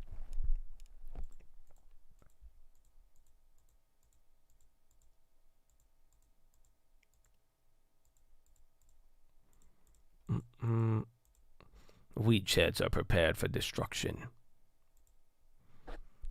And still holding cash. Some people not. I think we read today the average cash balance was like 5% or something. Or like most people hold 5% cash.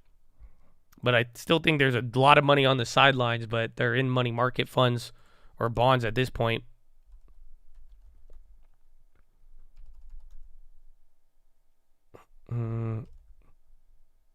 NIVDA.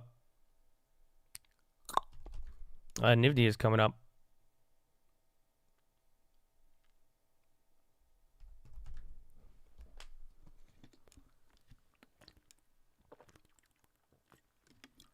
No cash, all in bill, baby.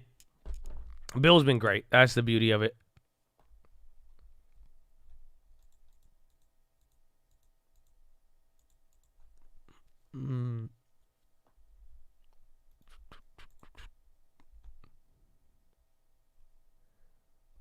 Ooh, sector tracker.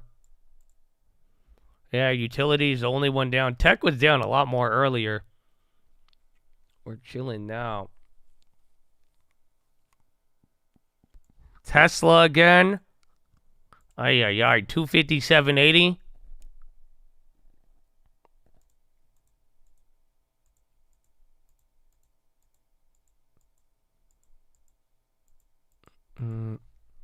Yeah, Tesla's, dude, 260. I think 280. If you get past 260, Tesla starts going nuts. It's already nuts. It's already literally at the breakout.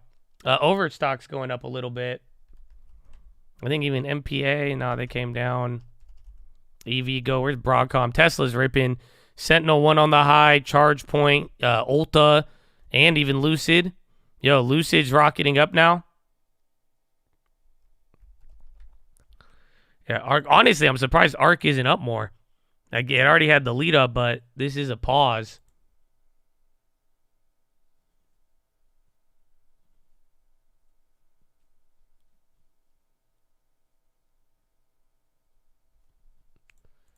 $12.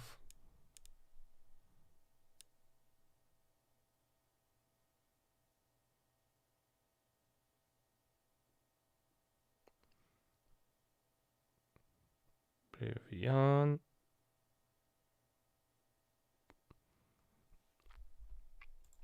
At the flips. Let's see if Arc could get a discount. And then maybe tomorrow. Watch Arc tomorrow. That'll definitely be a play for tomorrow. Kathy flips. People losing conviction in her conviction. I don't care about anybody else. It's a rate hike play. Or rate cut. That's it. That's what I'm saying. If this, everyone's talking PE, QE. It's like if this is a QE play, Arc undoubtedly. That's it. They will survive. That's what we're talking about here. That's the only thing, is that if we get through this, let's say if we do get through this year and nothing on the economic situation changes and we just keep melting up towards all-time highs, nothing down, this is people reacting to QE. So what QE is what we saw after SVB. So quantitative easing, there's no real quantitative easing. They're supposed to be doing quantitative tightening. But what people are talking about is that, like, ever since SVB and this notion now with rates and all of that, everybody is just starting to feed off of this concept. That's why the markets are so high. Like, why are computers and people, investors, why would you buy anything at this high of a price? Considering what happened, 8% off highs, doesn't make sense. You're not looking at the price. You don't even care about the value of it. They're saying people are buying based on the underlying notion that the Fed is going to support the markets like we saw following SVB. Like SVB, FRC, the first sign of trouble, they turned on the spigot and they started just supporting the market, right? And that's where some people are discussing that is kind of the underlying attitude of what you're watching here. Not only is there AI and stuff to get excited about, but people are just saying, hey, well, doesn't matter inflation or not or whatever there is, and looking at, they're just saying even if there's a banking crisis, the Fed and the government is more than willing and has demonstrated that they will quickly stop everything to come in and support the valuations. So that's where it's like, it just, that is, I could kind of get behind it. It's like, I see it. Like, I really do see how, and that answers everything for you guys. When everyone's like, who's buying this? It makes no sense. It's like, well, no one gives a shit. They're buying because they think Powell's a pussy. Excuse my language. But that the Fed is, and that literally the Fed is just going to keep buying and will support no matter what. And there's no real calamity if the Fed is so worried and willing to step in at every second.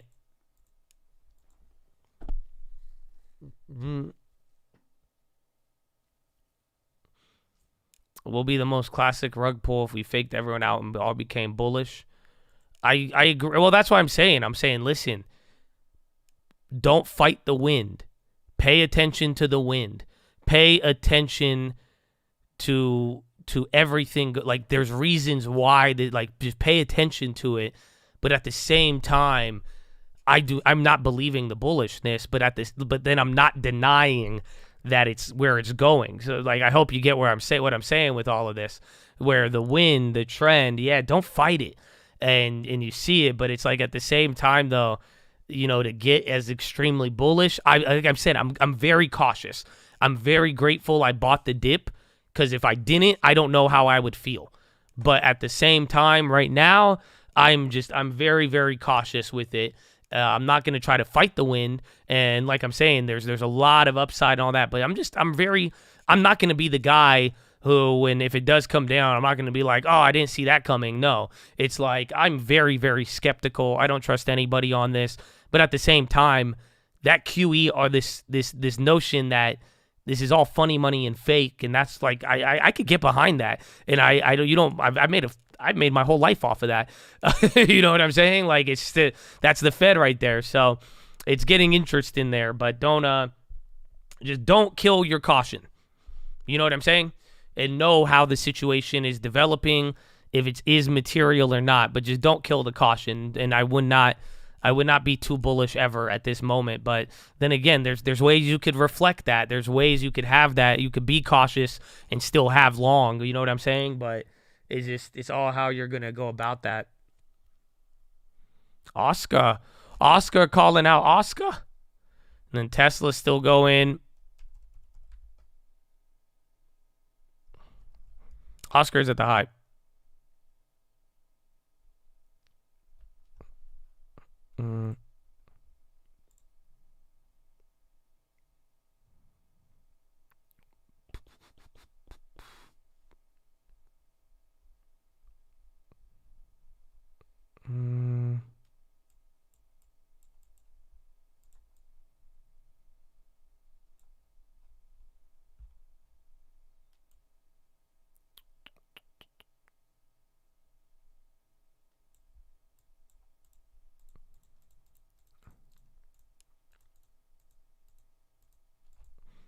Main Street's going to feel the recession and Wall Street's going to boom. Everybody gets their tolerance to inflation. Maybe. There's a lot. Yellen says not in favor of changing IMF. I thought I said China. I don't know why I misread that. My son asked if you added 3M in Disney. I didn't get Disney. My last 3M was 105. I waited there, and then I flipped out a Disney share or MM shares for a trade, but my long-term shares are 107 for 3M. That's the only one. I didn't buy Disney, though. And then 3M's the only long-term play that we added this year that we're still red on. Tesla.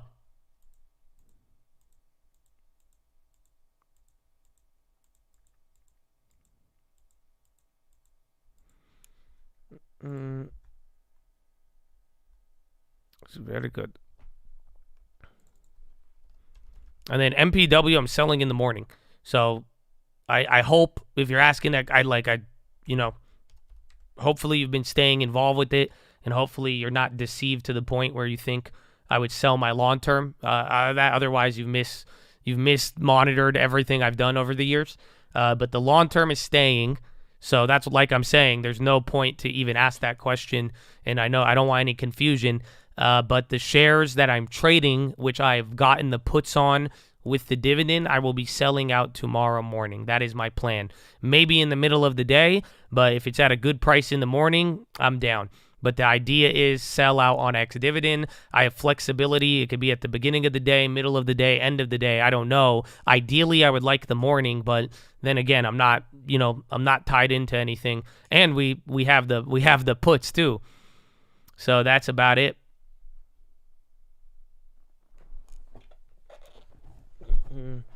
The long-term stays, yes, always. That's what I'm saying. It's like, I hope not only you've paid attention to some of the plays in the short term, but it's just like, I do hope your comprehension level on our long term has reached that point to know that you don't have to even doubt that. You know what I'm saying? Like, that's what I was saying. Like, yeah, we sold one with HBI because they clapped the dividend, and we still made 38%, which was great. But for real, in every single year you've watched me do the long term, like, you've never watched me sell. You know, there with a one instance, which is, again, I would say is an extreme outlier, but even then it's like, you know, you guys are just talking Cathie Woods, conviction, changing, this and that. Again, it's not saying I've kept only good plays, but, you know, you're watching it all play out how it is, but it's not like, all buy. You don't ever have to like question that. You know what I'm saying? So it's not like I hope understand the irrationality is what I'm telling you. You know, to ask about some of the long term here and be like, are you going to sell? Are you going to sell? Are you going to sell? Are you going to sell? Like, you know, it's just like when I've never sold anything every day in front of you. Oh, yes, I still got Coinbase. I still got all of it. Again, my trading shares, I took tax losses. Coinbase, I still have. BigCommerce, awful. That one was the free shares, the Snapchat, anything you could think of. It's all there. This is my whole entire order history of every single account. If you click on this button, it will literally show you every single thing I've done. And they are all purchases. Yes. So like I'm saying, you could go around and be like, oh, well, you sold Hanes. Yeah, I did one play as a gigantic outlier. And if I didn't, we would be down 50% on it because something structurally changed that did not change in the company over 10 years. They didn't raise their dividend for 10 years. We buy it, then they changed their dividend after 10 years. I had to make a quick decision with that, and I'm glad we did. But other than that, it's stupid to ever assume that we would be selling out when again, I've never given you any evidence to highlight that I've done anything of that nature. You know what I'm saying? So that's word to the long term. So how much am I up? I am break even nominally, and then I am up around, I think, 9 to 12% net since we started.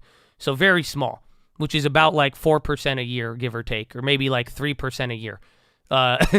It's not anything sexy, but, you know, that was through 2020. That's through COVID. That's through 2021, and I'm going to take it. That, for me, is adequate, and I'm fucking hyped off of it. And that's, again, and if we do any better, great. If we do any worse, you know, I think time will heal all wounds, as we've seen. But yeah, so again, because we've collected net dividends and all of that, and then the nominal value is literally break even.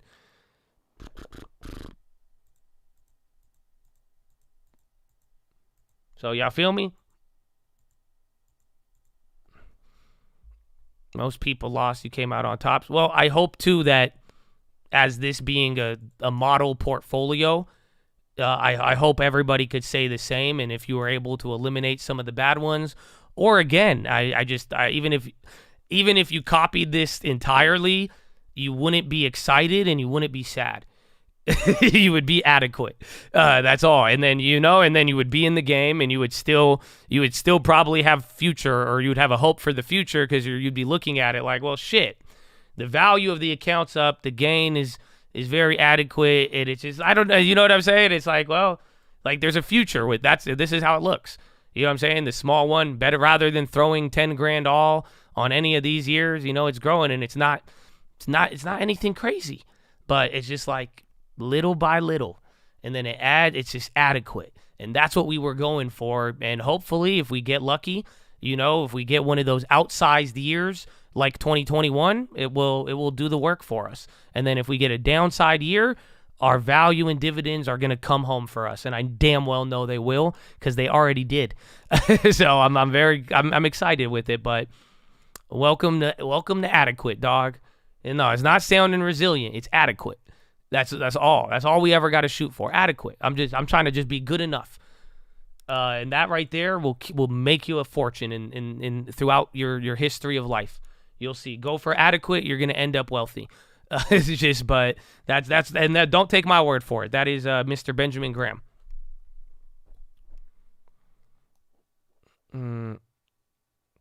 It's crazy. Well, we lost last year. I lost profits. So I had big profits that we lost, and then the long term did come down. It's not like I was up. That's today. I'm at that number. So I'm not trying to say I was green the whole time, and I didn't even care about it, but we did buy a lot of things at the bottom there. They were small plays, but there were multiple small plays. And this is what I was trying to say on the video the other day. All the small plays added up. So it didn't, I wish I would have bought all my money on Meta, but we got all of them. The Snapchat did not hurt that much. So again, Snapchat hurt my ego, but nominally speaking, numbers-wise, could have been a lot worse. Again, on your small account, your Snapchat is down 15%. Let that sink for a second. So if you just bought it the first time you saw Josh talking about it and buying it, and you couldn't afford to gamble on it, you would have only lost 15%.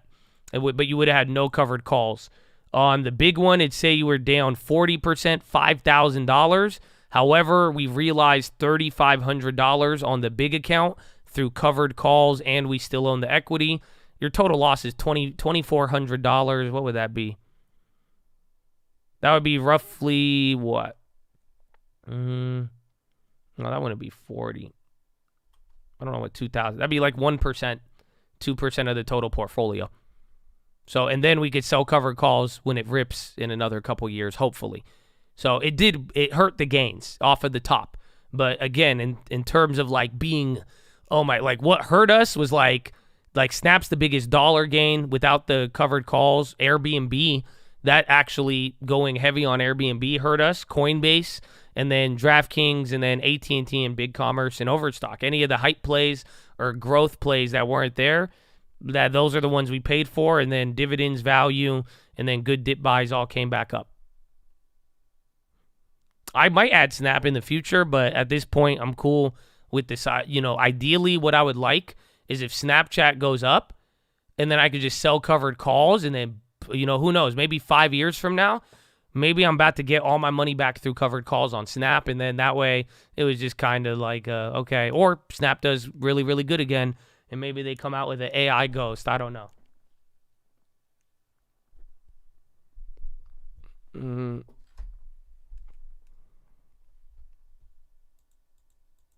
Meme stocks will rally. No, not until interest rates go lower. Yeah, Lisa Sue, it's in 30 minutes, right?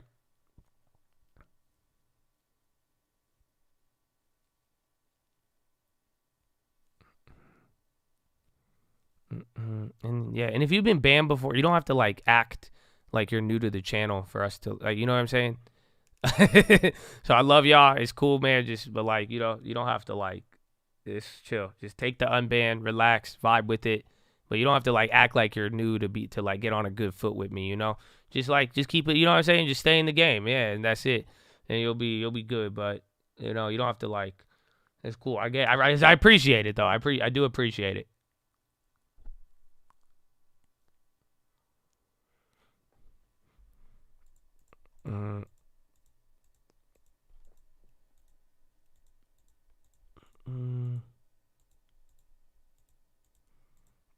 Push it.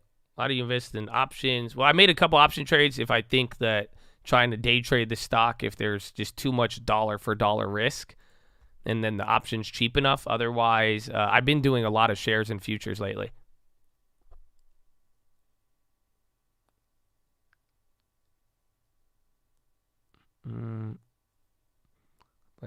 Tesla. We made a lot on Tesla, but then we would have made a lot more. That's the FOMO, right?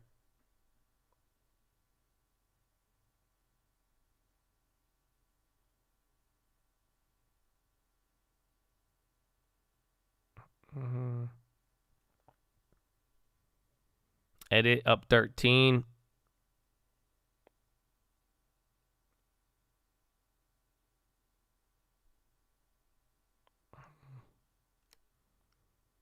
$39 on Tesla. Good work. That's beautiful. Beautiful. I just want you to know you're my favorite cone. IBM's going crazy. Sell your covered calls on CCL. What's your cost basis? What did you pay for it? How many shares do you have?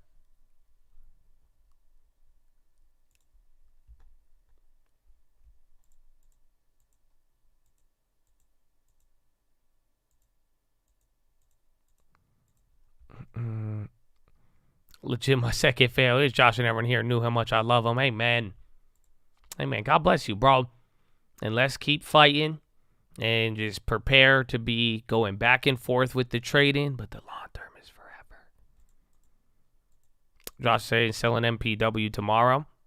And if you're really in the game, you know exactly which MPW I'm selling.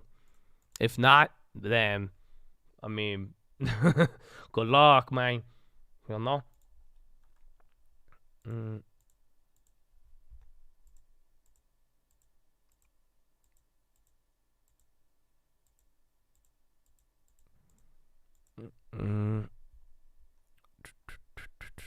And yeah, so just don't forget, because I don't want anybody to mess this one up. To get the X dividend, you have to sell the morning of during market hours. Because when we were talking about that, one of the chads put it in the chat to make sure. But just make sure you sell in morning and opening hours. The stock, it cannot be pre-market. Okay? Keep that in mind. So I'm going to keep the puts, no. Because if we sell the shares tomorrow, we get the dividend, and the dividend will pay us what we spent on the puts, and then we have like $3,000 profit. So then we get our share profit, we get our dividend, and then I'm going to hold the puts, and then guess what? If MPW sells off, our puts might even make us money. So we might even be able to round trip, double dip all the profits, maybe, God willing. We'll see.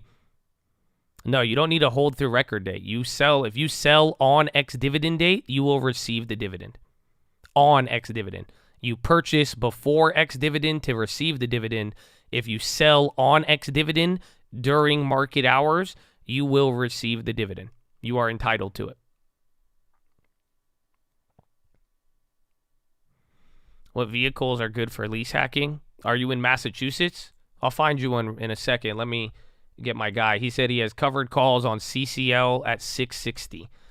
So the stock's at 15. So this is beautiful, honestly, because now you're deep in the money. So like low key, bro, I like time. Again, some people disagree with me on there, but I mean, you saw like when we did it, especially when the stock's breaking out, like Airbnb, Uber ones with time, they did good. I mean, Uber just finally started going up, but it should be very small. And the idea is you should make more on your shares. So if that was me, how many shares do you have too, by the way? Do you have 100 shares or do you have more than that? Oh, you only have 100? So 680.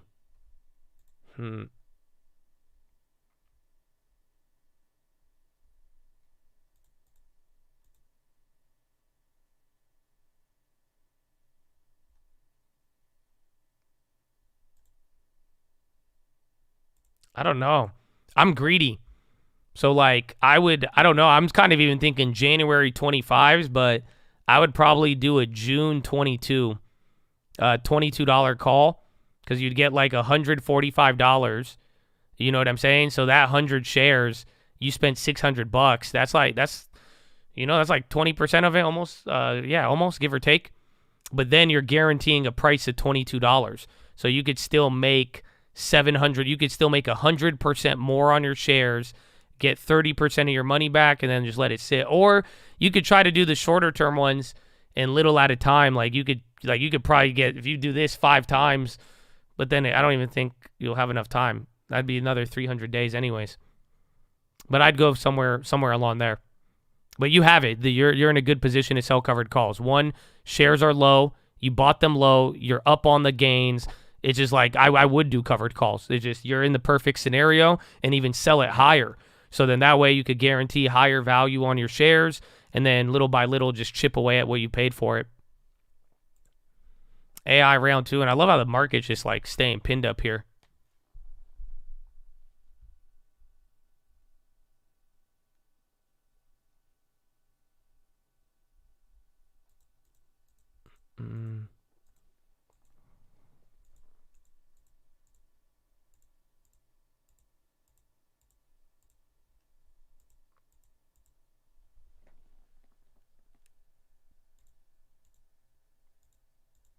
Spirit, SPA, where's Boeing? NXPI's there. High ticker's actually gassing. Boeing's even coming up. Love is on the high. Something just snapped here. It looks like, again, Delta. Check if Uber starts to run back up here too. AI at 43. Oh yeah, we have that one on the bottom right. NVIDIA even came back up. Editas is still running 14%.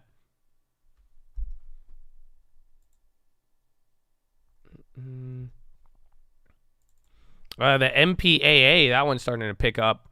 That's the biggest gain I've had on it all day. Actually, no, never mind. Why does it say that? Oh, the spread is just tweaking.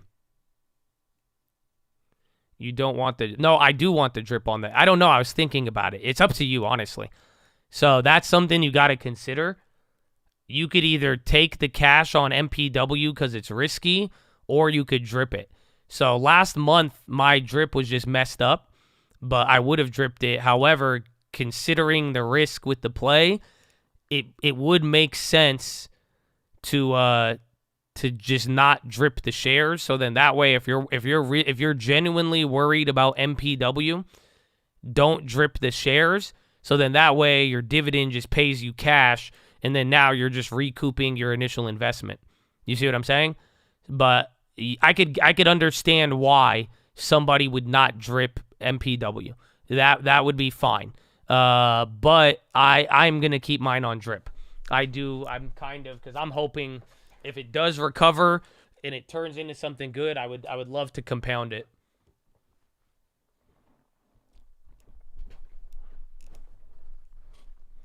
If your dividend is more than 5, I would keep the drip off. Well, I don't know. I like the drip, man. I'm a big fan, because again, the drip, you got to it just adds up. And if we're really thinking long term, that's what I'm saying. It's like, don't be too short-sighted about it, because if we could just constantly, little by little, that's what, like I'm saying, even the long terms I showed you, they're adding $4,600 a year just passively. And then it's all just reinvesting into everything that we've already, some good, some bad, but it's slowly there. But I feel you, though. I definitely, if there is higher yields, if the risk on the company, if you are kind of worried about it, it makes a lot of sense to not drip on that side. Drip is dividend reinvestment.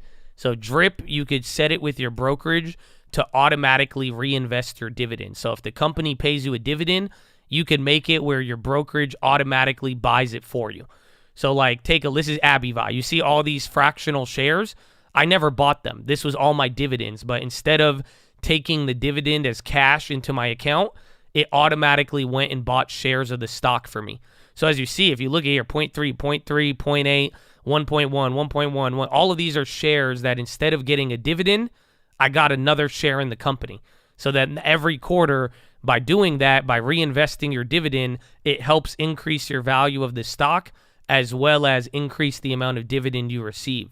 So naturally, even if I did not buy any more dividend stocks for the rest of my life, right?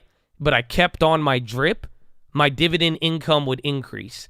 It might only be a couple of dollars. It may only be, maybe a couple hundred, maybe $20 a year. But the whole point is it makes it where you reinvest and you're able to increase your dividend income. And then for compounding reasons, it really is good, especially if it's successful. So, like, the best example of successful was AbbVie. Because, like, over the years since 2020, 2019, instead of taking the dividend as cash, all we did was kept buying the stock. So look at the gain. So we're making money on the dividend. Not only did we get the dividend and then get more dividend from the company. So, like, let's just do quick math. 1, 2, 3, 4, 5, 6, 7. It's like 8. It's like 9 shares right there. 10, 11, 12, 13. Add up the fraction. About 14 shares for free.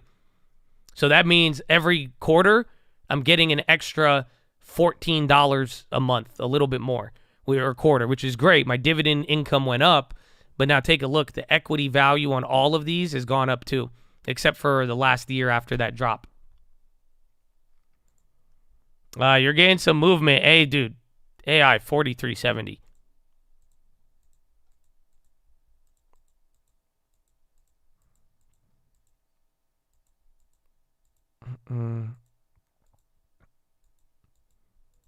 PNC trends are stable. Bro, AI is insane. And MPAA, that one was from earlier. It's up, but spreads are just wide. No real activity. Overstock's pretty much right where we got it. Microsoft. Carvana's running up now. Cold. SPY good. I mean, what time is it? 9:05? It's almost 10, yeah. There's enough time if you run up into here, and then it'll be 2 more hours or 3 more hours. Jeez. A lot of time.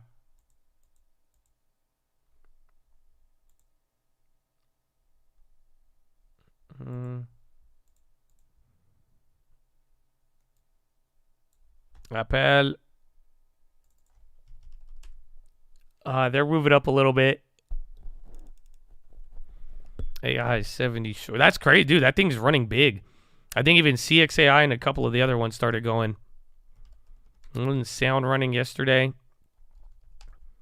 AI still going. Microsoft's catching some. Again, Apple was starting to move at the bottom, and then Tesla was the first one to go high, and it's still holding.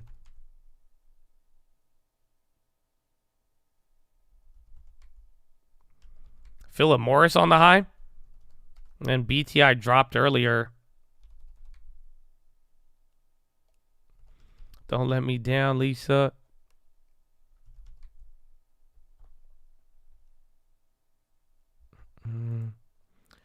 Travel stocks have been weak.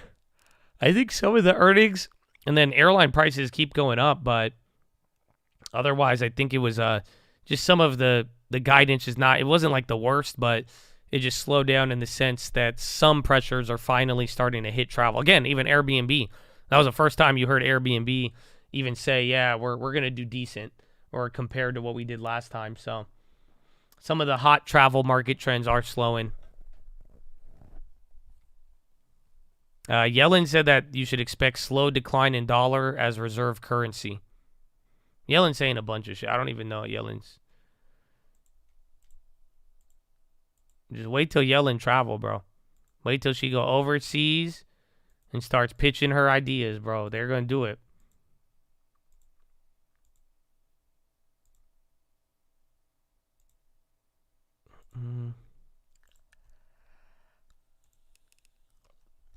So was the recession canceled? The recession never happened. So we're still waiting. Welcome to the stock market. It hates you. Is there any context? I think she's just talking. Somebody probably asked her about China.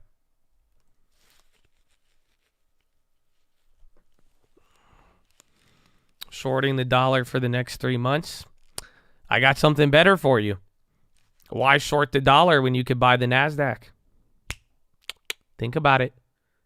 Think about it. Maybe oil. Maybe oil.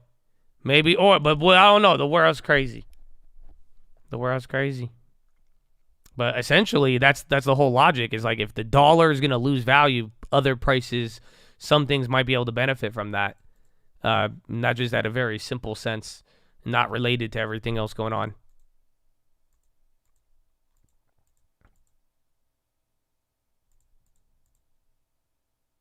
I just flew to Atlanta from Denver. The price for flights and baggage is ridiculous.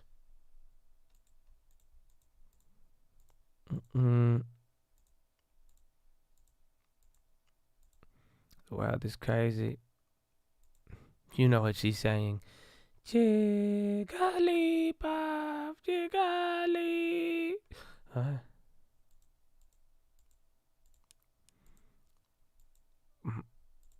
I don't know when the last time I flew was. It wasn't that bad, but yeah. I think that was one of the only factors. Like 3 other things that went up today. McRib went up 8. It's because I sold out. I got you, bro. I got you.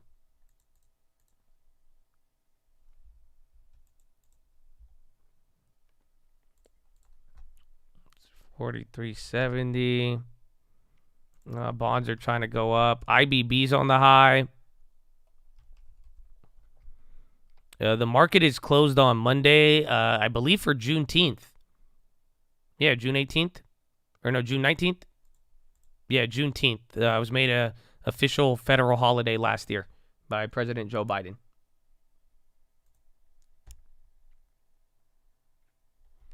He's not my president. Okay, calm down, bro. Calm down. Chill. He technically... I tell you, that's what they said about me. I told them. They said, I'm not the president. I said, I'm terrific. I was your president. Now look at me. And it's a witch hunt. They want to lock me up. They want to take me to Miami. Who says we're going to have a trial in Miami? Is it why you can take me to Miami to party? It's bullshit. Yeah. Fuck you, Donald. Huh? Come on. Seriously, what? The world, what? We're chill, what? What's going on, huh? I have no comment on Donald. Let him do what he do what he gotta do. Huh?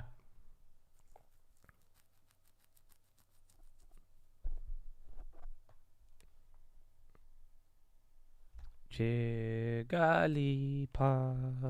Jigglypuff. I know my Biden. Believe me, you guys don't understand. Like for real, I really wish my Trump was as good as Biden. You know that, okay? Like seriously. But not technically speaking, now hold on, Joshua. Like this, do I need the microwave receipt or not? That's what now this one I could do very well, and I like it. No. Now let me ask the question to tell you. If I could do Donald, let's say is it Donald Duck? Donald Daffy? Goofy? What's his name? Nobody knows. Okay, exactly. Now, tell me now if he wanted to be on Mickey Mouse, could he do it? Would they allow him? Is that a Disney character? Oh, it's not. Okay. See, that one I wish I could do. I would do that one all the time. Like, I really wish the Trump was that good. I'm going to try. And these less Obama, slow down, more misogynistic comments. Well, that's the thing. I can't say what Trump actually says because then I'll get banned. I could say the Biden jokes towards him because none of it's like... They haven't fucking put it in the algorithms to ban you yet. So I could still, you know what I'm saying? Like sleepy, sniffy, that's fine. But like I cannot say, you know what you should do if you ever meet a girl, what you should do, come here, you grab her by... You can't say that. I can't say all that. Like, you know what I'm saying? I can't do that. I'm not allowed to say that out there. I'm like, no, I think there's terrific human beings out there. I can't say it. They'll get banned. I'll get banned and crucified in a second, bro. That's it. You know, look at I love my sister Jill. I could say that. That's a direct quote, and it's not like you just giggle at the guy. It's not like he doesn't. You know what I'm saying? Like that's the funny thing about Biden is like he says a bunch of shit, and you just laugh at him for being old. But like you know, like it's not stuff that is gonna get, like you're not gonna get into an argument when I love my sister. I fucking love my sister Jill. Like that, no one cares. You're like why? Serious, not hyperbole. I guess. It's terrific. I tell you.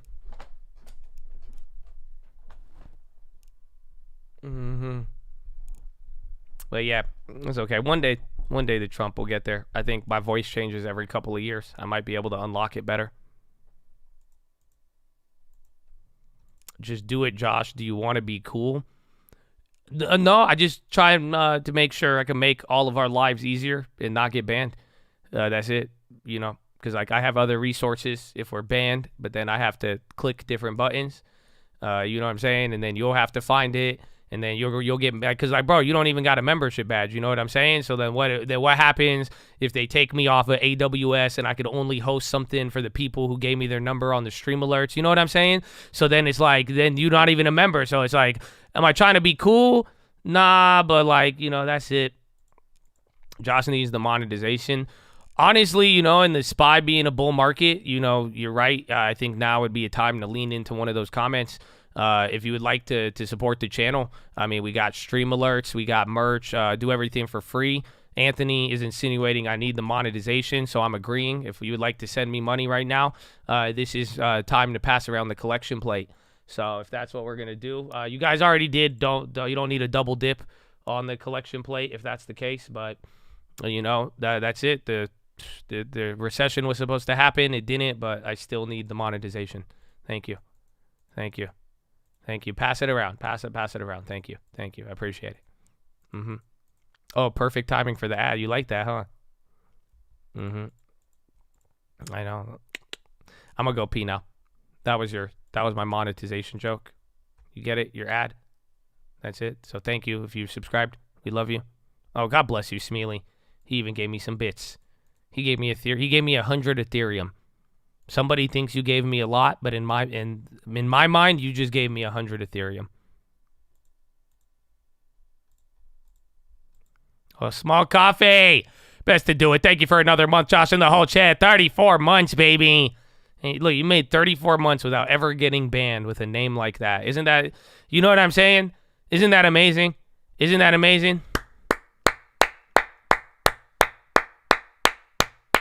Kick offered Josh money. A lot of people have offered me money from the biggest crypto brokerages in the world, some of your favorite news places, all of it.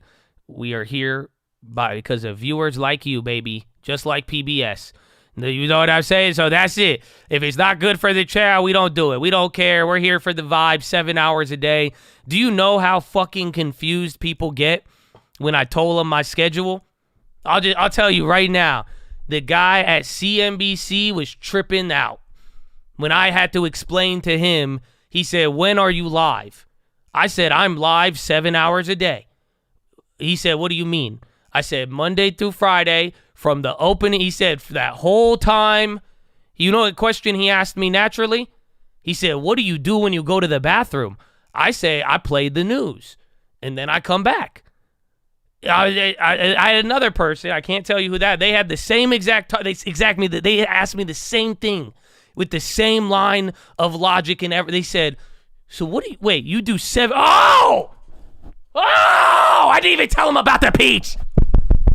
Oh, ladies and gentlemen, boys and girls, Peach Nation, get your ass up. Bradley Frizzle, and it's real, it's confirmed. Oh, no, let's go.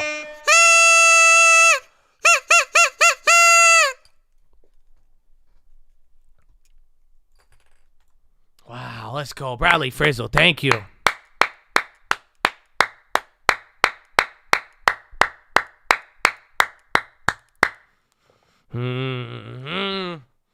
Confirm, baby. Yeah, let's go. I needed that. Wow. I was already feeling invigorated, but that did it too. Wow. God bless you. That peach came in harder than CPI. But yeah, man. I forgot. We were saying 7 hours a day. I said, yeah, people get confused. 7 all day, baby. All day. That's what we're on. That's what we are. Yeah, monetize it, Anthony. See, thank you, bro. Thank you. Well, you should have just bought a membership, though. That's fucked up, dude. Because that's like only one time now. That's it, but I love you. Thank you. See, I thank you. Thank you. Gave me what I needed. Electrolytes. Nah, but it's, dude, 7 hours, man. 7 hours, for real. I love it. I love it, though, man. So thank you, because it really is an honor. And it's all the Chads in here every single day, bro. If y'all were whack, I wouldn't be here. Seriously. I don't think you guys understand how many times I've contemplated like low-key retiring, getting a yacht, and just living my full Dan Bilzerian life. You have no idea. Every single day, bro. Every day I have that thought. Every single day it comes to my mind to just, that's it, go. I want to get a tan. You know what I'm saying? I could be on a yacht for a solid year and not even have to read one thing about politics. But Chad, I love you. Okay? Seriously, you make it a fun place. If you are ever a baby back bitch, I hope you know you deserve that title. But I still kind of love you too, man. And it's everybody is one. And quite frankly, we got a lot of work to do. So let's get it.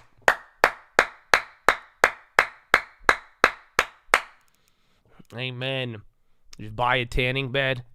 No, my mom would say. No, my mom doesn't even like. My mom gets mad if I tell her tan or anything. She's like, no, the sun give you cancer. I'm like, what?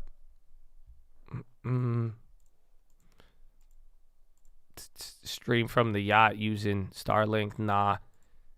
I don't want to, like, if I'm ever, that's why like I don't do vacations and shit, because like if I vacation, I don't want to do anything. You know what I'm saying? Like if I got a yacht, bro, I'm not bringing a computer. I'm going to fucking swim. Like, I'm going to bring floaties. You're crazy. I'm telling you. I told you the other day, my other plan was sell everything and move to the mountains and renounce cell phones.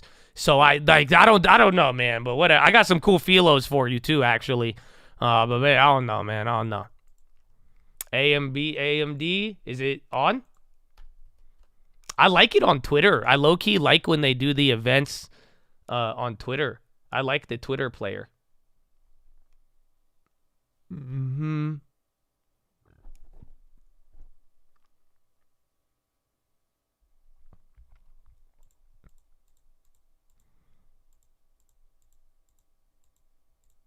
Okay. I can swim. I just don't like to swim. And then people assume I can't swim because I don't like to. So, like, my girlfriend, she's only seen me in a pool once. And I had to get in the pool to show her because she did not believe me. That's it. She was like, you don't know how to swim. I was like, yes, I do. I know how to swim. I just don't like to get wet. I'm not trying to, like, you know what I'm saying? Have you seen my beautiful, luscious locks, my curly hair? Like, I ain't trying to mess that up. So I was like, nah, I don't like doing that. That's it. Treat Williams? Who's Treat Williams? But then that's it. I've been in the, I just don't like to swim. You're scared of purification. You need cold water. No, I'm scared of literal human feces. Human feces in 40-degree what like that does not. I don't get down like that. That's for the ocean. Even the pool, bro. Like I had to explain to my dude. I had a homie last time I was in Vegas. You know what this guy was adamant because we had a nice hotel room and like we were overlooking the pool. It was really really cool. And this guy was adamant on going in the pool in Las Vegas at a pool party. And I'm like, dude, stop. Do you not know what's in there, bro? I could get a FDA drug approval by taking a sample of a Las Vegas pool at a casino. You know that? There'd be enough data, evidence, microbes, bacteria. I could conduct a full 3-stage trial with all of that data and molecules in that pool. I could test for 15 different things. You have no idea. So no, like I don't like swimming. But sometimes I do. When I do want to, then I really like, yeah, but that's it. No one said, yeah, that's like the new people to Vegas don't know that. Like when the people go to Vegas and like it's their first time and you're like, yo, that pool party, just don't go in the pool, dog. Please stop the spread. Okay. Just 2 weeks to stay safe. Don't go in the pool. I just ruined pool parties. I didn't ruin it for you, bro. I just fucking saved your life. This guy. He's like, it's crazy, man. All I did was hug somebody and I got chlamydia. Yeah, because you went in the pool, bro. Run. It's not safe. That's it. He's like, you ruined it for me, Josh. No, I just saved you penicillin. Like, what are you talking about right now? That's it. Penicillin ain't cheap without insurance. So let's go. I'm just saying.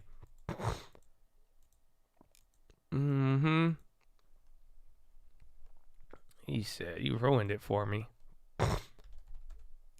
AI, I've not taken off AI. It's in the bottom right. I need to go to the bathroom, though. You guys got me cracking jokes, though. All right. Let me go to the potty. And I got to wait till they come back on.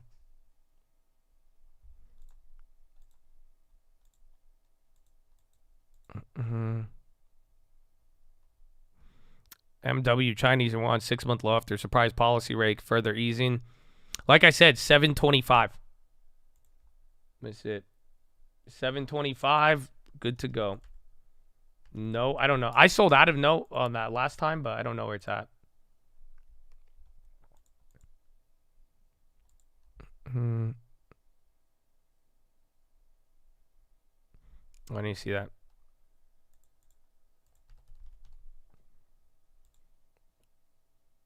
TD Goldberg, strategist to lead U.S. rates coverage. Oh, whoa. TD's Misra's leaving? That's crazy.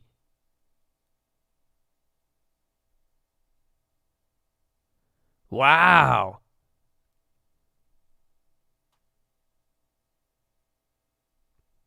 That's crazy. Priya Misra, you've heard her a lot. She's one of the rate strategists. She's leaving. She's leaving TD. No way.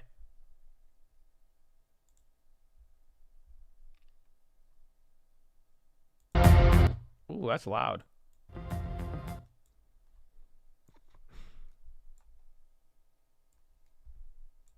Cautionary statement. Everything we're saying here today is all made up and is based on our future projections. Future projections can change. If you invest your whole life savings on future projections, that is your fault, and we are not liable because now we told you we are not liable.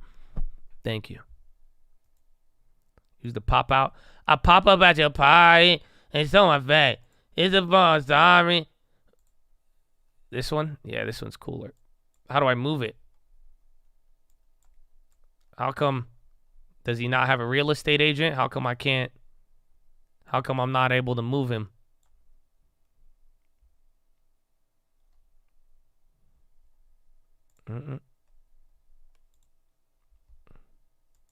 Oh! Sorry. I don't know why. Bro, why do they make all these presentations just look like Bitcoin Miami? Like, you know what I'm saying? Everything's always like, it's like intense music, dark light, AI. All right, watch AI though. Good morning. How's everyone doing this morning? Lisa, so. It is so exciting to be back here in San Francisco with so many of our press and analysts and partners and friends in the audience. And welcome to all of you who are joining us across the world. We have a lot of new products and exciting news to share with you today, so let's go ahead and get started. At AMD, we're focused on pushing the envelope in high performance and adaptive computing. It's like me when I make my watch list. Solutions to the world's most important challenges.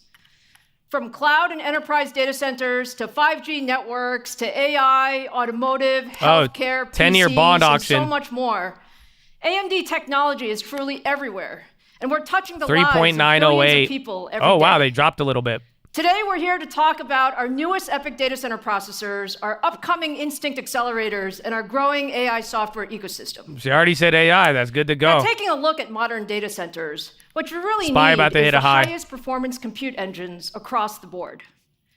Today, we lead the industry with our EPYC processors, which are the highest performing processors available. We also offer the industry's broadest portfolio, which allows us to really optimize for the different workloads in the data center. Whether you're talking about Instinct GPU accelerators built for HPC and AI, or you're talking about FPGAs or adaptive SoCs or smart NICs and DPUs from our Xilinx and Pensando acquisitions. What we'll show you today is how we bring all that together and really expand our portfolio with our next generation data center and our AI offerings. Now, since launching EPYC in 2017, we have been laser focused on building the industry's best data center CPUs. EPYC is now the industry standard in the cloud, given our leadership performance and TCO across a wide range of workloads. Every major cloud provider has deployed EPYC for their internal workloads as well as their customer-facing instances.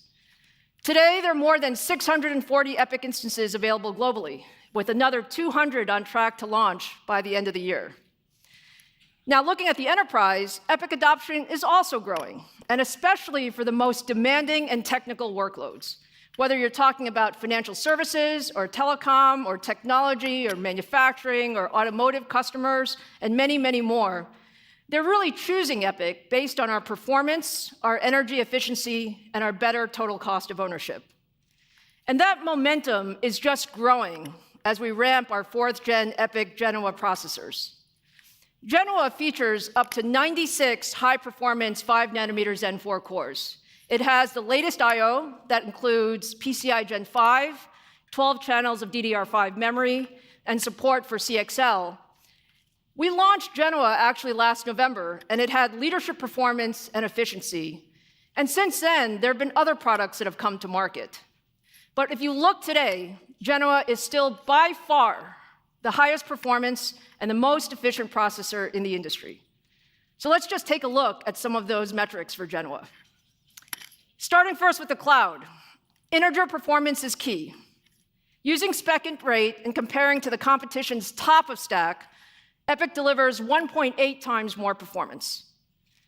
Looking at the enterprise, if you look across Java workloads or virtualization or ERP workloads, 4th Gen EPYC is up to 1.9 times faster. And perhaps the most important piece is in modern data centers, energy consumption has become just as important as overall performance. And when we designed Genoa, we actually designed that with that in mind. The idea that, yes, we want leadership performance, but we must have best-in-class energy efficiency. And that's what 4th Gen EPYC does. We deliver up to 1.8 times more performance per watt than the industry, compared to using the industry standard spec power benchmark. And what that means is that Genoa is by far the best choice for anybody who cares about sustainability. So when we talk to customers, many of them are telling us, actually, they need to refresh their data centers, and they really need to consolidate and get a better footprint and get a better operating cost. This is actually the perfect place for Genoa, and it really shines for these types of consolidations. Now, looking at AI, we're going to talk about GPUs shortly, but actually today, the vast majority of AI workloads are actually being run on CPUs. And Genoa is also the best CPU for AI. The best way to look at AI performance is actually to look at a broad set of end-to-end workloads. And so we use the industry standard TPC-XA benchmark that actually looks at end-to-end AI performance across 10 different use cases and a host of different algorithms. And what we see in this case is EPYC is 1.9 times more performant than the competition. Now, you can see I'm tremendously excited about Genoa and all of the applications that our customers are running on Genoa, but it's best to hear directly from our partners. So I'm really excited to introduce our first guest, one of our most important cloud partners, to talk about how they're deploying Genoa in the public cloud. Please welcome our good friend, AWS Vice President Dave Brown. Dave. Hey, Lisa. It is so wonderful to see you. Thank you so much for being here with us today. Great to see you as well. Thank you. Yeah, we have been, so much has been going on. You know, we've been on this long journey and partnership together. Can you talk a little bit about our partnership? Absolutely, Lisa. And thank you for having me, and thank you for the opportunity of being here today. I'm excited to talk about our partnership and how AWS and AMD are continuing to collaborate to advance cloud technology for our customers. At AWS, we're constantly innovating on behalf of our customers and have built the most reliable and secure global cloud infrastructure with the broadest and deepest portfolio of instances to support virtually every type of customer workload. AMD and AWS have been on a journey together since 2018, when AWS was the first to introduce the AMD EPYC-based instance in the cloud, delivering 10% cost savings over comparable x86 EC2 instances. And as customers used and benefited from these instances, they requested additional AMD-based instance types to run a broader set of applications. And together, we have introduced over 100 AMD EPYC-based Amazon EC2 instances for general-purpose, compute-intensive, and memory-intensive workloads. And just last year, we introduced our first instance optimized specifically for high-performance computing-based AMD processors, HPC6A. And that delivered up to 65% better performance over comparable EC2 x86-based compute-optimized instances for workloads such as computational fluid dynamics. Dave, we love the work with your team. I mean, it has been such a journey over all of these years, and we love the 100-plus instances. Now, the breadth of your offerings is amazing. Now, we always talk about what can we do with our joint customers, and how do they benefit from our technology? So can you tell us a little bit about customers? Absolutely. So we have a broad range of customers, and they've benefited significantly from the cost savings with AMD-based EC2 instances. A few examples of how enterprise customers have invested these cost savings into innovation to improve their businesses include TrueCar, a digital automotive marketplace, one of my favorite tools. They sought ways to operate more efficiently and increase development velocity so they could invest the money saved into innovating for car buying experience. And TrueCar optimized its AWS cloud infrastructure by up to 25% from a combination of choosing the AMD instance family for its core infrastructure, as well as right-sizing instances with AWS I sold my and Sprinklr, Intel. another customer, is a purpose-built web platform. I took 500 on it. I'm worried about AMD. I forgot. At which Sprinklr operates, any AMD, Intel back and forth. I don't like for cost and performance. Sprinklr has been an early adopter of our first generation AMD-based EC2 instances for general purpose workloads, our M5A instance. And when they moved to Amazon EC2 M6A, the next generation, Sprinklr saw 22% faster performance and 24% cost savings over the previous generation. And then in the HPC space, DTN, they run weather and data models that deliver sophisticated, high-resolution outputs that require continuous processing for vast amounts of data from inputs across the globe. DTN uses Amazon EC2's HPC 6A instances, powered by AMD's EPYC processors, to run computer-intensive HPC workloads. And through the agility, elasticity, and efficiency of running HPC workloads on AWS, it has effectively doubled its high-resolution global weather modeling capacity from 2 times a day to 4 times a day. I love what we're doing together with customers. It's really great to hear those examples. I think both AMD and Amazon, we really share this passion for enabling our customers to do more with our technology. Now, I'm even more excited, Dave, about what we're doing next together. So can you talk a little bit about what's next for our partnership? Absolutely, Lisa. Well, one of the things we continue to see is increasing demand from customers to run workloads faster while getting better price performance in AWS. And to help address customer needs, we're building new EC2 instances enabled by the unique combination of the 4th generation AMD EPYC processors together with the AWS Nitrous system. Now, the AWS Nitrous system is the foundation for every single EC2 instance, enabling us to deliver performant, secure, and efficient infrastructure. And by combining the 4th generation AMD EPYC processors and the AWS Nitrous system, we've unleashed the full capability of the next-gen AMD processors and deliver a significant leap in performance for our customers. Yeah, look, we're so excited about what we're doing together with you, with Genoa, with Nitro, with all of your resources at AWS. Let's talk about what that means for customers. Well, today, we're very excited to announce the preview of Amazon EC2 M7A general-purpose instances powered by the 4th generation AMD EPYC processor. And based on our spec... They're kind of excited about that, So are we. Yeah. And based on our spec-int benchmarks, M7A has been designed to provide the best x86 performance and price performance per vCPU within the Amazon EC2 x86 general-purpose instance family.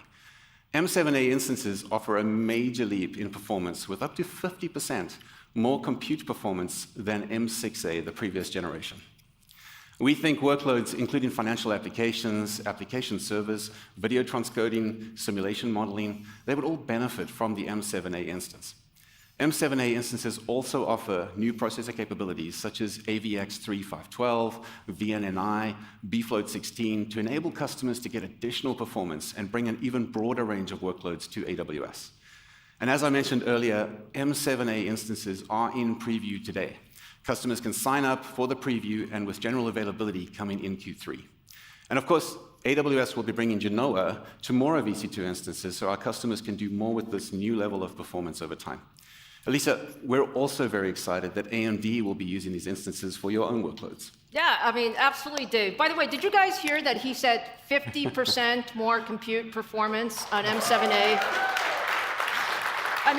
It's just It's just amazing, Gen on She Gen said, I don't think the stock moved. Did you hear that? 50% is what we said. We truly appreciate the partnership with AWS. Let me, 50%. Can someone type it in? Type it out for them. Type it in the transcript. Make sure it goes in the transcript. For our data analytics workloads, and we appreciate all of your flexibility and capabilities there.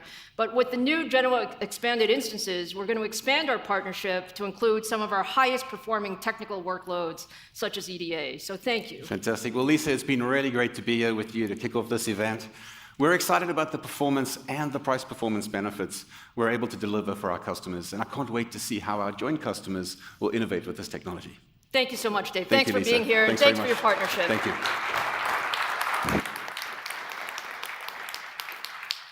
We're super excited with the new M7a Genoa instances reaching public preview, and we really believe that this is a step function improvement in performance that you can get in the public cloud.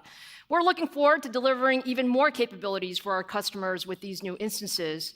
And when you look across the industry, we're actually really pleased with the response that we're getting on Genoa based on the leadership and also delivering across a broad number of general purpose server workloads. We're really pleased. Everybody is giving us a shit ton of money for something they've never seen. Standard, HPC, and dense I/O instances that are expected to enter general production starting in July.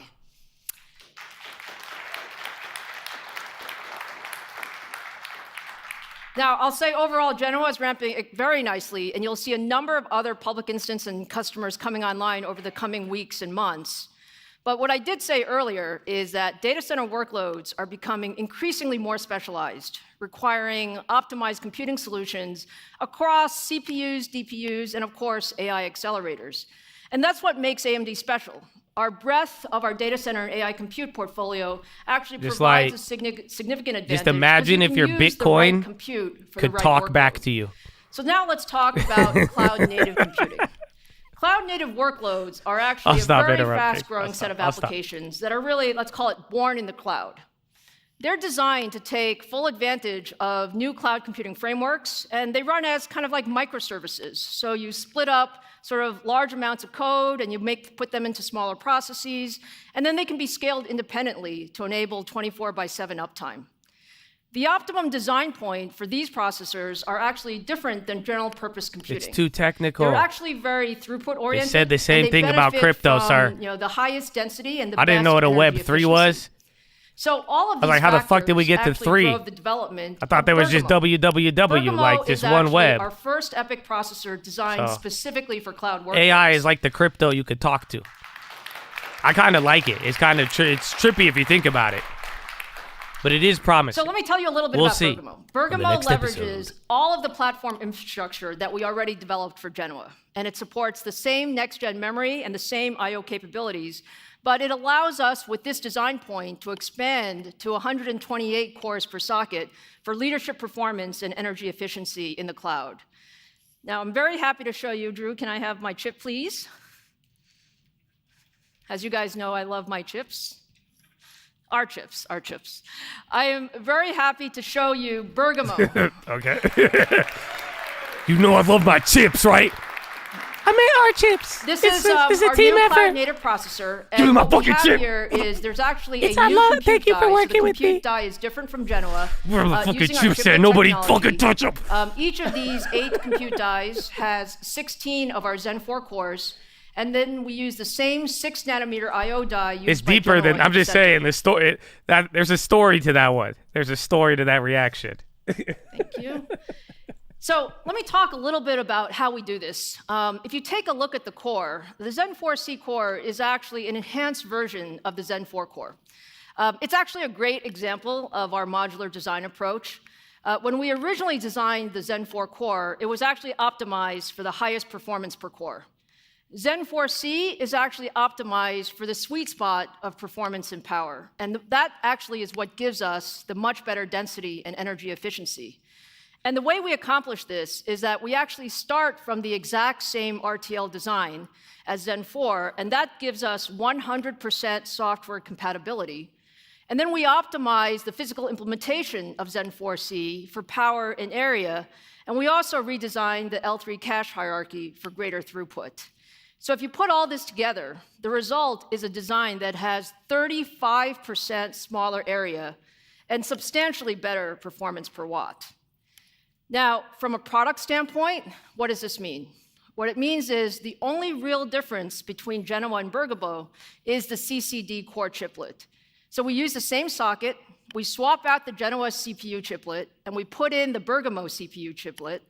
And what you have is each of the 8 compute chiplets on Bergamo contains twice the number of cores. So you take the Bergamo, and then you just got to replace it with the Gabama, and then you get it to the Tadata, and then the Ladilla, and then you get the Genoa to the Geronimo, and then you just plug it into the socket on the back end of the processor combustion. And what that means for customers is they can easily for deploy customers, either Bergamo or Genoa, all you got to do is just take your Bergamo. On their overall compute needs and their overall workloads. And so we really tried to leverage the overall platform investment in AMD. So let me show you some of the performance metrics on Bergamo. If you compare Bergamo to our competition's top of stack, what you'll see is just incredible performance. We're delivering up to 2.6 times they don't even Bergamo, across a wide range of cloud-native applications. They don't even Bergamo. Whether you're talking about web front-end, Bergamo, or in-memory analytics, that's my new favorite word. Workloads. Bergamo. And then, if you look beyond that, in terms of looking at sort of the overall density and capability, Bergamo again is significantly better than the competition in compute density and energy efficiency. So what we see is more than double the number of containers per server and 2 times the energy efficiency in Java workloads. Now,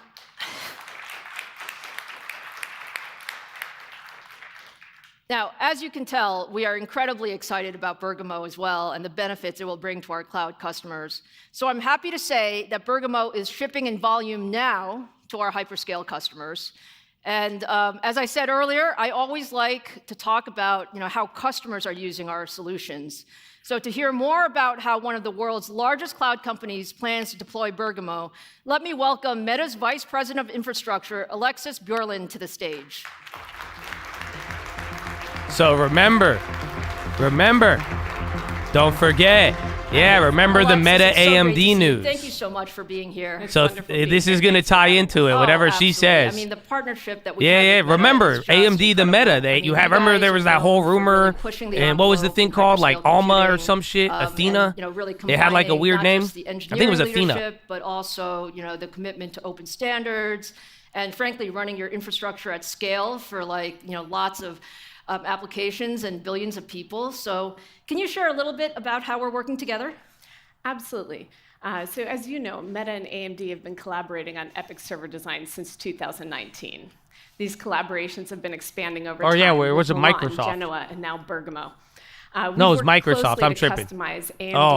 This is separate then. No. That was Microsoft. You're right. Compute density requirements. I was like, this could be big. No, Meta is separate then, but still pretty big. Zen cores, SoC composition, firmware, kernel performance, telemetry, and software to deliver best-in-class performance per TCO for our compute infra. We've also shared our learnings around reliability and maintenance and have helped improve the EPYC to server designs for all hyperscale deployments, as well as you know, with all of our platforms, we open source, and we open source the AMD Milan-based server design via the Open Compute project in the past, and we intend to do the same with our latest Bergamo generation high-volume servers. Bergamo. So we really appreciate working together with your team and your support on this. She's from Meta. Absolutely, Alexis. You have a demanding team, SQM's on the high. But we love the work that we do with your team. I mean, the deploying infrastructure at your scale does present some unique challenges, and we learned a lot along the way.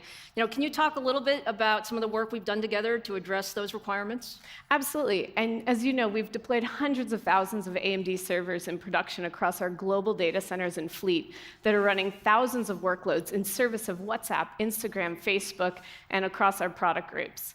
We've also deployed AMD servers for video transcoding and storage systems and are using AMD CPUs on our AI compute platforms. So as you know, we've shared our workload learnings together with AMD and are working together as we address issues in scaling as they arise. And you're right, our scale is massive. And our scale and our generational ramp rate naturally strains our suppliers. But early on in our partnership, we had concerns about We were new. About AMD's ability to scale alongside us and meet our demand as we aggressively built out our data centers. But over the years, AMD has consistently delivered to meet these commitments, whether with your supply or your technical product roadmap innovations. We've been thoroughly impressed, and we've learned that we can rely on AMD to deliver time on time again. Well,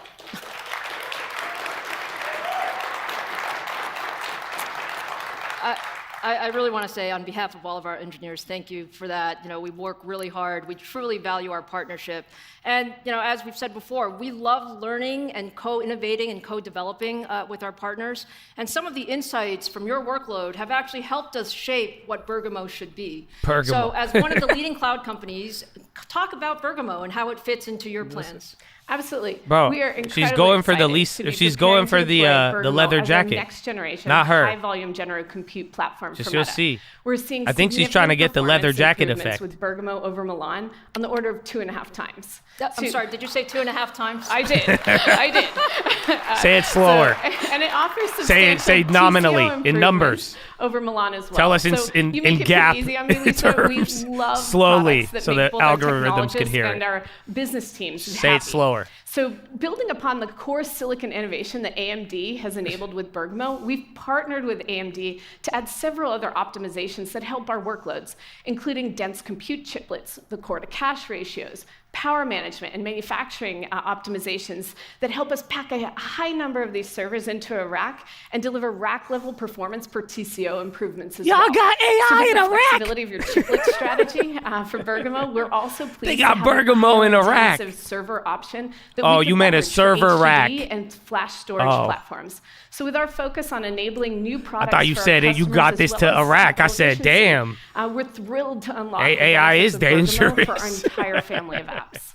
Well, again, thank you, Alexis. We are so excited to be working closely with you guys on Bergamo and really looking forward to not just deploying Bergamo, but also all that we'll do together in the coming years. So thank you again for joining me today, and thanks for your partnership. Brand new Bergamo, a rack-level performance. Yeah, look, she's going for the leather jacket. This we're blue, so excited to hear stories like what this. is this? Where, like suede? I don't. Deploying, she's trying to have the NVIDIA leather jacket effect. It's you really see it, right? Across the spectrum, including She's trying to do it, bro. Facebook, Instagram, WhatsApp that we use every day, as well as a number of other services.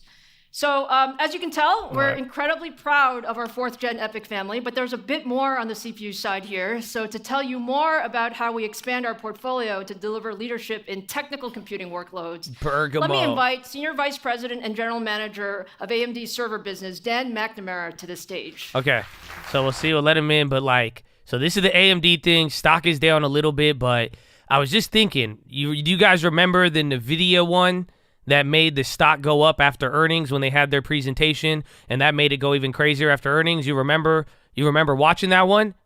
Oh yeah, you didn't, because it was in Asia in the middle of the night. Every single AI presentation we've seen during the daytime has been whack. So, fun fact. But that's my thinking halfway through so far. But AMD's going down. Market's still right near hitting the high of the day. Couple of movers there in tech. Bond auction came in. They popped for a little bit, came down, and let's finish out the day. Simulation is business critical. These companies need the top engineers in the industry supported by the best computing infrastructure. Companies that can move faster and more efficiently are differentiated by getting to market faster with more innovative and higher quality products, and deliver this under a reduced OpEx budget. So with these goals in mind, we developed our 2nd generation of the AMD 3D V-Cache, using the same integration of cache-on-core chiplets, but we're now supporting more than 1 gigabyte of L3 cache on a 96-core CPU. A larger cache feeds the CPU faster with complex data sets and brings a new dimension to processor and workload optimization. We first introduced this technology last year with Milan X, and now we bring it to 4th Gen EPYC, pairing it with the high-performing Zen 4 core that you just heard about. So today, I'm super excited to be announcing the availability of 4th Gen EPYC processors with AMD 3D V-Cache, codenamed Genoa X.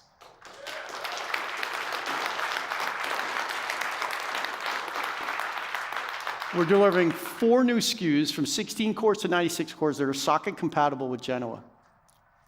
Genoa X helps unlock the potential of the world's most important and demanding workloads in technical computing.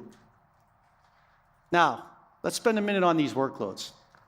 From aircraft engines to the most advanced semiconductors, the rapid design and simulation of new products is an imperative in today's market. So while Genoa is the fastest general-purpose server processor in the market, Genoa X takes this performance to a new level for technical computing. And we're delivering all of this performance in conjunction with our partners, including digital manufacturing software from Altair, Ansys, and Dassault, and EDA software. This audience is like, Cadence, don't rely on them to and clap Synopsys. to give you any guidance. They're really We random. to work closely with these What solution they've providers clapped for, create an really optimized environment for our enthusiastically. mutual customers. Now, let's take a look at some of the performance you'll see with these solutions. Nah, man, let's start hear with about some Bergamo widely in deployed Iraq. CFD and FEA workloads. Come on. In blue, you see our highest core count Genoa X processor. Let's hear from In gray, you see the top Mohammed bin stack Xeon Salman. processor. Habibi, welcome. I want to tell you about Bergamo. Inshallah, it will be good for business. It's very good for the rack space. Thank you and shukran, Lisa. God bless you. Okay, I don't know, man. I want to do it, but I don't know. I don't like these daytime AI stuff, man. Seriously. I don't know. None of them. They're excited. It's good, but I think right now it's just like the CRM thing yesterday. You guys don't remember? We just did this. I know you guys might be biased towards liking AMD a little bit more. I do love Lisa Su. She's pretty great. She's kind of intimidating. I feel like behind closed doors they really respect her because they're terrified of her. Because I'm scared of her. I don't know. Anyways, but I love her a lot. She's really, really good. But it just, like I was saying, man, these AI presentations. I mean, although there's been a lot of hype, it's low-key been few and far between where these events have been causing. Oh, there's the Microsoft. Oh, maybe, okay. See, maybe.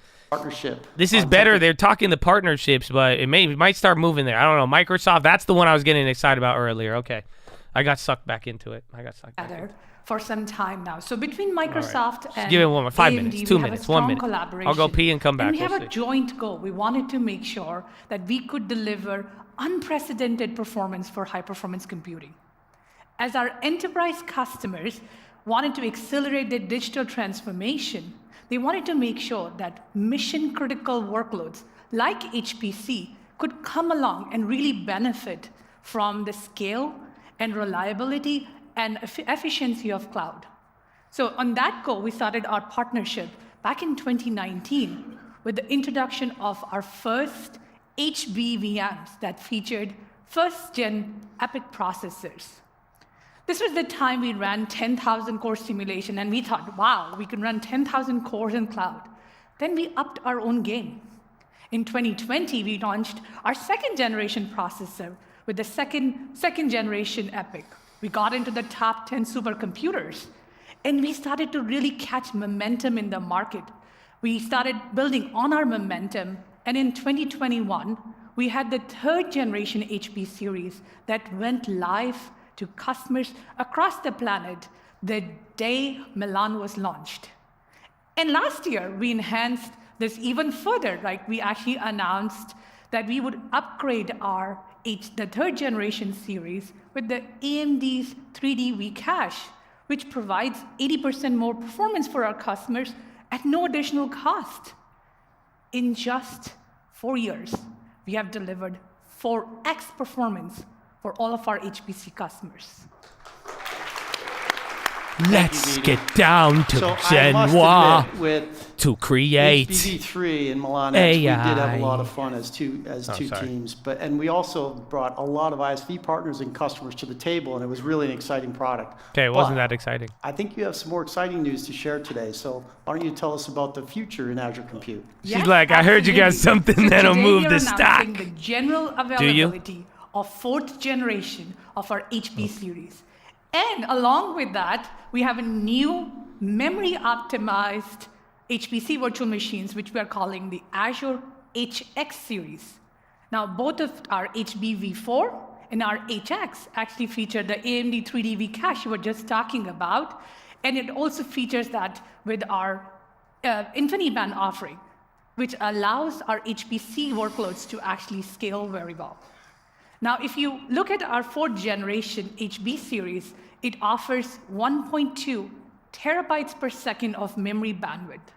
You pair that up with the 2x improvements that we have seen in compute density, and now suddenly we can deliver 4.5x faster HPC workloads.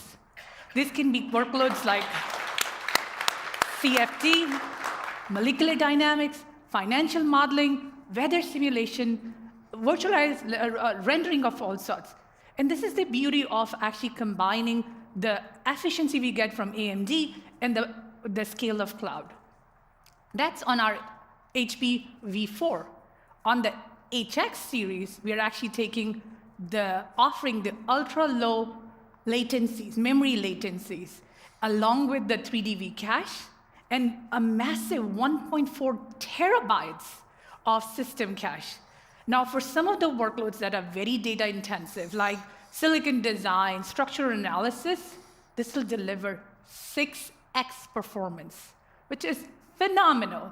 So for a lot of these customers, what this means is they can now fit a lot of their existing workflows, either on the same number of cores, fewer number of cores, and overall have a much better total cost of ownership because they save a lot on the software licenses. So really, 6x performance, a lot more savings, and you pair that up with best-in-class Azure Managed File System, Azure offerings on orchestration of our workloads, and end-to-end, our customers will see significant performance in the cloud.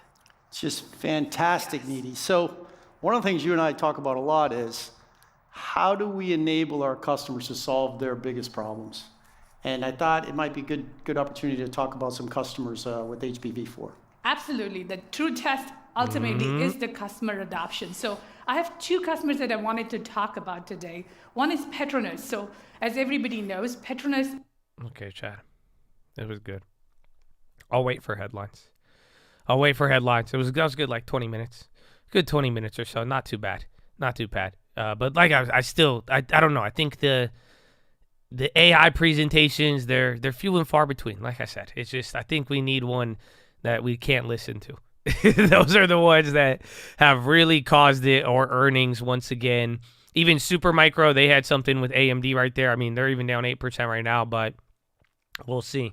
No, all the presentations, I don't think they're like bad presentations. It's just, I think it's for a different audience and they're discussing a lot of stuff, but it's just like, it's not the same thing as NVIDIA a couple weeks ago. It wasn't this like breakout idea unveiling to the world, like, yo, not only are we doing these chip servers, we bringing Bergamo to Iraq, no, they were like, yo, we're about to double our guidance, like, and you know, it was like, I don't know, it was kind of it was an event, like, you know what I'm saying, like that was it's like the movie, you know, like the zombie movie where like before the world like ends and there's like that scene where they have like a medical breakthrough and it's like the highlight event where the guy comes on like, yeah, we just announced this, it's gonna change the world, and it ends up leading to the zombies. Well, that's kind of what like the NVIDIA was. That was like the AI breakout moment where everybody was like, oh shit, like maybe we will be taking this seriously. Like, oh, this is like the thing. Like it was all led by, yeah, like, you know what I'm saying? Yeah, you guys get me. But that's what like NVIDIA and the leather jacket, that's what he was like. And that was the first presentation where it kind of just started changing. Like the iPhone moment. Exactly. Yeah, maybe that's the less dramatic way to say it, but that's where I think all of these follow-up presentations, it's not going to hit the same because it's not the same, like, oh, unless they announce something. Again, unless there is, and that's otherwise we wait till earnings or the company has real guidance to give that is going to be groundbreaking. So maybe it happens. Like I said, I was hoping Benioff and CRM yesterday that they came through with that during their AI presentation, but we'll see. You never know. And maybe NVIDIA was the bold one. That's the thing. NVIDIA was very, very bold, not only being their name brand, who they are, what they've already done, but like, you know, it was the iPhone moment, but they're the ones who came out boldly. So let's see. I would like a bold, you know what I'm saying? Don't tell me about Bergamo. Just tell me how many orders you got. But like I'm saying, too, it's a different audience. So it was good, though. Nice to listen a little bit. Over stockage.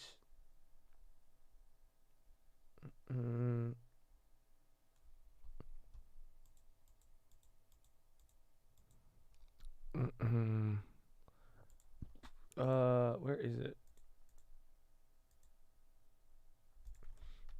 There is video. I don't know. I don't think I get banned for it, but they are taking Trump. They have the video of Trump's motorcade.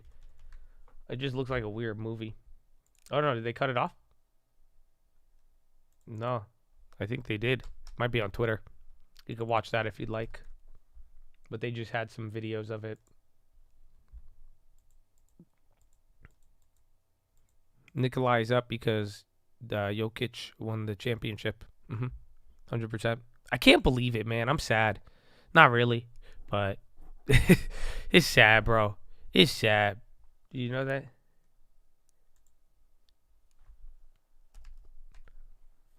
I saw the alien news. I'm kind of, we deal with the stock market on a day-to-day basis, so we got the alien news a couple days ago. I don't know. I think it's kind of sell the. I'm waiting for the follow-up. It's kind of sell the news. Where is it at? So it's kind of old news already now. That's it. Yesterday I asked. I was like, any new updates? No new updates. That's it, bro. Like, they just blew up like the dam. Like half of Ukraine just is about to be. I didn't even hear about a flood report. No, nothing. That's it. It was just posted. In my country, we're not going to do grain deal. Simple as that. No grain deal for you, buddy. So I don't know. My name is Vladimir. Oh. Yeah, I tell you, Vladimir is just, I won't say I don't like him. I respect the guy. I respect him a lot. But let me get to, I gotta get going here to court right now. If you guys want to watch me, subscribe to my truth tube. I'll put it on Rumble. You can Rumble. You want to Rumble with me? I'm still gonna run for president. Presidential Rumble. Okay. But yeah. But yeah, I don't know. The alien stuff, I think it's moved on. I'd watch for that. Watch out for the Russia stuff. No, the Trump's not that bad. It's not that bad. You guys are, I don't know, you want it to be perfect. And the only thing perfect in life is Trump. Okay, you want it to be perfect. I know the Biden one's good. Yes, you like the other guy, the congressman. People in Congress do nothing. They're old dinosaurs. But this one will get better. Okay, calm down. It's on point. We're working on it, man. We're working on it. Usha, happy birthday. And shout out all the other birthdays. We had a lot of birthdays today, man. June babies. It's already summer, right? Wasn't first day of summer a couple days ago? Technically. So I don't know any alien stocks, commodities. Alien stocks are bullish as hell. I'm telling you. It's a joke, but like it's serious. But until I get another update, I don't think we will discuss. Jeff from Citadel now talking AMD. Honestly, I think you'll get the headline, but I don't know. I need a bold presentation to get excited, it looks like. Because all of the other one and nothing has been as bold. I don't know if you could top the NVIDIA moment. So I don't know if we should expect too much. The shit after hours, you should though. That's all I'm saying. The ones not during the day have been where all of the movement and action has happened. So if it's on you. GM, they're on the high. And then right now we're at 0.78 on the S&P, 0.56 on the NASDAQ. Everything is green. So remember, utilities were red earlier. They flip green. Let's see levels. I mean, you're near the highs. You're even trending up here a little bit. Bonds came down. So 430, dude, you're you're a third of a point off the highs right now. So you're looking pretty good. Oh no, that's the SPY. But I think it's the same thing. Now you're like 3 points. So not too bad. And then again, this is the money zone, man. For 4387, you're up to 4400. Pump it up.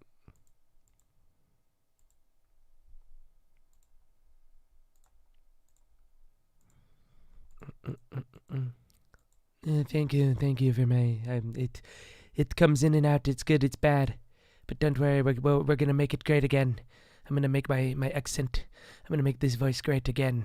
It's gonna take a lot of work, but we'll do it. and we'll get it done. I do the hands. I'm doing the hands right now. I do, man. I need to get more into it. Even the Biden, bro. Like I hella squint when I do the Biden, and like I get, I'm glaring at you right now. Like I look into your soul. If you saw my face right now, and I got my hand motions too, but it's more firm, and it's more the eye contact, a little fro to brow, huh? Anyways, I gotta get a root canal. Don't worry, a boat didn't get stuck. I got a dentist. All right, guys. All right, see you later.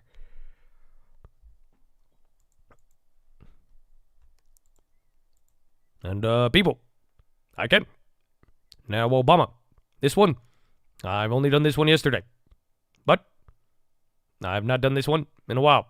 Now, it does suck, but I can only say 2 words. No, that one's intermittent. We still got Obama. Obama's been kind of slipping. I'm still the favorite with it. Honestly, this is, I'm surprised we haven't had any other new updates. Because it's 10:44. We're already at this part of the day. We're already at the voices part of the day. I don't know. I'm saying what's happening here. I don't know action-wise. This is the core CPI voice. What's the core CPI voice? Overstock starting to climb up here a little bit. Market is closed for June 19th.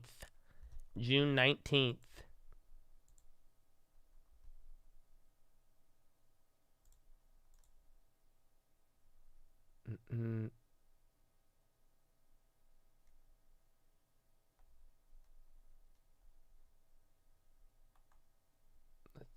see.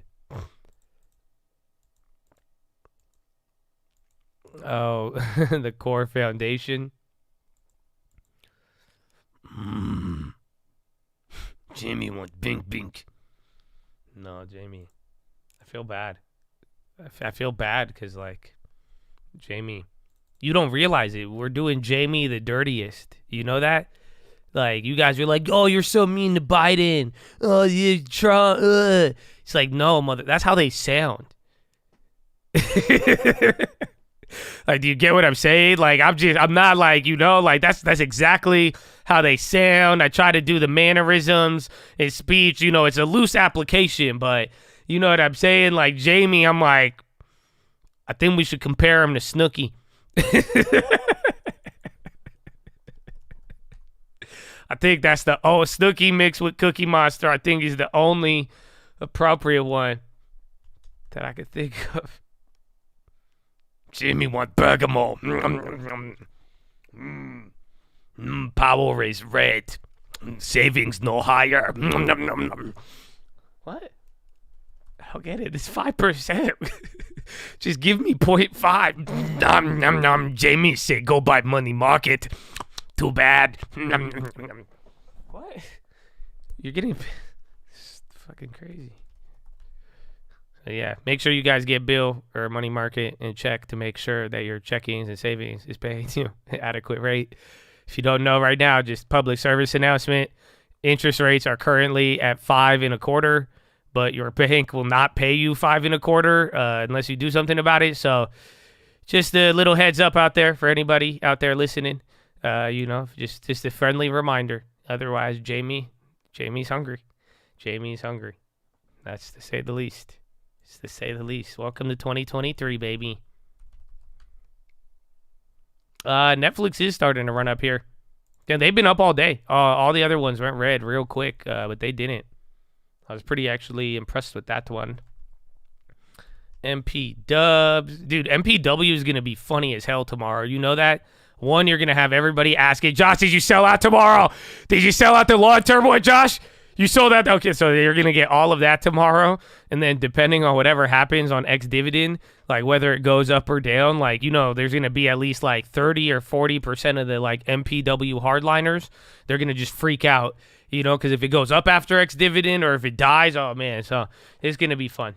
MPW is going to be a fun one. So get ready for that one. And then I just had that one too. And then I think everything else, like Overstock was trying to climb up here again. AMD didn't move too crazy. I have just the CRM option. That's it. Just the baby one. And then Disney bounced from that news about the delays. FOMC will barely put a dent. Unless Powell is just like asshole. That's it. Just don't forget, like, you know, like there was we haven't seen it in almost a year now at this point, but like that's it. Just Powell is the only thing. If you really think that they're like, you know, all of this needs to end, or if there's going to be a rug pull without like some sort of news, or unless there's like earnings, because you got a little bit amount of time, but it's just like Powell's attitude. That's all. If like Powell really wants to come out swinging, that's the ghost of Jackson Hole. But then again, I don't know if that's what he wants. It's so weird. He quickly, like, it's like honestly, it was like when my mom just stopped beating me. Like, I don't know, there was just a point in my life where like my mom, you know, I just stopped getting my ass whooped, and that just reminds me of Jerome Powell. It just started January 2023. He just stopped being, like, again, it was just in August. I had my last ass whooping in August, in October, and Powell was just like, that's it. I asked for a candy bar, and he just went. Powell was not having it. Financial conditions restricted. He was just not okay with it. But like, he whooped our ass, and like, he was very, very hawkish. And like, the moment the market went up, he was just like, he would whoop your ass. And then just all of a sudden, like, he read a book or something. I don't know. He watched the episode of like Ellen or some shit, and then he was just like, yeah, it's chill. Like, you got older somehow, and then like he started offering you weed or some shit. It just got weird because Powell just went from beating you to not beating you, and was like, nah, we're cool, man. Nah, it's cool. He's like, financial condition, it's in the long run. That's what I meant the whole time when I would beat you. So, they're too weak. No, too loose financial. He's like, nah, it's just the long run financial conditions. No, it'll balance. What? So I don't know, man.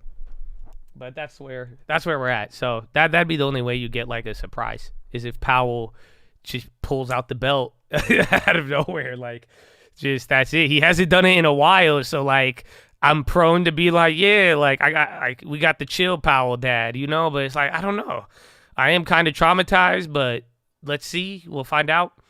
But that'd be your only like black swan X factor coming into tomorrow. In all seriousness, though, like I hope the jokes help you understand it. But that's the only like black swan for tomorrow. Now, other than that, I wouldn't even call it a black swan because it's kind of within the nature. But other than that, the SEP and how that comes in, if that's really aggressive, that could be negative on the day. Otherwise, it could also be very positive too if they reaffirm it.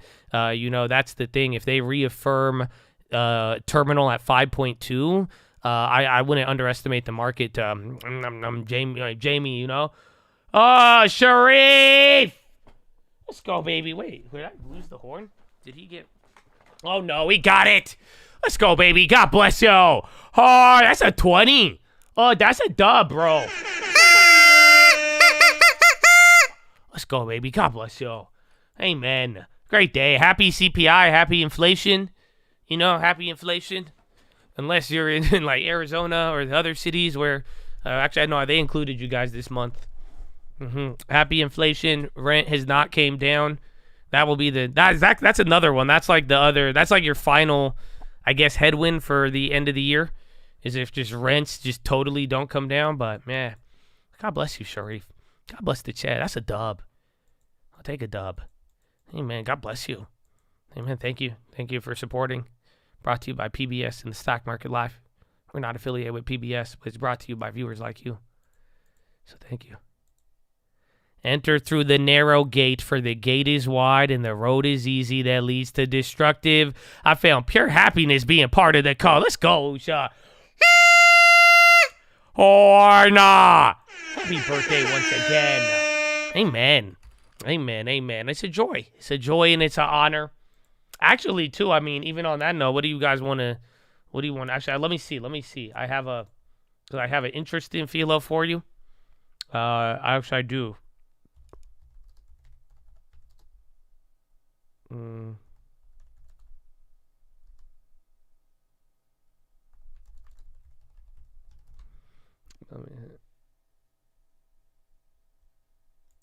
Let's see.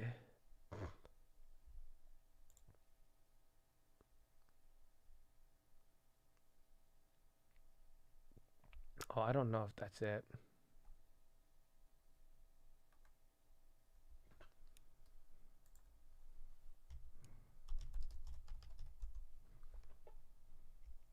When does commercial real estate enter Powell's rhetoric?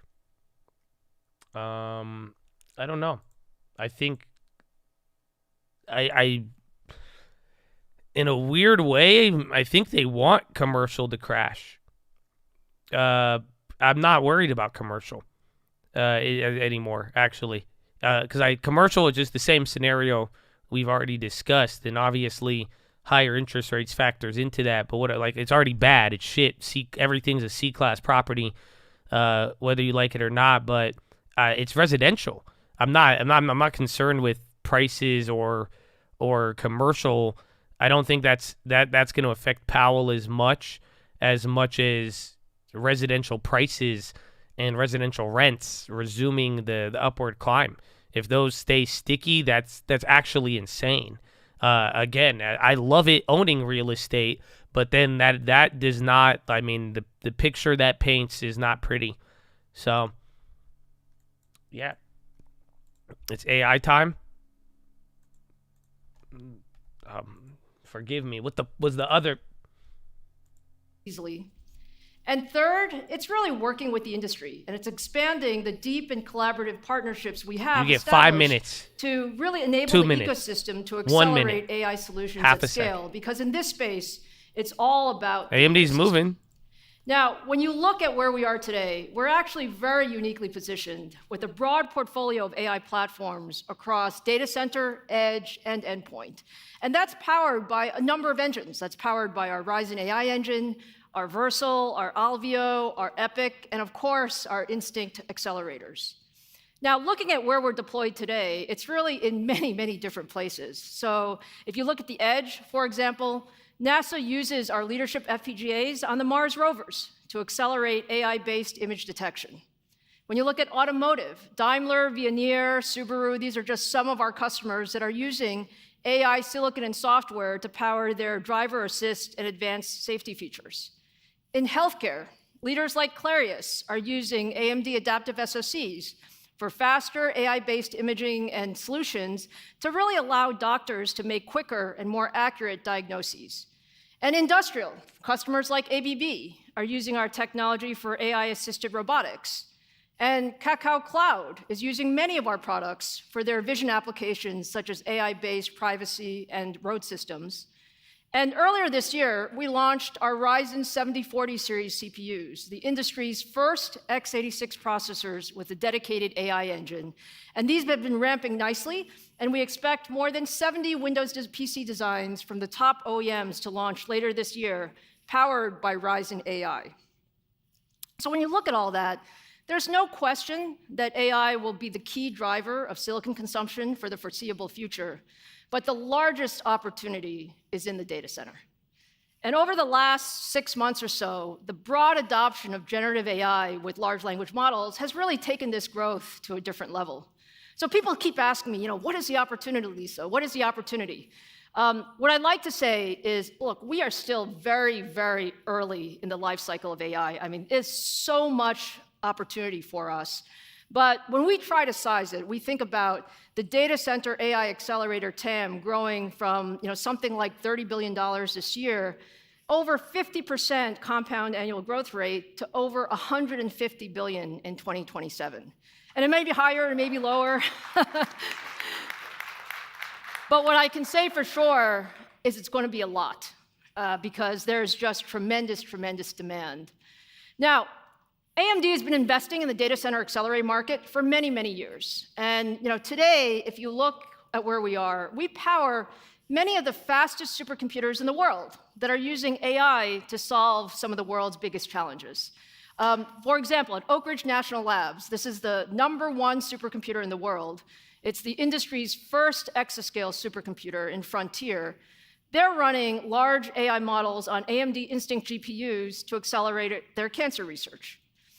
In Finland, the Lumi supercomputer uses AMD Instinct GPUs to power the largest Finnish large language models with 13 billion parameters.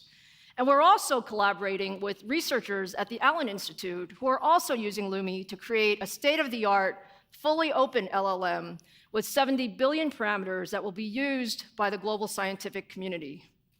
Microsoft actually uses EPYC and Instinct processors, and they've built the 11th fastest supercomputer on the recent top 500 list to run AI and HPC workloads.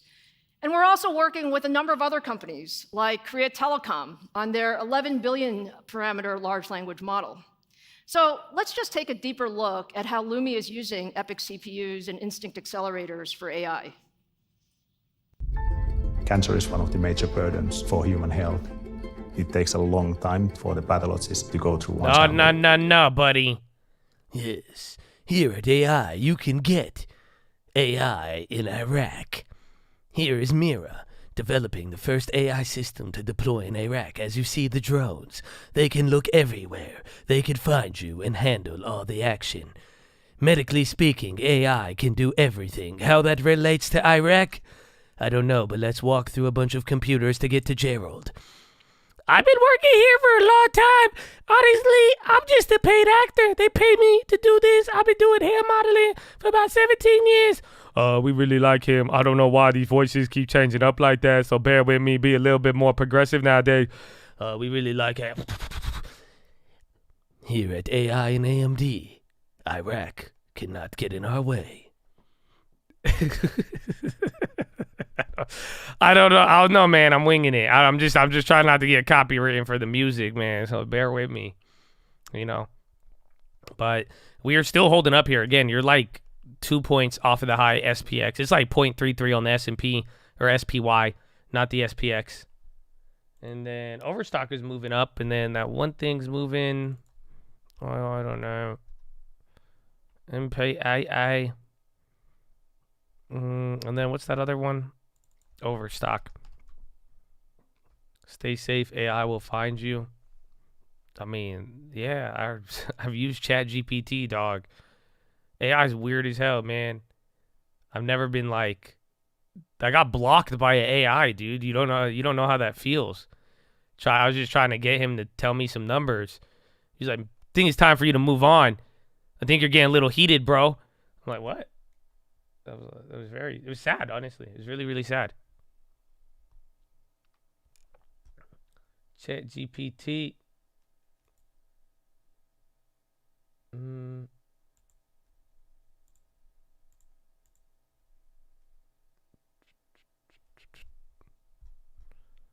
Okay. Tesla Chicle. Tesla is crazy, man. 260. That's a wild one, my friend. That's a wild one. All right. And then SPY might go up. What time is it? It's 2. It's 2. I wanted to show you. So I don't know. I think I could show you it. But I don't know if it'll clap me. We could try. It's deflationary now. And again, Overstock went up a decent amount. And then I will give you guys a runner. Thank you, my friend.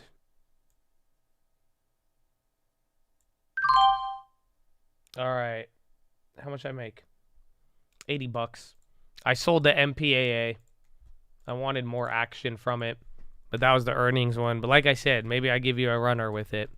But I'm out of MPAA. $80 profit. Not too bad.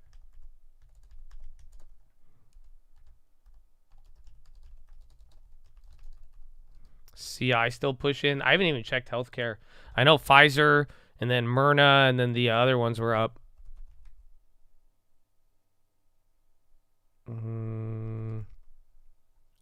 Pfizer.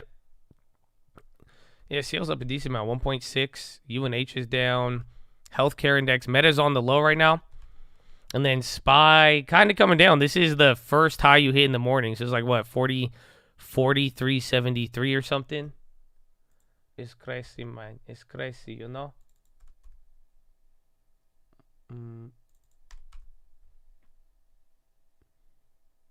Where's the stock? Where's the China place? Yeah, Meta's coming down right now. Tesla dump. Tesla's still far up. Meta's actually red, and then see if any of the other ones. MasterCard's on the low. Remember Visa? They're doing it again. So they were even up a little bit. I think even watch if Square flips. But a lot of those like financial names kind of did that. But then bank stocks were killing it all day today.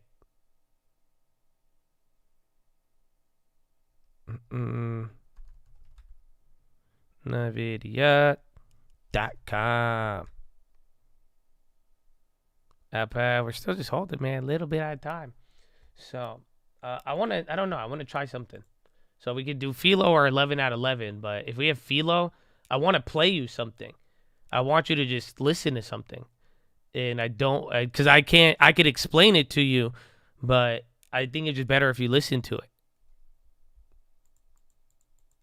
But then I don't know if they'll ban me. I don't think they will.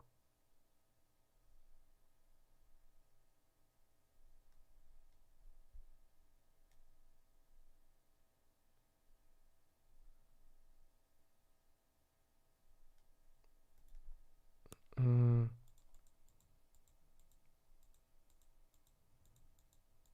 future.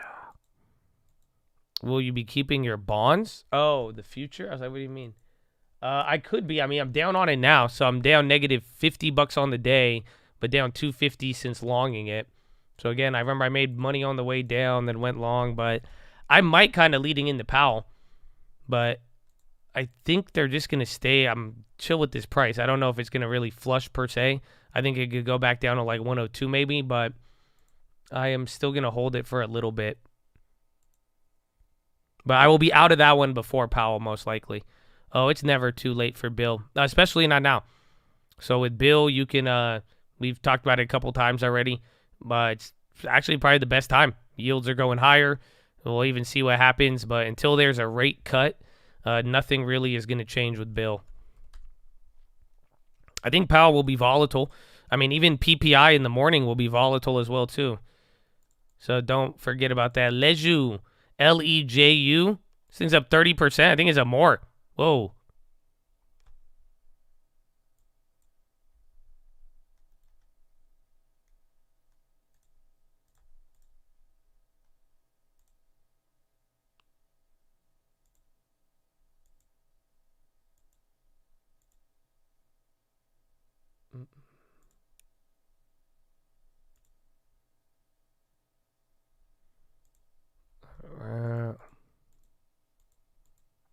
The future. Home Depot restores confidence in business trajectory, HD or Citi says. Oh yeah, when was HD's earnings? They dropped to 280. They're still up from that. PLRX is on the high. And then Dow's up 0.51, 0.7. I think NASDAQ's at 0.8. But, you know, the futures are a little different.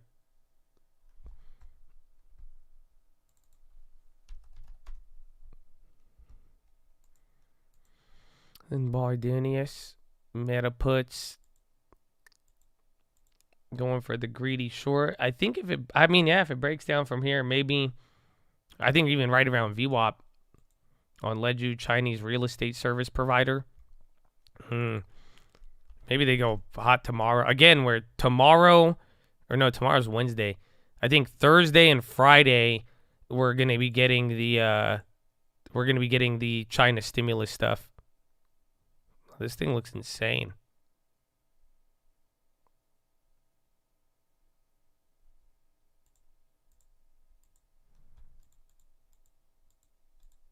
HD's up a lot. I mean, again, the CEO was talking stuff today.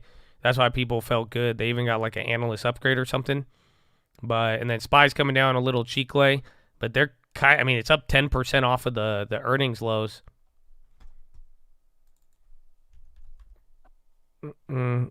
PyTorch compiler guy didn't come with the hype. Is that for the AMD thing? AMD's kind of just holding. NVIDIA is still 407. You think Burry holding the banks? Probably. Ford to invest $660 million in Argentina to produce new car. Meta's on the low. Ford's at the high of the day. Rita on the high. Rita, do you love me? And then McRib, that killed it today. Not bad. CPI. Oh, yeah. Did I say CPI? I meant FOMC. My bad.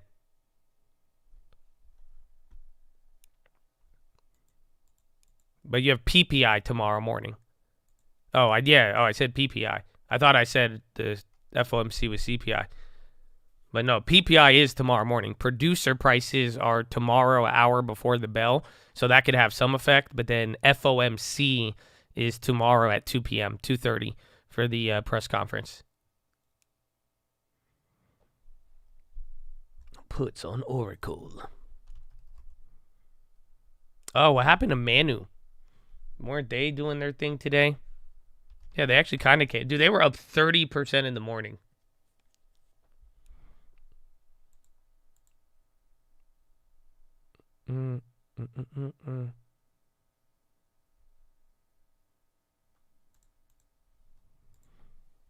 Is PPI or CPI? I think CPI is the name brand. It's the bigger one.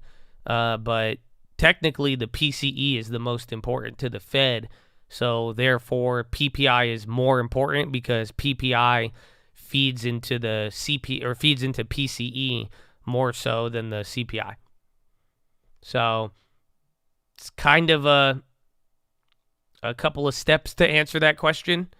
So you could argue it though, but CPI has its own importance. It's usually the one the markets and Main Street, even Wall Street looks at, but PPI affects PCE, and PCE is what the Fed looks at.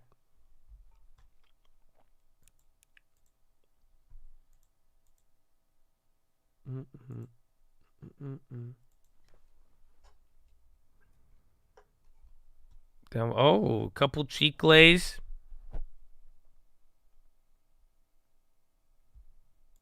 And you got that Ford News, CPI, PPI, AI. Yeah. Michigan consumer sentiment, that's on Friday. That's after all of it. But that I would be looking at China because that Thursday, Friday, where all this stuff out of China. Tesla's coming down a little bit here. And then Manu's coming up. Keep eyes on that.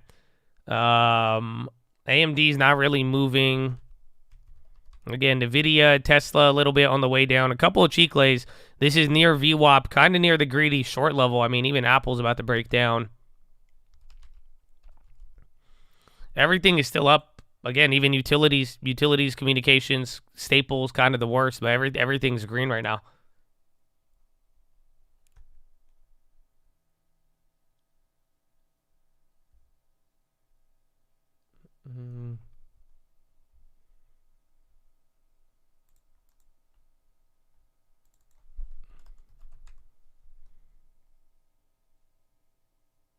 Shopify's on the low, Meta, Google. So high-low ticker is getting pretty active. Again, there's no news. There's nothing here. Biden's hosting Uruguay president in surprise White House meeting. What?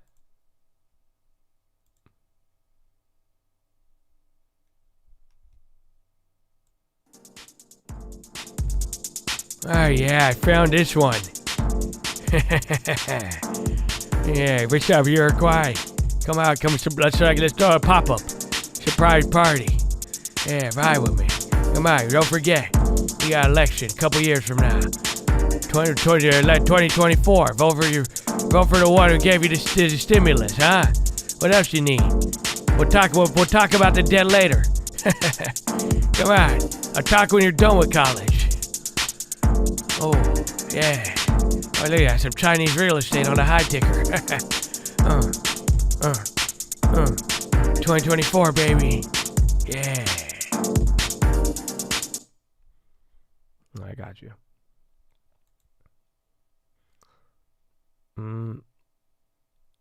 Jean-Pierre says she takes the Hatch Act very seriously. Well,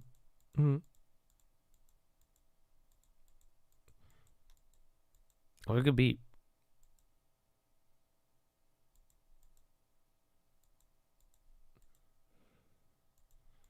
How do you just get serious? I don't know. Some say it's a talent. Some say it's a disorder. I say, there's a lot to talk about, Habibi. And the oil is on the high ticker. Speaking of which, that's what they do. When oil doesn't go up in price, they go. Yeah, oil's on fire, though, today.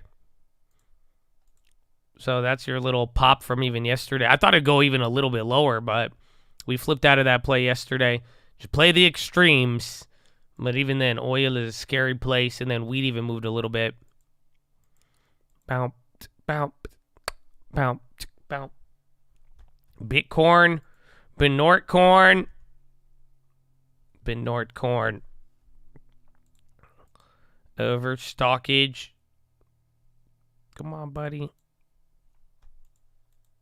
Why is Roblo? I don't know, especially with like Unity and those other ones, but then Roblo kind of went up a little bit more.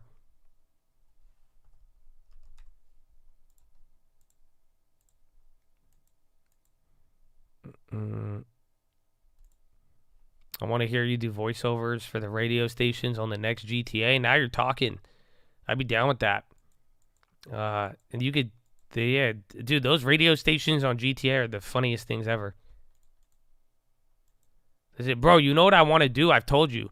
It's just too risky. I don't want to get like hacked or anything. I want to play like a GTA role playing. But then at that point though, I'm like, I don't know if I have enough time in my life to live another life. Like a my player in NBA is the farthest I could go. And I don't even play the career mode. I just play online and mess up people's rec games. You know what I'm saying? Like for real. So, but I like them. I love it. I love GTA roleplay. Like I love like even the little video clips of it, bro. I hella be watching those, and I love them. They're so funny.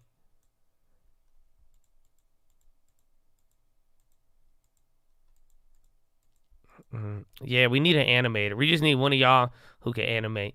We need like someone just make some animations. I'll just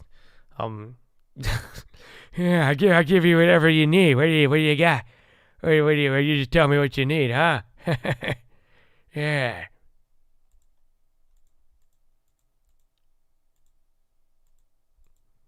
Just let AI. Can AI make animations? I don't. But AI kind of get hell like AI. Have you ever asked the AI to do artwork? It's really good and it's really cool. But if you've truly ever done AI artwork, that should freak you the fuck out. You know that, right? Because you've seen some creepy shit.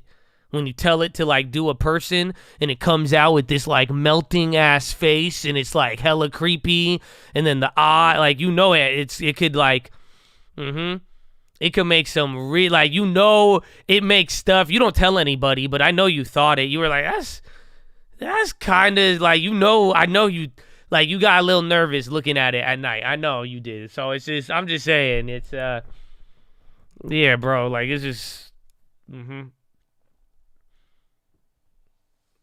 yeah, and then it's just weird, man. It's weird. Let's see. I don't know if we could do an animation. I'll try though. I never thought about that.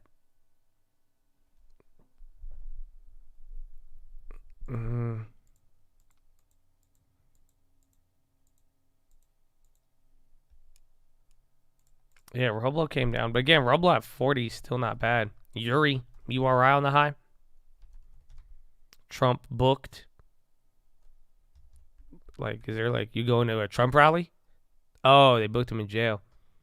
Thought you like booked Miami, we booked Trump. You guys going to the Idaho rally? I tell you, you don't want to be out there. It's fine if they booked me. You know why? Because I'm in Miami in Florida. I'm going to get it done. And I'll see you next year. I'm still going to run for president. It's a political attack. It's a witch hunt. It's clearly 88% of Republicans, they think it's a witch hunt. They believe it's politically motivated. You know, if clearly it's a witch hunt, go hunt something else. Why me? What did I do?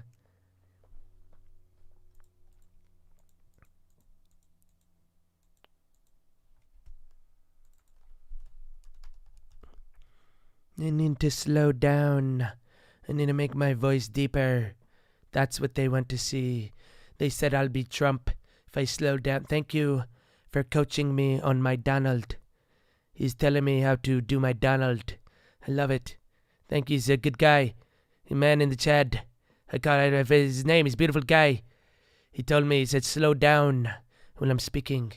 I said I could slow down, but they want to stop me from running. That is not acceptable. That's what we're going to stop them with. We're going to stop, and we're going to count the vote. Stop saying Tesla, dump in.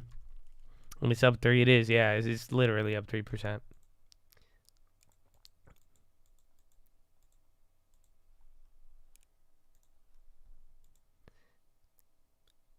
You've got to say 4 words, then you are going to pause. Wow, that actually worked. That one actually worked, bro. No, that one I think that I found the solution to making the Donald Trump work a lot better. You see, it is just like that when I am speaking. You only have to speak in 4 words at one single time. And there you go. Thank you so much, Lori. I think that you have figured out exactly how we are going to be doing this as Donald. Wow, thank you. There you go. I think that was a little better. We're getting it down. There you go. There, 4 words in pause, just like that. Excellent coaching. Excellent coaching. Your Trump sounds Indian. I mean, honestly, I have a really good Indian, but out of respect for all my Indian brothers out there, there's not been a political figure that I have been able to bring it out with except for Apu from The Simpsons. So, I don't know. I know Modi. He's not really a political figure that we react to in the markets. There ain't nobody with the Indian accent, bro. So, I'm just saying, I'm not going out of my way. I got a lot of Indian homies. I told you, man.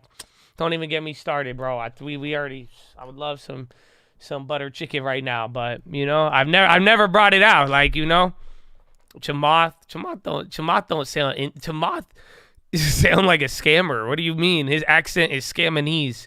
He speaks Spacanese, Scamanese. His different dialects. What do you scap Bitcoin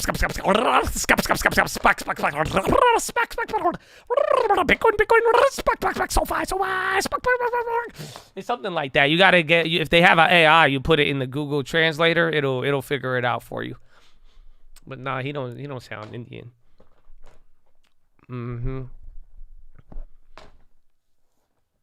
Tandoori Hut in Northport. Oh, dude, Tandoori Hut. I think. Oh, wait.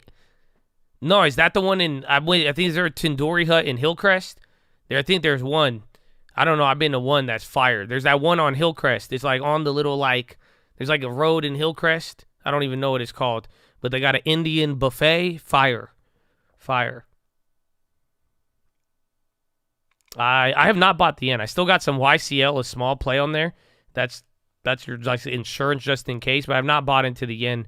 I'm gonna, probably once they either got a break from the 10-year or until the 10-year. If I really start to believe in that.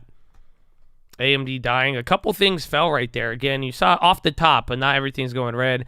AMD is going a little bit lower here. I don't know. Is the presentation still going on?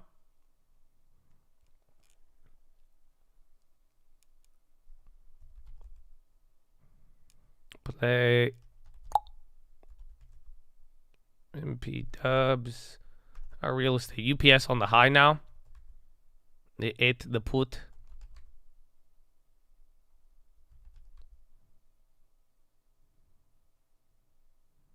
Powell is tomorrow. Very true. Very true. Very big.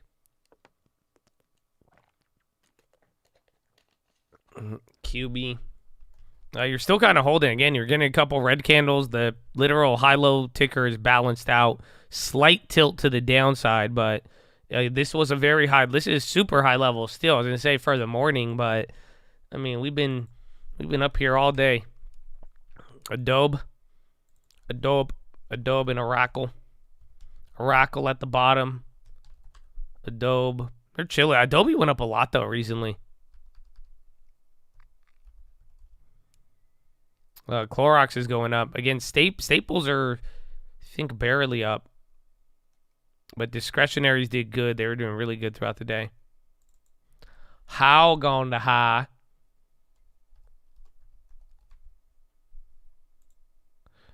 Old Harley Davidson, yeah, they're up 5%. Jeez.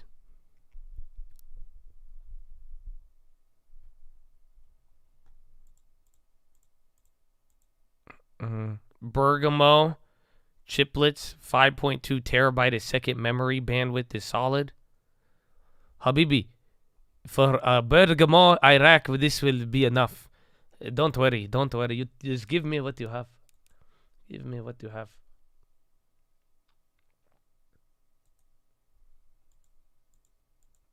Apple, AMD. I mean, even Overstock's climbing again. Where's GME? They were still holding up again. Mr. Cohen bought 10 mil. Yeah, AMD announces new MI300X GPU. That's coming across as a headline. So, let's see. But the stock's going lower on there. Bergamo, I got what chips crave.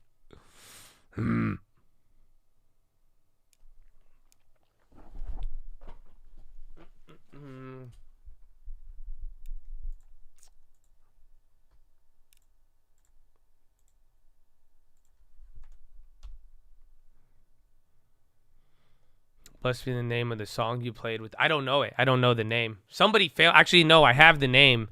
The last time a Chad found it for me. But that's it.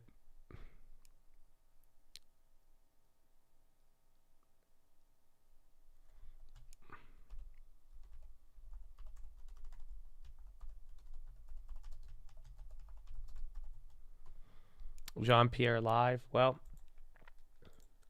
let's see. Let's see what's good. I don't know what Jean-Pierre. You know, watch AMD, watch the market. Your MPW, yeah. All you have is till this Friday. We either get the dividend or not. So we get the dividend tomorrow, and then the puts, they either die or we get to squeeze out a little bit. God is good. Amen, my friend. Amen. AMD says GPU accelerator has industry-leading memory. Trump arrested, CNN. That's it. They booked him. AMD's dumping, though, again, so they announced this 300X chip. It seems like it would have been hype, but they're coming down. And then keep an eye out for Manu, too. That was moving a little bit earlier.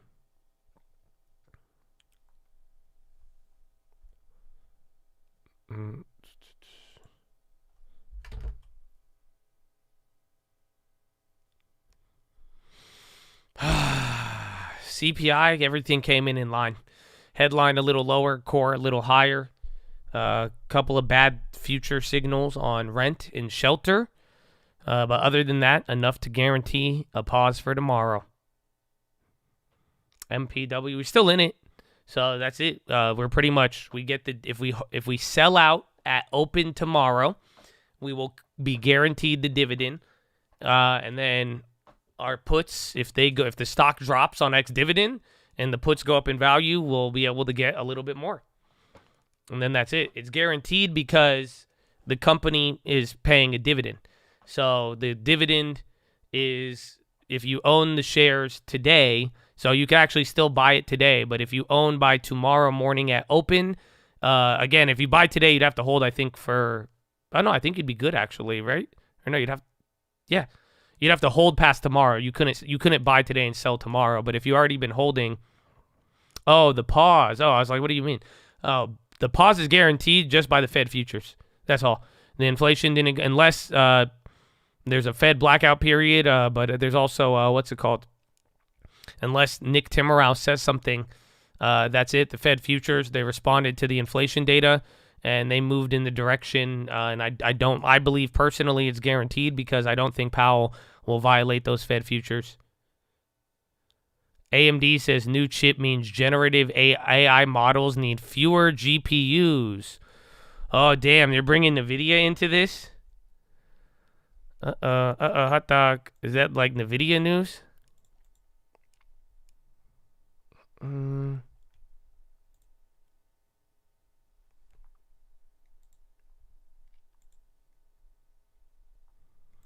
Yeah, company event in San Francisco. Yeah, that doesn't... Interesting take.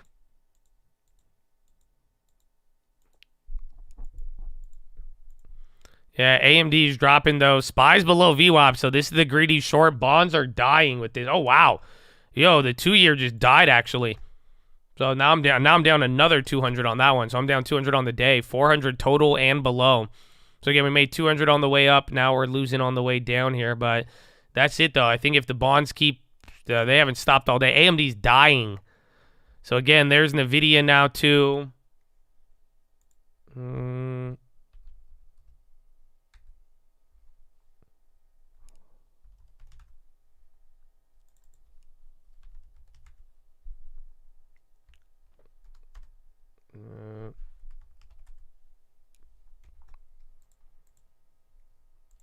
Yeah, I think all the chips reacting to that, and then just the market in general. Yeah, SOX index is down.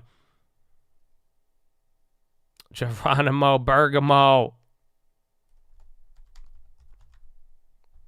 Tesla's still up a lot. I mean, so is NVIDIA. NVIDIA is even 2% here. So I think they're just reacting to it. That's, again, the weird part about today.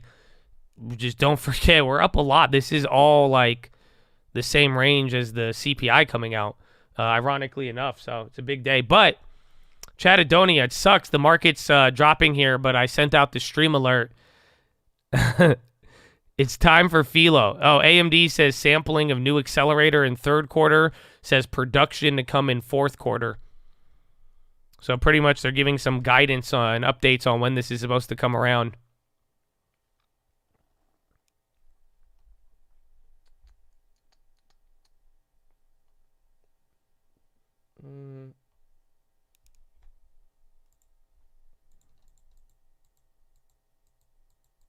All right. But Chattadonia, it's time for Philo, but I don't know if you, maybe we wait a little. I'll wait till the first bounce, and then we'll see if it does the VWAP bounce. But it's weird because I had a substitute teacher for you.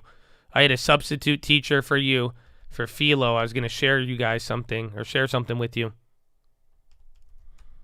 Tesla, I'm trying to see here again. Every index is still green on the day, so it's kind of weird. You're getting like a lot of movement. It seems like in just a couple of the chips there, but a couple of things went down, but it's not like this move even from the top. It's not that big, and then nothing else is like vomiting. Bonds are the only thing dying. I think bonds are your biggest death right here on the day.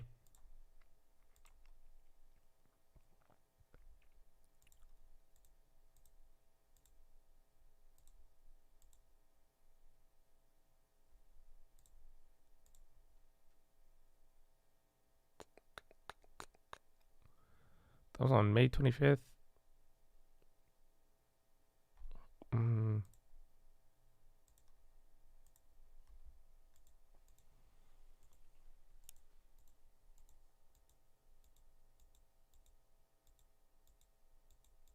This is fun. All right, let's see the bounce. If this doesn't die, it's going to be good. It'll be chill, yeah. But everything's pretty small. We just started selling off, but I think bonds, again, this was the bond auction. It came in with a little bit of demand and people sold. So this could be, again, just this idea. For some reason, the bonds today are still, we'll see tomorrow morning. That will be the big factor. This could be because of the rent of shelter low key, but that will probably be giving us the answer there by tomorrow if it keeps going down. But that's the only thing that's been moving here. Otherwise, stocks still in the range. Bonds are your biggest mover. Again, I think the dollar too. Kind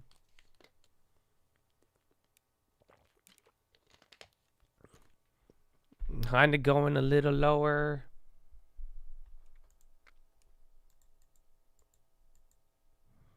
The CRM, yeah. They're down though. Bottom for 50. They're at $25. Only got one. AMD. Watch NVIDIA. Again, that headline on the GPUs I thought would hit it a little bit more. But they kind of bounced again. A couple of the leaders, the low ticker velocity, it's been pretty active. I mean, we're still kind of dropping now. Play going nutty. Yeah, 21% up, $47 right now. That's actually crazy. Highest yield on the 5-year, 4.09, highest since March 10th.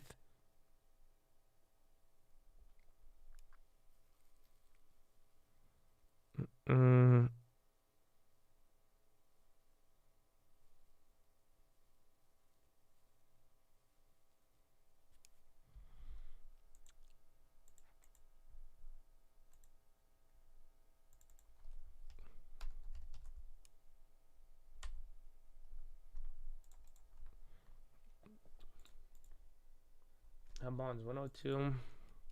We'll check the 10-year.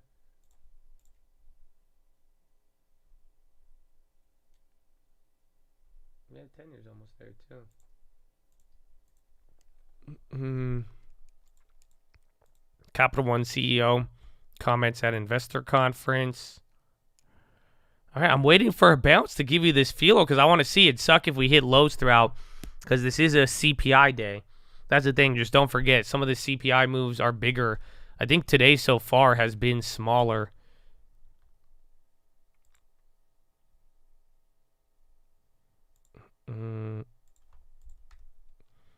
AMD.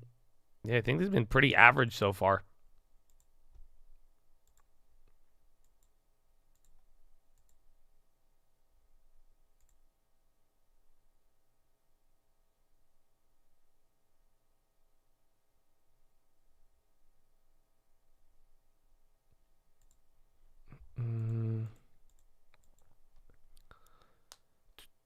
Can't see much. Well, again, I think if the bonds, PPI will move the bonds a shit ton, actually. Oh, that's going to be the... bonds have one more big move. I forgot. PPI is going to make a move, and then Powell will... So even if the bonds move down again, then Powell comes up, and then they could end up right back at the same spot. But that's going to take the PPI, but really I think the bonds could be a little bit of the answer here.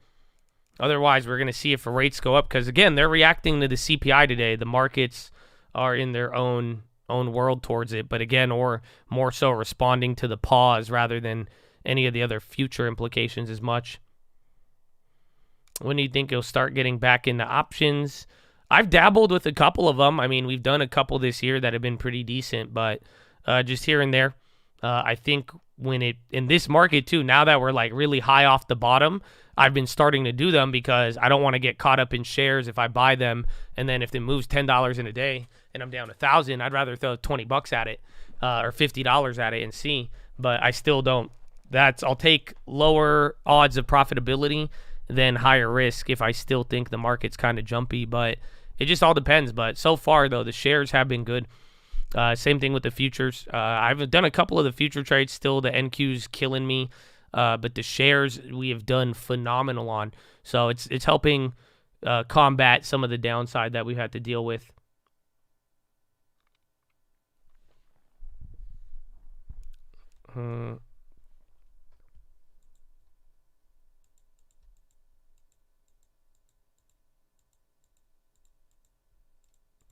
I'm still in the overstock. Yeah, it's like I'm up like $10. I was up like 70 or 50 earlier. And then play still go. We're still going down. I'm sorry for the early Philo alert because I wanted to get you guys the fee, but then we just started dumping. This had been like this for like 20 or 30 minutes. No, I mean this reaction is just, it's a CPI day, so just don't forget anything can happen, and then it's just like there is a pretty big divergence here between the bonds and stocks. It hasn't been following it for a very long time, as you could see here, but like it's really, really pulling apart now.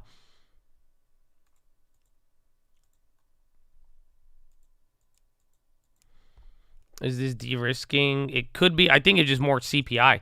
CPI, and you're getting a big bond reaction, big pull apart, and all of that. So we'll see what happens with this one.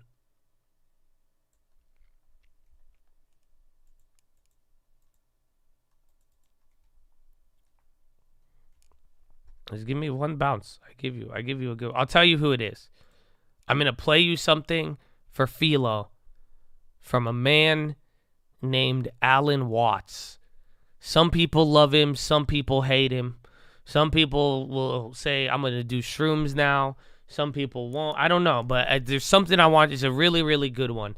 It's very deep, and I could maybe explain it for you if you need help with it. But he said it so beautifully.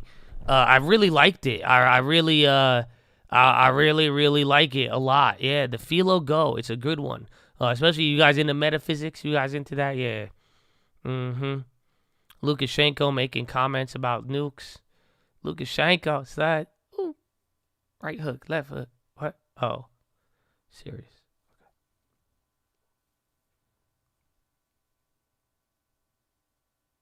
You gotta listen. That's what I'm saying. Like I want you to just listen to what he says, and then we could even talk about it. But like, I could have recapped it for you, but I was like, I don't know. It's just there's a lot of context behind it, and I like what he says, and I think you'll I don't know, just some good thinking content.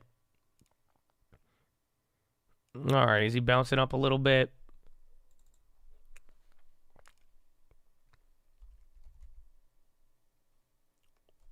P.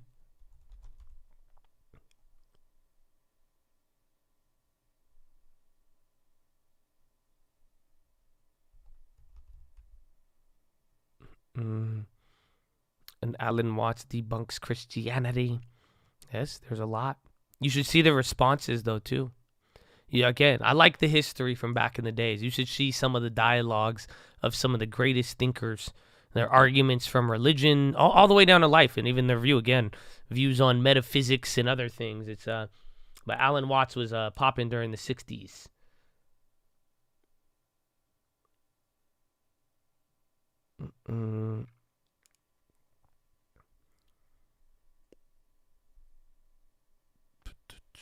All right, there's your bounce. I'm going to run it for you, okay? So we'll talk about this. Listen to what is being said here. But I think you might enjoy it. This is called Alan Watts. Why you should explore your dark side. Ooh, but Chad...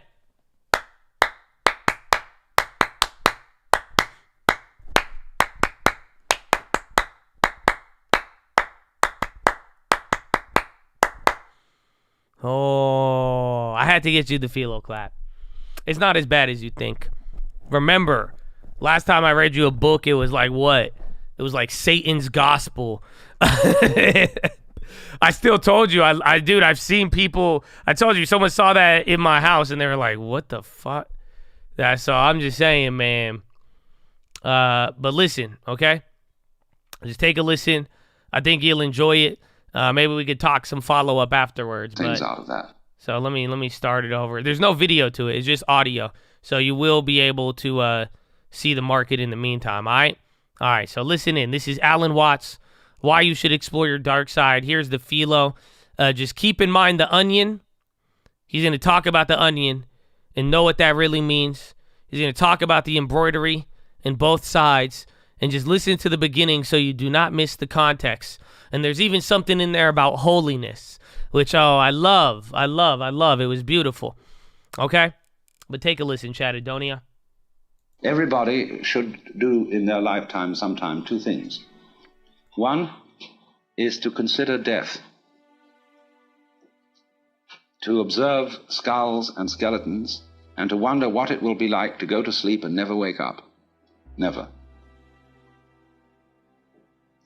That is a very gloomy thing for contemplation, but it's like manure. Just as manure fertilizes the plants and so on, so the contemplation of death and the acceptance of death is very highly generative of creative life. You get wonderful things out of that.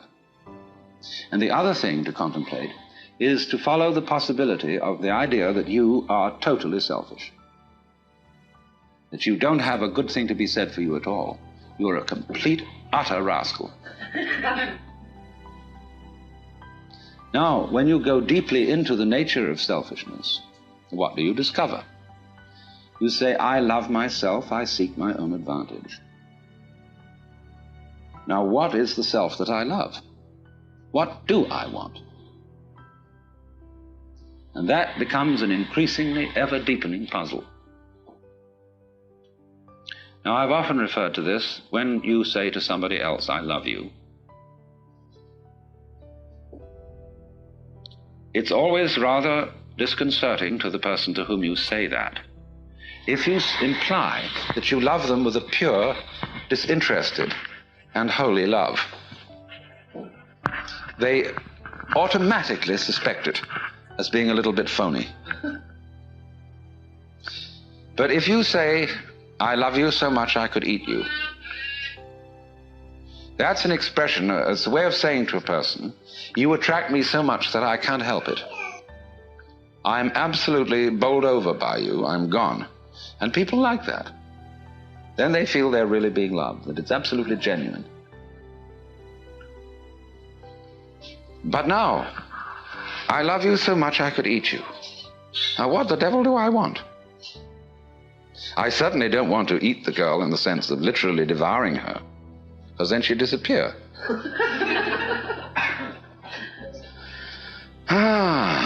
But I love myself.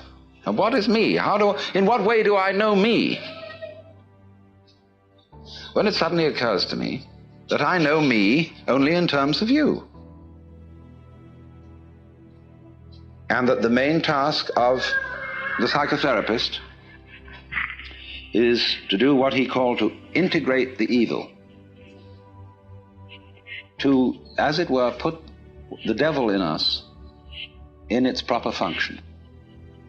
Because you see, it's always the devil, the unacknowledged one, the outcast, the scapegoat, the bastard, the bad guy, you see, the black sheep of the family. It's always from that point that generation comes. In other words, in the same way as in the drama, to have the play, it's necessary to introduce a villain. It's necessary to introduce a certain element of trouble. So, in the whole scheme of life, there has to be the shadow.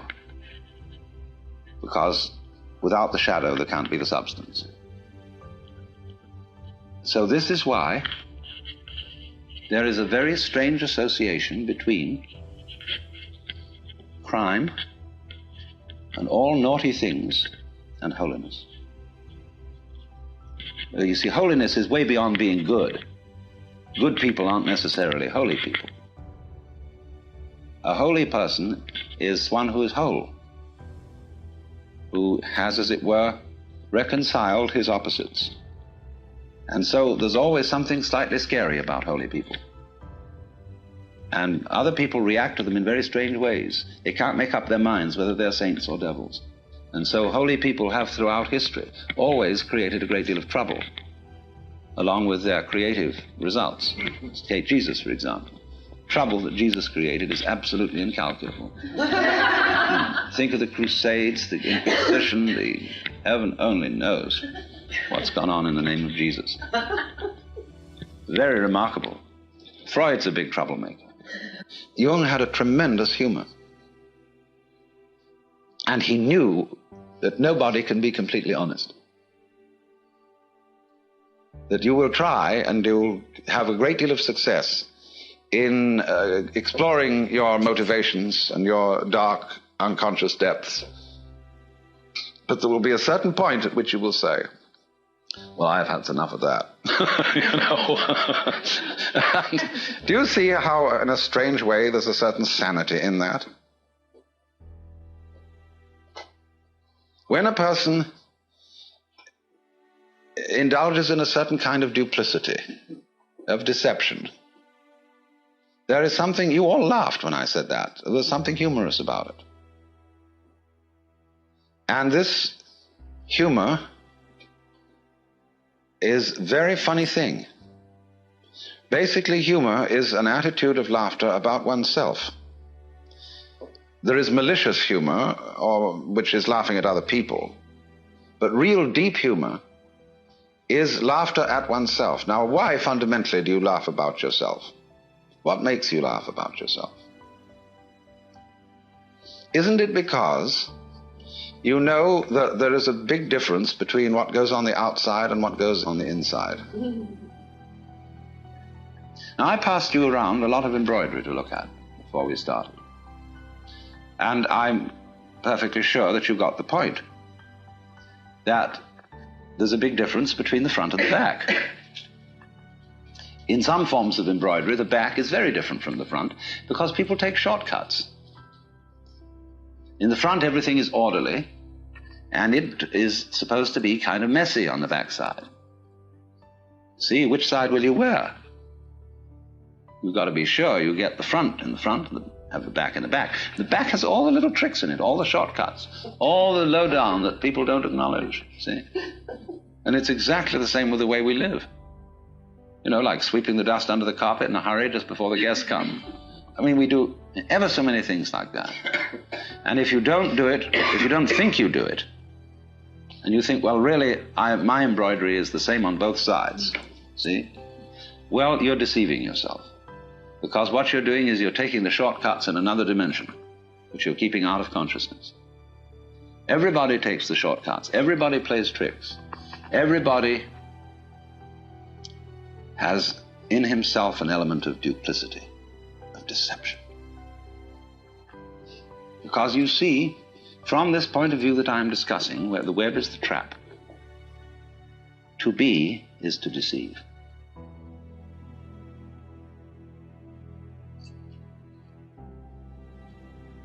Think of camouflage, the chameleon who changes its color. Think of the butterfly pretending it has eyes. Think of the flower saying to the bee, like my honey? The bee says, wow.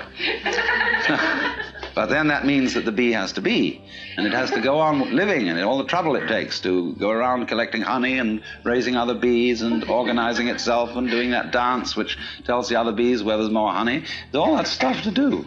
But the flower was deceptive. Now, in the same way, I've often said, life is a drama, and a drama is a deception. It's a big act. When you peel an onion and you don't really understand the nature of an onion, you might look for the pit in the center, like any ordinary fruit has. But the onion doesn't have a center. It's all skins. So when you get right down, there's nothing but a bunch of skins. You say, well, that was a kind of disappointing. Well, in rather the same way, you see, you find when you explore yourself, and your motivations, and you go through and through and you try to find out that thing which is really genuine. So you explore the onion and you go in and in and in, and then you find, well, it's all a deception. Now then the question arises, who's deceiving who? Who's fooling who? I'm fooling me? What is fooling? Fooling is playing like you're there when you're not. You know, getting somebody else to answer your name in the roll call. So, we're all, you see, this is the metaphysical basis of it. This is what the Hindus mean by Maya, the world illusion. The world is playing it's there when it isn't. And it's a trap. And it sucks you in. And you can't get out of it. And it's a thorough big trap, too. But always, when you get an idea like this or a feeling like this, follow it to its extreme. Don't back out from it. If you find you're selfish, go to the extreme of what selfishness means. Confusion largely results from not following feelings or ideas to their depth. You know, people think they want to be immortal. Oh! They'd like to live forever. Do you really want to do that? Think about it. Really go into it. I'm still here. Like. People say they want this, that, and the other. They want this kind of car, they want this kind of dress, or so on, and this much money, and so on. It's always a good idea to think it right through. What it would involve to be in that situation, to have those desires fulfilled. Also, when you form a relationship to another person, think it through too. You see? How inconvenient would they be? However attractive. And always turn the embroidery round and look at the underside, but don't get caught doing it. See, that's something one does on the side in secret, because otherwise you play the game that everything is as it's supposed to be on the front. But that makes you humorous, and that makes you human. Oh, so beautiful. That's it. It just ends. It just ends. Yeah, that's just it. Little golf clap, little snaps for. These bills create a loophole. Damn, it goes straight to like that's what my YouTube goes to. It goes straight to like, now tell me, okay, if I had an onion, now Joshua, if I had an onion, and how many layers does an onion really have? If I calculated it, no. But anyways, that was Alan Watts. Okay, you should go listen to it. It's called "You Should Explore Your Dark Side." Now, if you were listening to that, some of you were like, "Yeah, I did vibes," and like, and it's great. There's a lot of things I could say about it. There's a lot of places I could start, but to even give you a little bit more insight into how I look at a lot of things too, I'll just tell you, it wasn't that deep.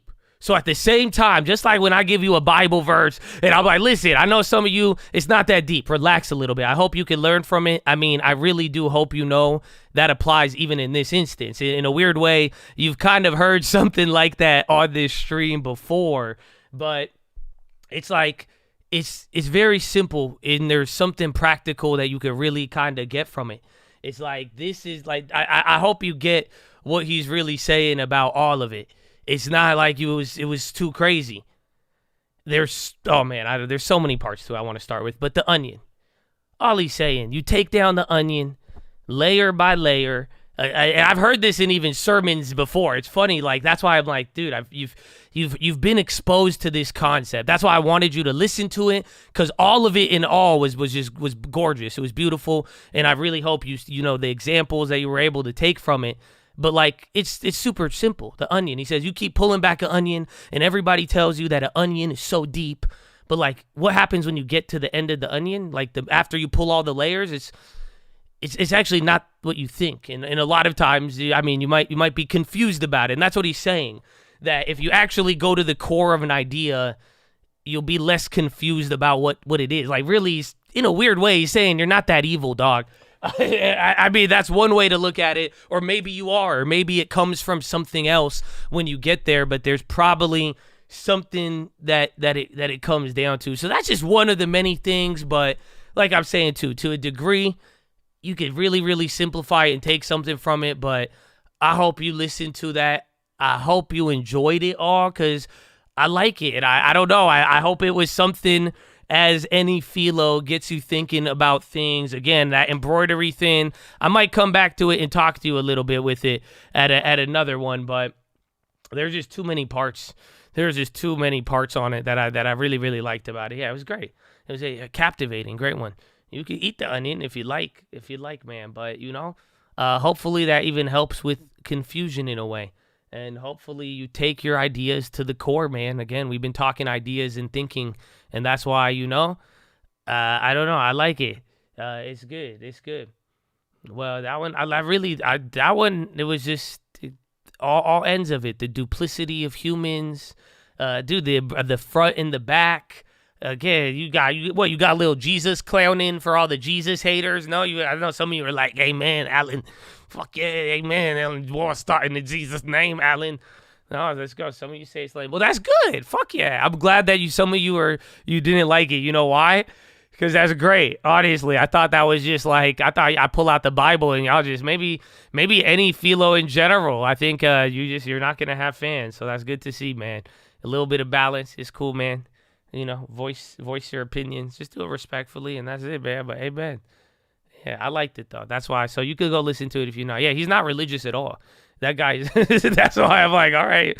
Y'all don't like that one either. I feel you. But I think my mom would get mad if I listened to it. I think my mom would be like, you played that for the live stream. She probably, you know, but it was good. I think, again, like I'm saying, I mean, I look at a lot of, that's why I've heard similar things said in a damn pastor sermon before, and I just like, I don't know, it's you get to hear different ideas. I got another philo that'll relate to that concept. I'll have to save that for you. Maybe tomorrow. But, think, my friend. Explore the ideas and go to the depth of your idea. I don't care what you believe. I could get behind that. Amen. Whether you think it was good or bad. And go to explore the depth of that. Think about it, Chad. I've said that to you. You don't get it. How many times when mother effers ask me, I should gamble. Should I do this? Should I don't? And what do I say? I say, you won't do it. I said, do it. I said, if you're going to do it all the way. I said, if you want to gamble, stop that gambling. Like, oh, you want to do the little? No. Some of you guys make the jokes. You're like, oh, I'm going to go to Vegas. I'm going to get blow and this. I said, do it. I say, you really want to explore gambling? Like, go, really. You think you have to go to the fullest extent of it. So, but that's the point. But I think if you get to it, you'll be able to, there. Hopefully, you explore the idea without having to say, no, I got to try it. Just calm down. Well, either way, you'll find out. Think about what you're thinking about. Amen. I'm still in Roblo. I do have Roblo shares from a long time ago. We got my Bill too, baby. Bill is good. Bill, we've had a lot of talk. Somebody said it. I don't know. I don't really like drinking, nor do I encourage it. Maybe we could, go find a penny. Maybe find a quarter. You'll get rich. Anytime we mention Bill or MPW, we should, someone said drink, but I think because maybe you should go Power Hour, baby.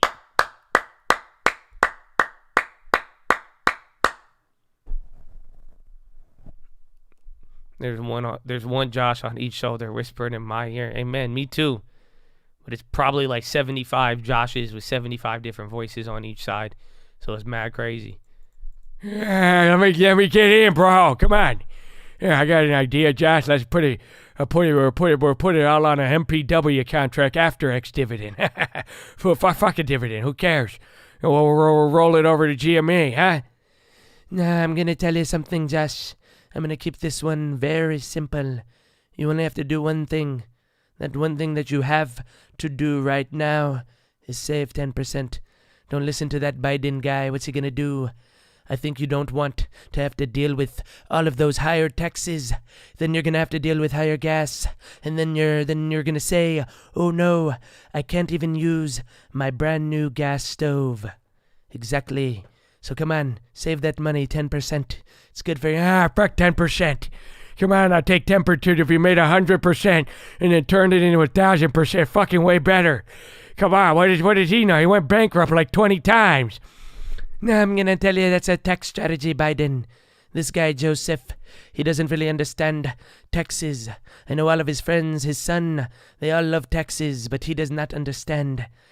Yeah, I tell you what I understand. 100's better than 10, you little prick. I'm telling you, we've now figured out a better way that we could go about doing a new Donald Trump. I'm telling you the way that we will figure out how we are going to figure this out. It's going to be terrific. It's excellent. They've never done anything like this one. It's going to be something, it's Truth Social, Rumble, it's all of those things combined. 100% of 10 is still only 10. It's okay. I don't know how the numbers add up.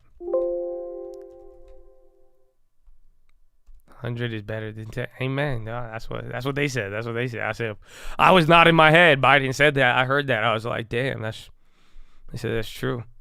I said, that's facts. I said, I can't argue with that. There's some things you can't argue with. Tesla's still up. Nvidia, Ulta, the market's right near the high where you gapped up at. You just started Power Hour. You had a little Donald Trump-Biden debate to start it. Donald Trump got booked today. It's up 0.59 on the S&P, 0.35. Your CPI came in lower on headline, higher on core.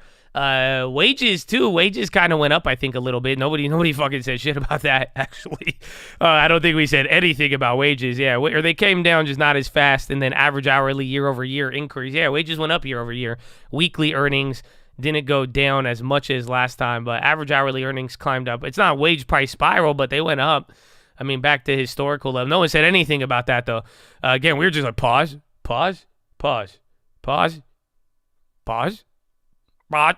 Mine, pause, skip,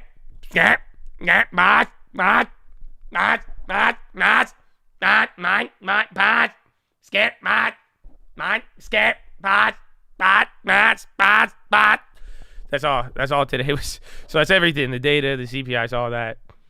But yeah, average hourly earnings went up year over year. So we'll find out though tomorrow with Powell, and then we'll do our thing. Mine. I like that. I used to love Finding Nemo. That's where that was inspired from. Mm-hmm. No, not Mars Attack. That's Mars Attacks. Mine. That's different. That's Nemo.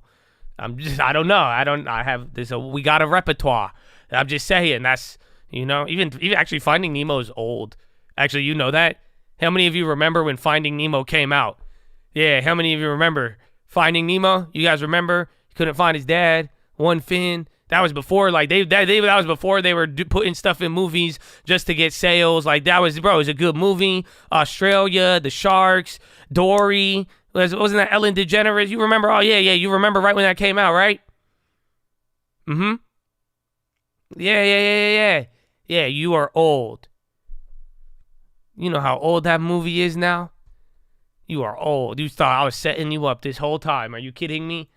So you better get that long term and keep building it. It's not too late, even if you saw Finding Nemo. But I'm just saying, you remember that, bro? Finding Nemo is old as hell.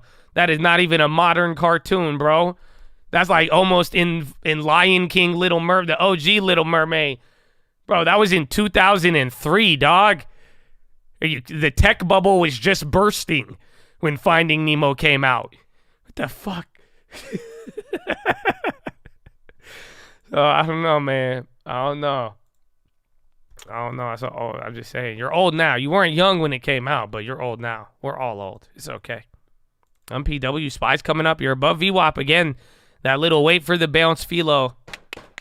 It hit CP3 AI.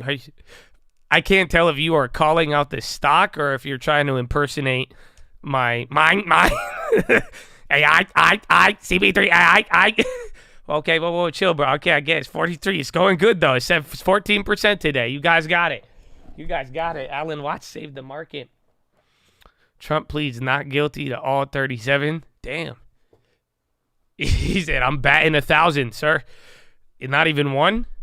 I would have been like, maybe I got window tint, but I wasn't going that fast. I'm just saying, damn, he said, I'm telling you right now, all of this going on is a total witch hunt. Everything going on is political.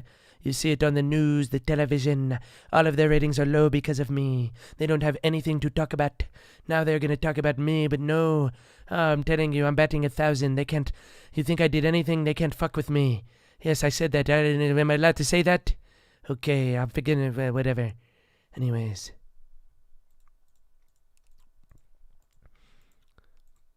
You should really be getting paid for this, honestly. Well, listen, man. Fucking get a membership. Stop talking about it. Be about it. Okay, Trev? Shit. I'm starting to doubt your 100K proposal.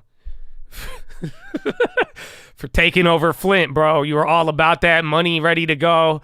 I thought that was a serious offer, Trev. And you're like, man, you should really get paid for this. That's crazy, bro. You got any other plays too or anything? Well, that's fucked up. But I got 100 on it, man. But somebody should really throw Josh like $1 bill or something, man. I fuck you up. All right, Trav. All right. I see how it is. Paying for Josh Answers voice DLC. No, don't, please. Honestly, please don't. I love you, Tim Whitman. I'm going to get you up. Because I love you, Tim Whitman. You helped me with so many things. You're just a fucking angel. God bless you, man. Tim Whitman. For OG of eternity, man. Many, many laughs and times on the stream, man. God bless you. But don't pray for some DLC. Because DLC means something changed with my voice, bro. I don't like that. You know that. That's the problem with voices, is that like every couple years, I honestly think I go through a different voice puberty. Like straight up, I didn't realize this till recently. Like, I straight up, I think in 4 years, I'm going to sound so much more different. It's kind of fucked up. Because, like, I'm like, I don't know how. Like, I used to sound like, I can't even do soft Josh. I feel like this is what Josh sounded like. If you asked me to, like, make a video like Josh back in the day, I feel like he sounded like this. I feel like this was Josh. If you asked me to make a video, is that why some of you didn't like me? Is it because Josh sounded like this? That's ignorant. Yeah, that's the only way. So I don't know, man. I think in like 4 years, man, I don't know. So don't wish no DLC. Like Elmo got a little harder. I can do a Biden really good. Yeah, you know what I'm saying? And then tell me now, what do you mean DLC? Is it like a now, if it's a microtransaction, let me get this straight. Do I have to microwave it to get a okay, so this is related to utilities. Exactly. So now the people of Electronic Arts, you're telling me I need natural gas to get a microtransaction DLC? Now how is that possible? And I need the Wi-Fi. Oh, nah. Exactly. Okay, does it connect? Do you need a password? Now, Wi-Fi needs a password, correct? Okay. See, that one came out of nowhere, and I'm glad. Yeah, I'm glad. That one came out of fucking nowhere, dude. That one is newly discovered for even that's 2023 DLC, but like, you know, we may have had to sacrifice Elmo for it. That's what I'm saying. So I don't know, man. That's up to you, but I hope not. And then who knows if we just hit a point of no return with the voices, and then I just start sounding like those cigarette commercials because I'm old. And then so pray for me, okay? And then I'll take care of myself. I'll drink water too to that. Toast. We'll go good.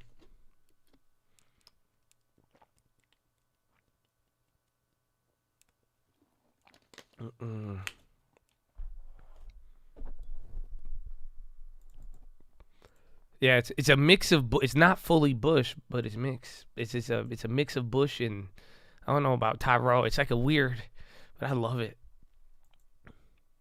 Josh Hedberg. I do not know. I have not done. I have no. We gotta bring it. He has to come back at the right moment.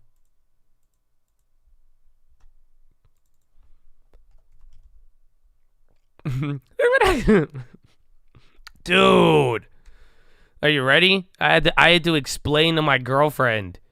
I had to explain to her all of that. I had to explain to her, look what I could do.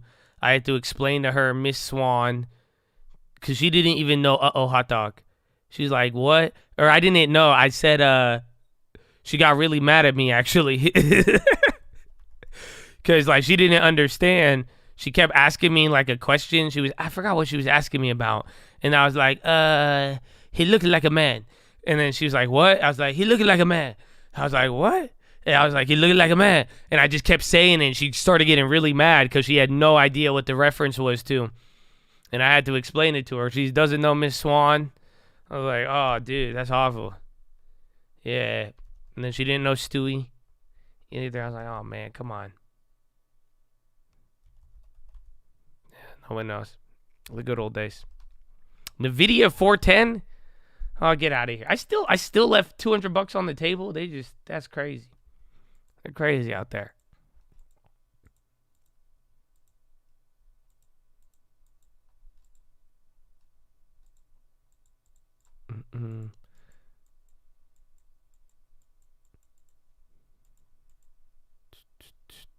Nivda. Wow, that MPAA went up. Good for you, buddy. Good for you. Proud of you. You do good. I want to see if AAP. Remember, they had that activist take, or that, was it? Yeah, activist, not a takeover. That was news earlier. And then where's MP Dubs? You're going to hear about that a lot tomorrow. UAL. They're up a lot. And then Uber just Uber's not down too much. Still kind of impressive. Airbnb's back in the green. Good for you, buddy. Bonds are murdered. That's it. Target, no target for the long term. Not yet. I mean, I think it needs to go a little lower, or maybe we decide. It's a lot of drama. I mean, I like the concept of Target. Besides, if you exclude core services, house, you know what I'm saying? But like, I like the concept of Target. I like the stores. I shop at Target. So I just think there's a lot of drama with it, and I don't want to deal with that. And I think it's just easier to look at it later, but it is at a decent price. And what I mean is that the drama, if you are willing to delve into the drama and you don't mind dealing with that, and you know, whatever you want to think about it, go for it. I mean, it's came down in value, but it's not like fully bargain bin. So that's all I'm saying, is that there's drama now. Price came lower because of the drama, but it's not fully bargain bin. This is still it's a high for them. Again, I mean, that's still at 1.220 or 128 was like legitimately an all-time high in 2020, or even leading in at the beginning 2019, 2020. But even in 2020, these prices were all-time highs. So it's not like I'm like, yeah, that's, you know, oh, this drama has made it so cheap that it's bargain bin. I don't care what they, you know what I'm saying? I don't care. You put it in the bargain bin, I don't care what you say about the company. You guys understand that, right? The minute it goes in the, but Josh, they support, I don't care. But Josh, it's gonna, no, that's it. You bring it to a low enough price, bro. But it's not at a low enough price. So unfortunately, I don't want to deal with the drama. 50-50, leave that to you, Habibi. So I'm waiting. No rating on target, no rating, no coverage, no guidance. That's it. Just I'd wait, and then we'll see.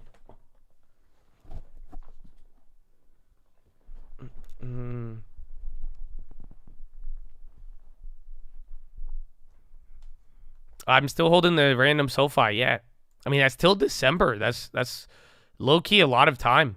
It's like it is, but it isn't. It's half of a year. It's like 160 days. It's in the money. But yeah, we're still holding it.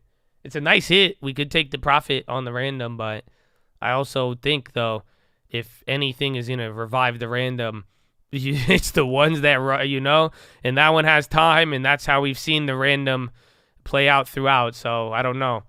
I think we might have to push it to the limit. Yeah.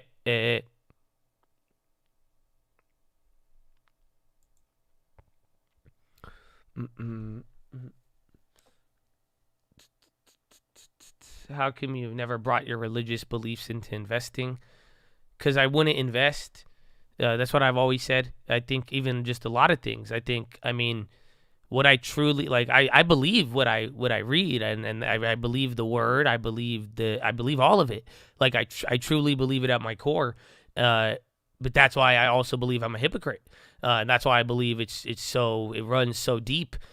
Me, the world, and a lot of things of how it's like you would never do anything. That's why I said at one point, I mean, it's like until you're ready to rebuke it all, I don't think it's a game of, picking and choosing. So, I mean, I'm not trying to cause evil or harm, and you could attach intentions to it, but does it matter? Not really. But at the end of the day, I think all companies are alike. I think they're all evil. So if you really want to, you have any belief, my belief, your belief, whatever, but if you're going to act on it, I mean, the stock market will violate most beliefs, I feel like.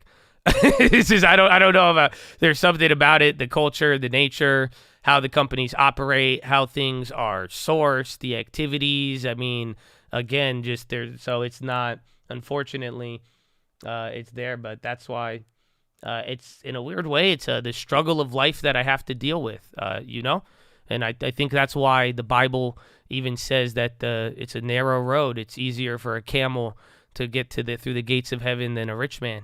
And I don't know. Maybe you get understanding to that. And I think that's what that question kind of brings up a lot. Because for real, if you are trying to do that, I would avoid stocks and investments if you would like to preserve your morality. I don't know. That's the thing I can't say. And that is an internal struggle I will deal and face myself as somebody who has a value on both things. But then again, you cannot serve two masters. So that's why. So I don't know. It's but that's what I would say. It's between you and the Lord at that point. But that's just my view on it. Yeah.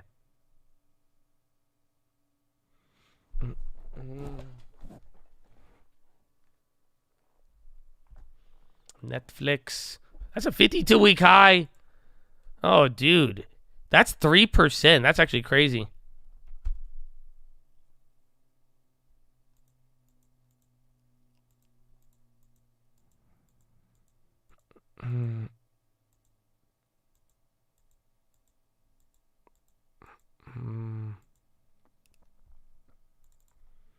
Fubo. You know why Fubo's up, right? It's because of the damn NBA Finals. Dude, my friend didn't have it on the screen, and I was trying to get it, and like, dude, it's so hard to find an NBA game without having to get Fubo TV, without this, without that. But I know there's a lot of Fubo on the thing. And Messi? Is Messi with Fubo Soccer MLS?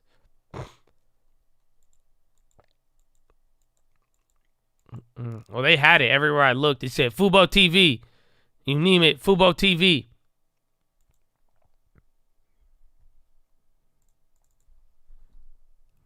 It was on ABC. He didn't have cable. He only had like apps. I was like, what do you mean? And then nothing. And then then I was like, I have YouTube Premium, but apparently YouTube Premium is not YouTube TV. I was like, no, man. And then that's it. And it was like, sign up with CBS Sports app, or download Fubo TV, or download this for $70 a month, cheaper than cable, by $700.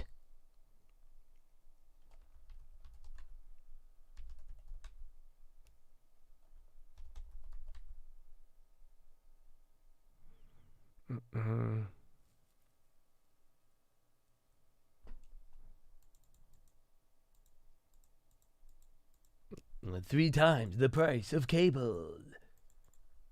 Act now. Overstock came up. But yeah, Fubo. It's cheap though. Fubo's bargain bin kind of, but it's just not. Fubo's still a new company. That's the only thing that sucks. Actually, it's even then, it's off. The dollar was, oof. That's the thing. So they're still kind of like, are they going to do it? DraftKings. Good audio, Habibi. Where's Lyft? Lyft came up a lot. Uber. Today is the last day to buy MPW for dividend. However, if you you cannot buy MPW today and then sell it tomorrow. Actually, can you? I don't think you can. Or I think you might. I don't know. But you just got to be careful on that if you're trying to like flip it in between. So I don't know. If you buy it today and sell out tomorrow morning, I don't know if that 2 days. I think you might need to hold it till after ex-dividend. That's the only thing. But then you have to sell in the morning.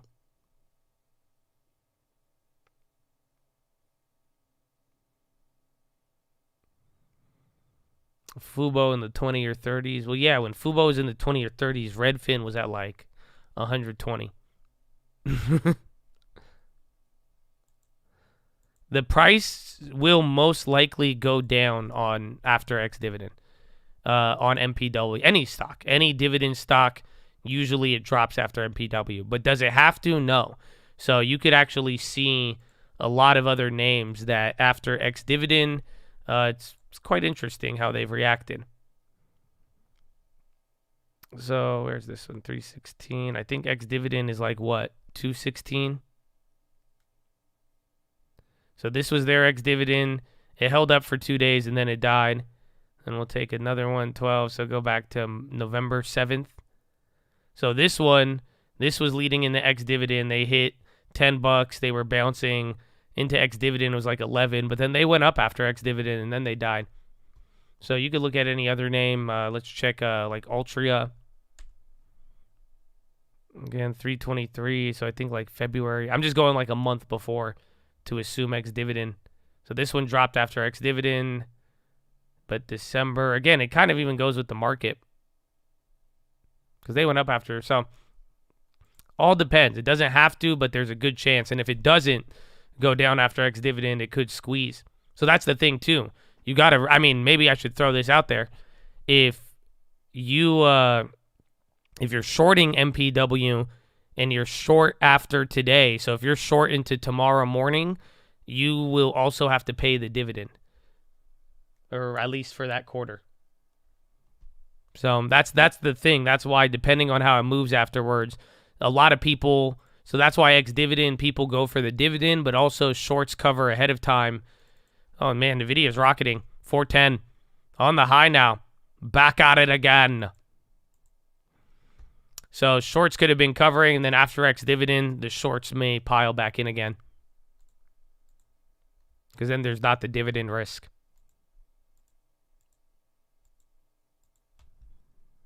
Walmart, I mean, their earnings are decent. Target was the one with bad earnings. HD's earnings were really bad. The CEO got people excited today, but they were still bad.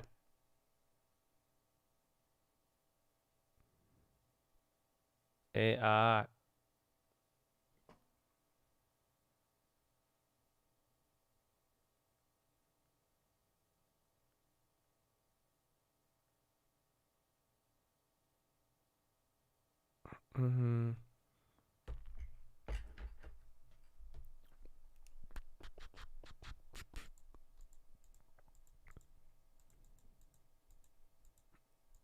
CalPERS. What time is it? Whoa. Chad. It's 12:30. Oh my gosh. That's it. You're about to just stay within the CPI range for Powell. You got to keep a gap up 0.5% at a time. Wait, never did I speak too soon? Now you're getting Chicles? Yeah, today went by cool. Dude, there's 30 minutes left.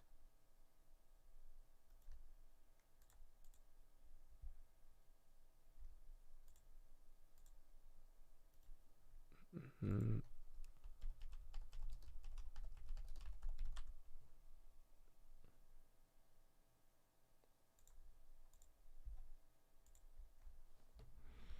It flew, but dude, that's crazy. That's it.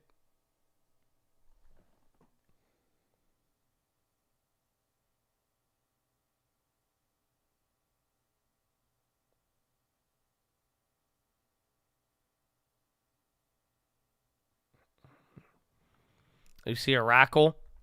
Yeah, I don't know. What did the puts do in the morning? Because that looks very, very interesting.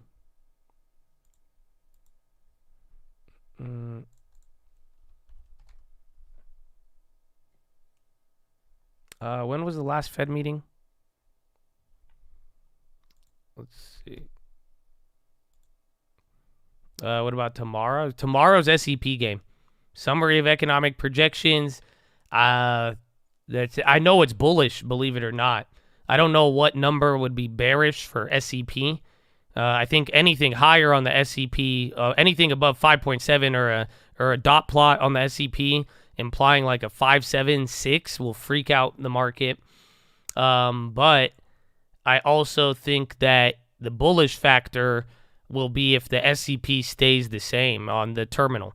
So if terminal rate comes in at 5.1, 5.2 tomorrow, I think that's going to be extremely bullish, because that means even if they try to give a hawkish pause, if they're saying the terminal still stands where the rates are at now, that means and then they actually just pause. That's it.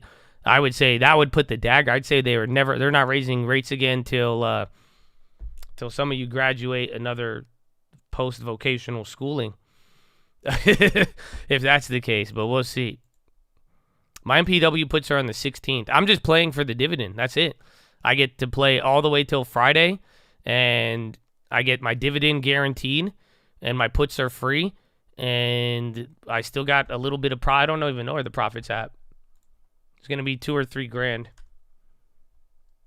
So, yeah, I have $2,500 net. So if it ends tomorrow at this price and I sell, I get the dividend, which pays for the puts, so I'm down on those. So I'd walk away with like 24, 25. But if I could walk away now, I'd get 3,000 on the shares. And then if this thing ends up dropping, I can, what's it called? I can I can make money on the puts and I'll get the dividend, but we'll find out. You never know. I have $8 puts and 8.5, so they're probably not gonna. They'll expire worthless, but I'll get the money and then we'll walk away with like $2,300 probably net, unless it goes higher, and then if it goes lower, we'll get even lower.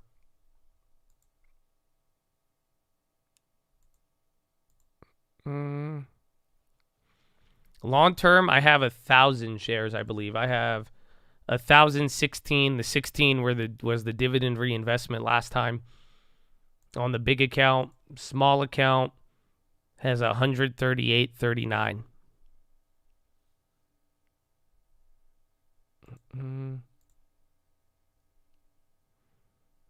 MP Dubs. And then 3M came up a little. Some food, but we were just looking at it. We were just talking about it. Maybe if it was a little lower. March 22nd and February 1st.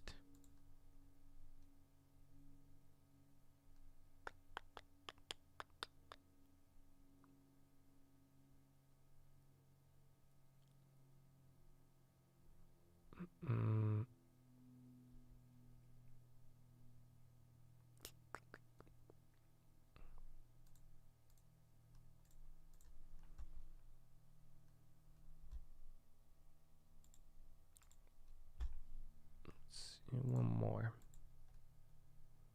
December 14th.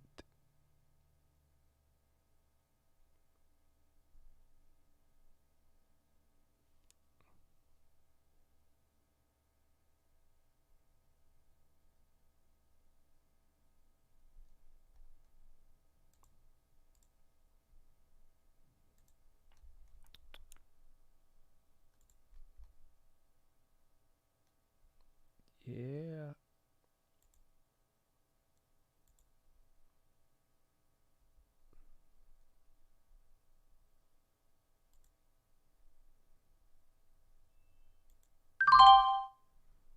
Put it up! Sorry. I bought another 2-year bond. Bond future ZT. I kind of think we're going to have a interesting day tomorrow. I think the bonds have to go up for if the market wants to go up. So pretty much, I don't think the stock market, maybe it could defy it, but this is already big. And maybe at this point, even looking at some of the last Fed, I think if the market is going to go good off tomorrow, I think I don't think the bonds could keep going down. I don't know if that makes sense. I don't think even if Powell, if he says the best things in the world tomorrow, I don't think the market's going to break out to 44 or 4,500 if the bond yields are rocketing up to the highest points. Does that make sense? But I'm down with that. I'm gonna swing that into tomorrow. The idea would be sell before Powell, but I think if the market will just keep ripping in a weird way, it's a little bit better than that.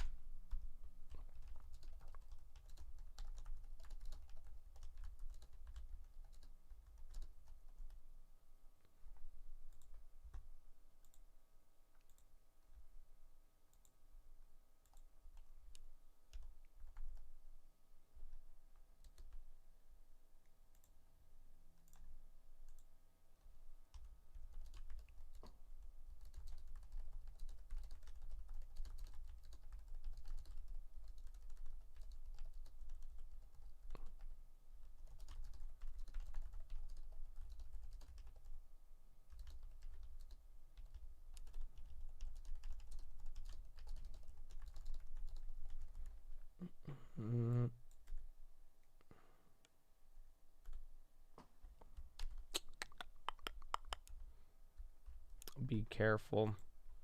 Yeah, I mean, there's bonds. You could still get clapped, but the thing about the bonds right now, at least, this is a much better area than not. I mean, there's still a lot of downside there. You could even take a look at the yen, but, just think about it. At any other point, though, compared to the whole, pivot this, pivot that, any of the bond plays, at least, you get a little bit more wiggle room. But we're going to use this play 2-year. I'm going to use the 2-year bond, maybe even the 10-year pre and post Fed tomorrow. But I don't think I just don't think it's going to, I don't think it'll work like that. I went short in the morning. So again, we'll see. PPI data will fuck with this play. But I shorted in the morning till right around here, I think. My average is at right here, 112.10. So I made some money on the downside, and then now I'm buying them here. But like I'm saying, I just don't think if the yields just even on the 10-year. So now you're getting back to some of these lows, but even if the Fed and everything's good, I don't think the markets are going to excessively rally unless bond yields go higher. Or go lower or stay the same at the I'm cool with that. That's what I was saying earlier. I was expecting a range, but in a weird way, I'm at this point, we're up a lot. I know the market showed us a lot, but maybe I could be wrong on that. But then I'm willing to take that. I'm willing to be wrong on that. Hence the bet.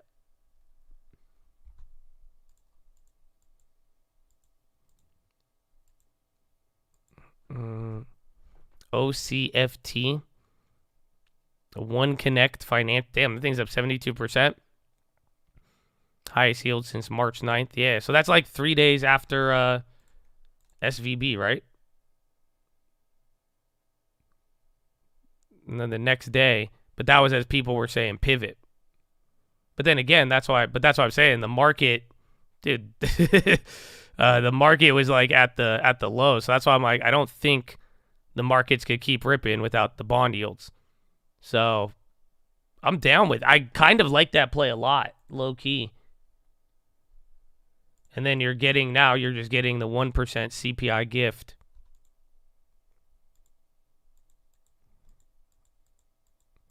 Wild moves 3 months later.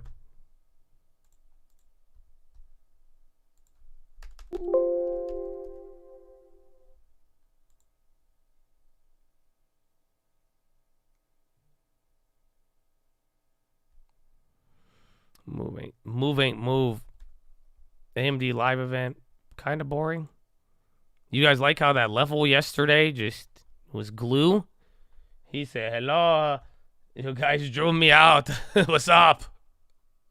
Stupid computers.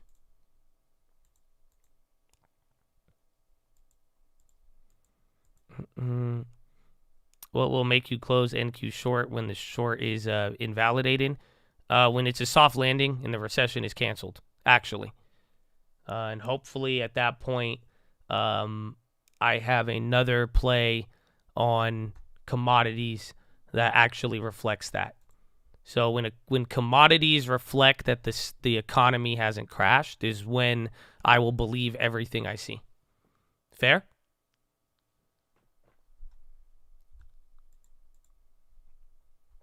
Crude. Speaking of which, yeah, a little bit. So it's doing good. If today's cements pause, I mean, that's the reaction you should see.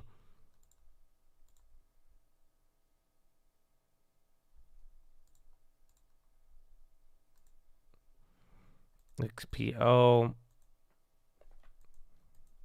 ES pricing in a 40-point move.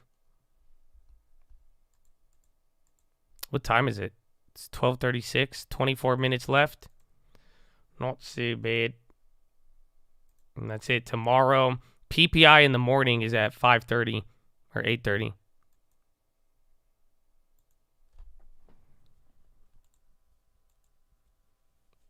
Mm, 40 points for Pow.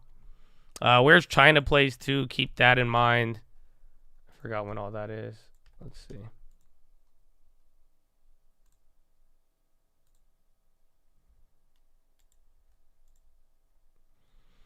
Oh, China, what do they have? Yeah, China, you have industrial production. That's tomorrow morning, too. Or is that tonight or tomorrow night? No, that's tomorrow. So after the Fed. So Thursday, coming into Thursday, you'll have China. And then Friday, and then even Monday, too, they have loan prime rate. So not too bad. Am I tired? No, not at all. Why? Am I too far away? Am I not? Have you not heard me screaming? We've been. That's good. God bless you. God bless. Amen. But no, we're having a good day. I'm ready too. Well, maybe we should conserve some energy for tomorrow.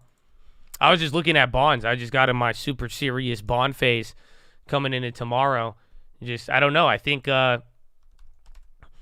bonds will like die if they really want to, but like I don't know. I don't know if the market. I don't know how much higher the Nasdaq goes if the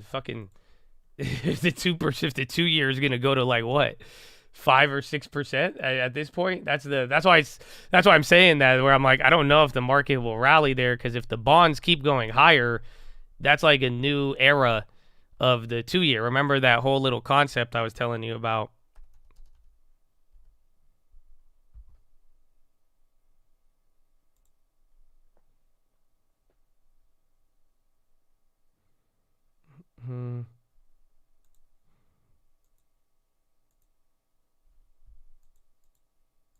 MPW because the divvy. And then class action lawsuit, I don't know. A lot of companies, just like you see those randomly, but a big thing to look at is if all of the major shareholders, if they're a part of it. So if you really want to see if a class action lawsuit will affect a company, is if a major shareholder is involved. So somebody who literally owns 1%, 2%, preferably more of the company. So that will let you know kind of how much weight said class action holds, or how much weighting, I guess, of said stock it represents.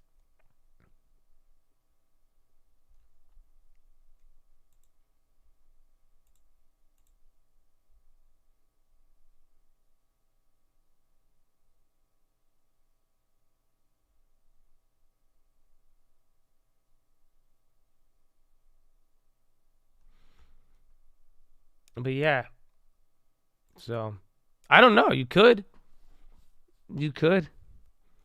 I don't know. Is Powell gonna fucking try it? That's the thing. I don't know. It says the stock market could handle the pain. That's the only way you get really clapped too. So I don't know. Maybe that's the risk to going in on the bonds. Because if Powell could really let me show you what I'm talking about. I don't know if Powell's gonna try this. This is the 2-year yield, but the stock market could take the pain.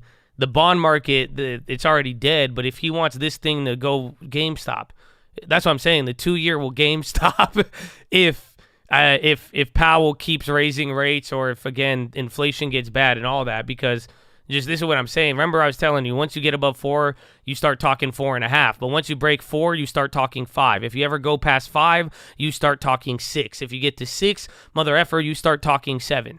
Right? That's just the nature of bonds and how it is. You may have heard this if you've been locked and loaded in the game here. But what I'm saying here is that the 2-year now, last time we broke above to 4.5. Again, we went all the way up 4.5. That's it. You were going ready to go to 5%. That was after SVB and everything else, right? So this is where you see where we're at. But last time in 2006, it broke up to 5. It didn't break out. That ended everything. They stopped. Again, they started cutting by this moment. They stopped. They didn't let this chart go GameStop back then. But then, the economy was already collapsing at that point, right? But in 2000, when it went above 5, this is the price we're talking about. This is where I'm saying here, where you got to realize if the market, even if Powell, even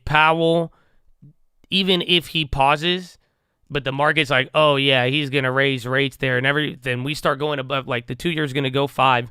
Once you go above 5, I mean, this is what everyone's worried about, because last time it went above 5 in the 2000s, 1999, it just went straight up to like 5.5, 5.7 before you know it. I mean, from breaking 5 in May 1999, you were at 6 by December 1999. So same time period we're looking for. So even here, it'd be the same shit. So maybe it's one or the other. Wow, that's the June pause too, huh? Oh, that's fucked. So yeah, what I just explained to you is either the market and bonds react 2006, where Powell pauses and the markets get 2 years of rally, then the bond yields, gently hover in the same range for about a year, and then begin to come back down at this first sign of collapse, or again, Fed Powell, or they don't, and then the rates absolutely rocket, and then we get something more 2001 style, and then that means from here till May, you get a rocket in the market, and then a rocket in rates, and then a total fireworks show. I don't know. What do you think about those theories? That's like that's if you only assume that there's only a 2008 or 2001 scenario available. So that will be to temper what was just said. But do you see what I'm saying here? This is why I'm thinking out loud here. I made a small play on the futures with the bonds. So, but I don't know. Do you see what I'm talking about? That's why I'm like, right. I mean, this is where shit's gonna happen here now with Powell. Either post-Powell, maybe leading into it, but definitely after Powell. Like, you're either going to get, this is a better chart for you. So hopefully you see it. The trading economic, like this future, it's just upside down. So when you see this go down, it's upside. It's just upside down.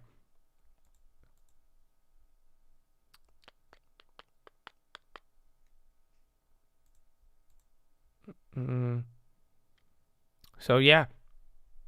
Viewed 2006. So pretty much my play is kind of 2006. I'm buying the bonds because I think the yields will either go. I'm kind of buying them as a hedge because and even then I'm getting ready to roll over the NQ, but I just don't think the market will.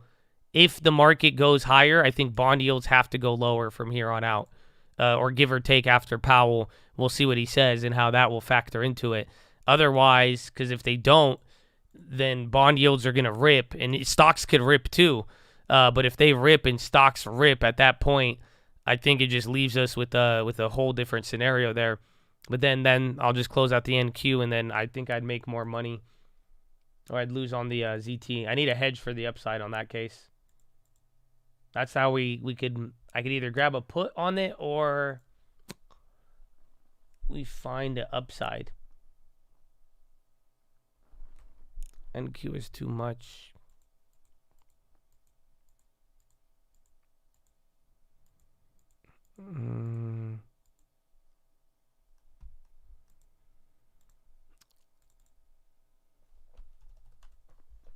Or grab TLT calls.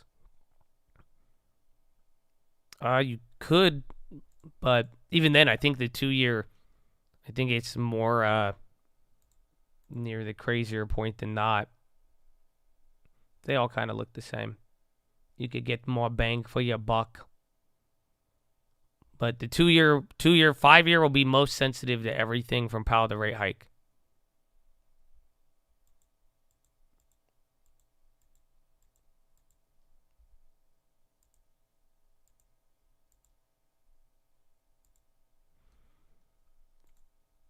Yeah, that's it. Because then that's the thing. If Powell comes in with the hawkish pause tomorrow, stocks would go down, then bond yields would go up. If he does this, I'd assume. Otherwise, stocks rip and then bond yields go down. Yeah, it could work. Is it too early for TLT leaps? Kind of not really. That's why I'm saying this play kind of relates. This is buying a bond play, but I think it could work to like what we're getting here in the market. Just given, again, I mean, there's even a big divergence. It could continue though. That's it. I think my concept is there. I think the timing clearly, but that's where the money will be at. But I think the idea is, I think we're in the neighborhood there. Just to pay attention to it. Just right now, the 2-year and where bonds are at, even Powell, it's like it's going to play out. It's either bonds or the market is going to keep ripping, and if it does, will it keep ripping if a 2-year bond goes to 5.5, right? Do you think the NASDAQ could go up, do you think the S&P could go up another 5%, 4%, 2% if the 2-year is at 5.5%? That's really the next question. And then if you do, then there you go. That's where I'm saying, how would we end up hedging that? Because if you buy the bonds and it goes there, you would lose on a short and you would lose on the bonds, or if you shorted the bonds. But by buying them, I'm assuming that, and I just don't think that'll happen, but I'm saying that the market will go up, and at this point, the bonds will just go with it. But that's very contrary to what Powell's saying tomorrow. Yes, hawkish pause. That's the word they're using to explain tomorrow. If he can't be completely neutral. I don't think so, because like I'm telling you, if the summary of economic projections, that's what I will use to determine neutrality. But if that comes in, if the terminal rate is the same as last quarter, there's no way that is going to be neutral, because then that would be a pause. That means they paused and terminal rate is there, no adjustments. That would not be hawkish. So the hawkish pause is referring to saying that that there will not be a rate hike tomorrow. However, they are going to signal something extremely hawkish for the future. So, and how you could do that is by raising the terminal rate, changing your SEP, and that right there should communicate the hawkishness.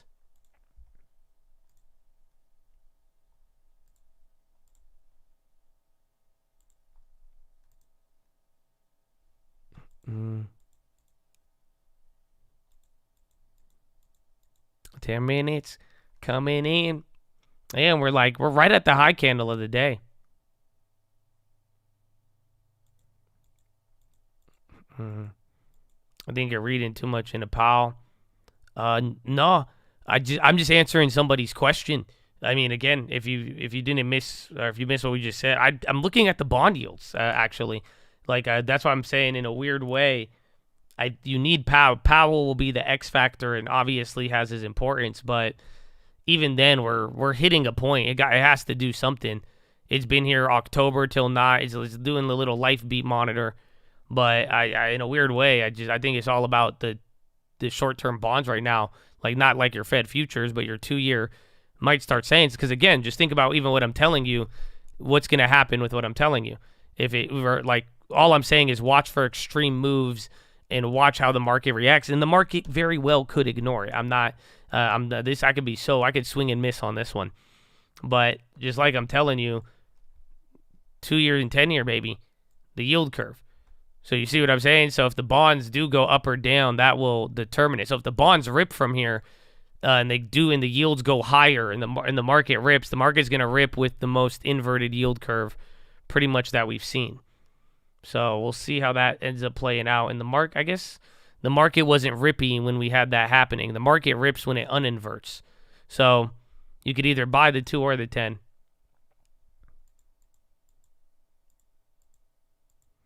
Tomorrow could be bad if Powell says something. That's what I'm saying. There's some things that could go wrong tomorrow, but then again, I mean, there's a nice history of the Fed and certain things that happen, but you might have to juggle a little bit, but we'll see. But somebody's asking a hawkish pause, and that's why I'm explaining. At least that's what is expected. If I could tell you it the day before, just keep in mind, if that happens, then, the market will be ready to respond, and there is kind of a going notion. That's why people are expecting Powell to not raise rates now, but they're expecting him to communicate, whether through SEP, through the FOMC statement, or through the press conference. They're expecting him to communicate it in a very aggressive stance, as they do not want people to begin buying the bonds. That's their idea.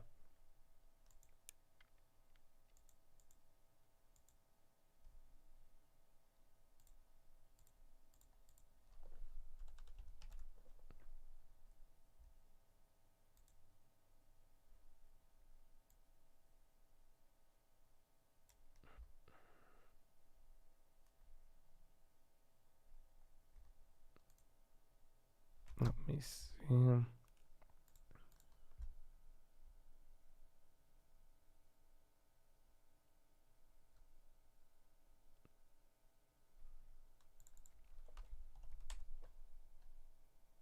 Oh man, even the yen wants to die though.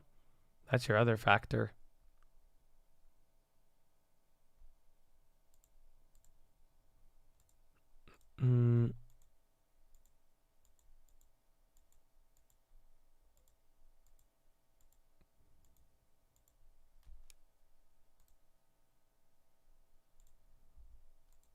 Dead ass power. Is it really? I was telling you earlier, I was like, what time is it? But yeah, that's where Power Hour started. You went up and down. That's honestly kind of crazy. Power Hour, very how you say, light. Not too crazy, It's a very, very, very Mickey Mouse. Mickey Mouse Power Hour, Habibi.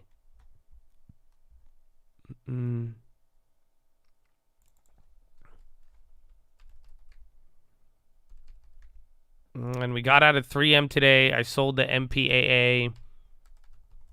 And then I still have the overstock in the 2-year.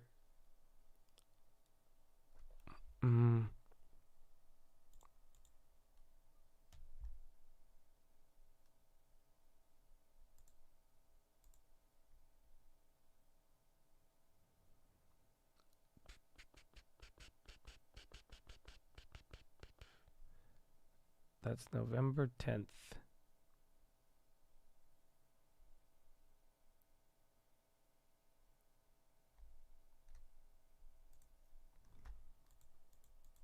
I sold out of 3M, not for the long term, but for the flip shares.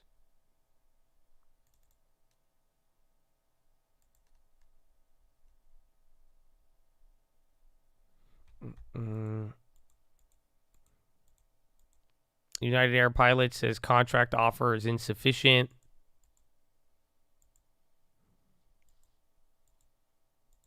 You have Intel or Intel earnings? We only got a couple minutes here left on the day.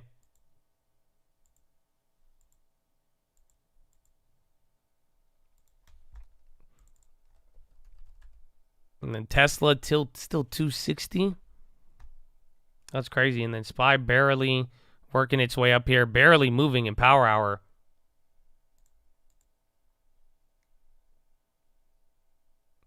What was that one? Was that this Fed event?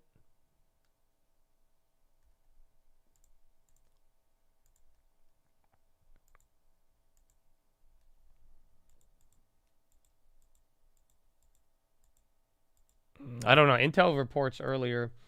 But Chad, that's it, man. The time is ticking down. So if you're going to make any of these plays, I'm like, I got a decent amount. I might hold it through, but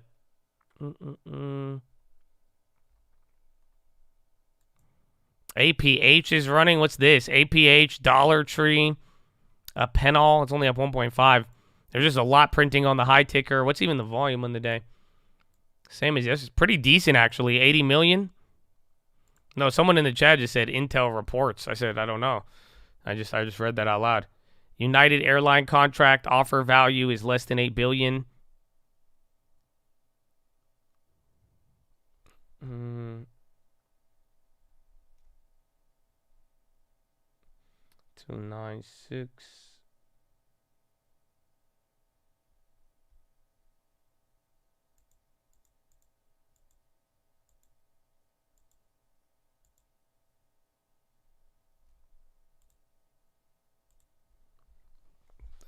See, long on the bonds is a good one, man. It's a good one. I'm trying to think though, because we could even play it both ways. That's why I'm like, you could actually do a lot with it. It's not, you're not going to be too restricted.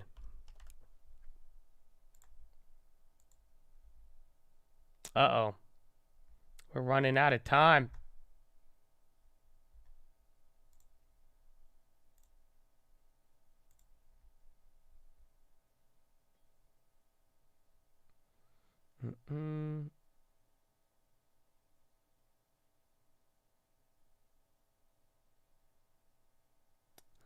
Actually, not bad.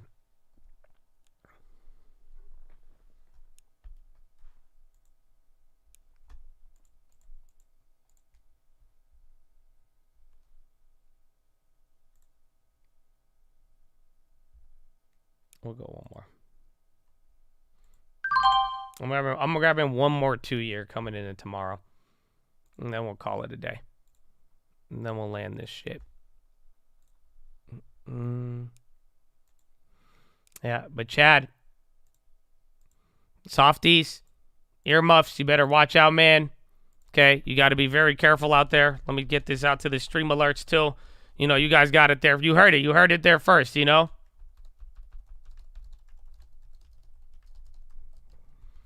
But Chattadonia, mute those speakers if you got sensitive ears.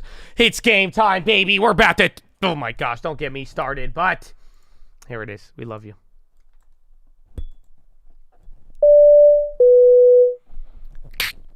All right, ladies and gentlemen, we're making our final approach. As we make our final approach, you guys are holding on to any bags.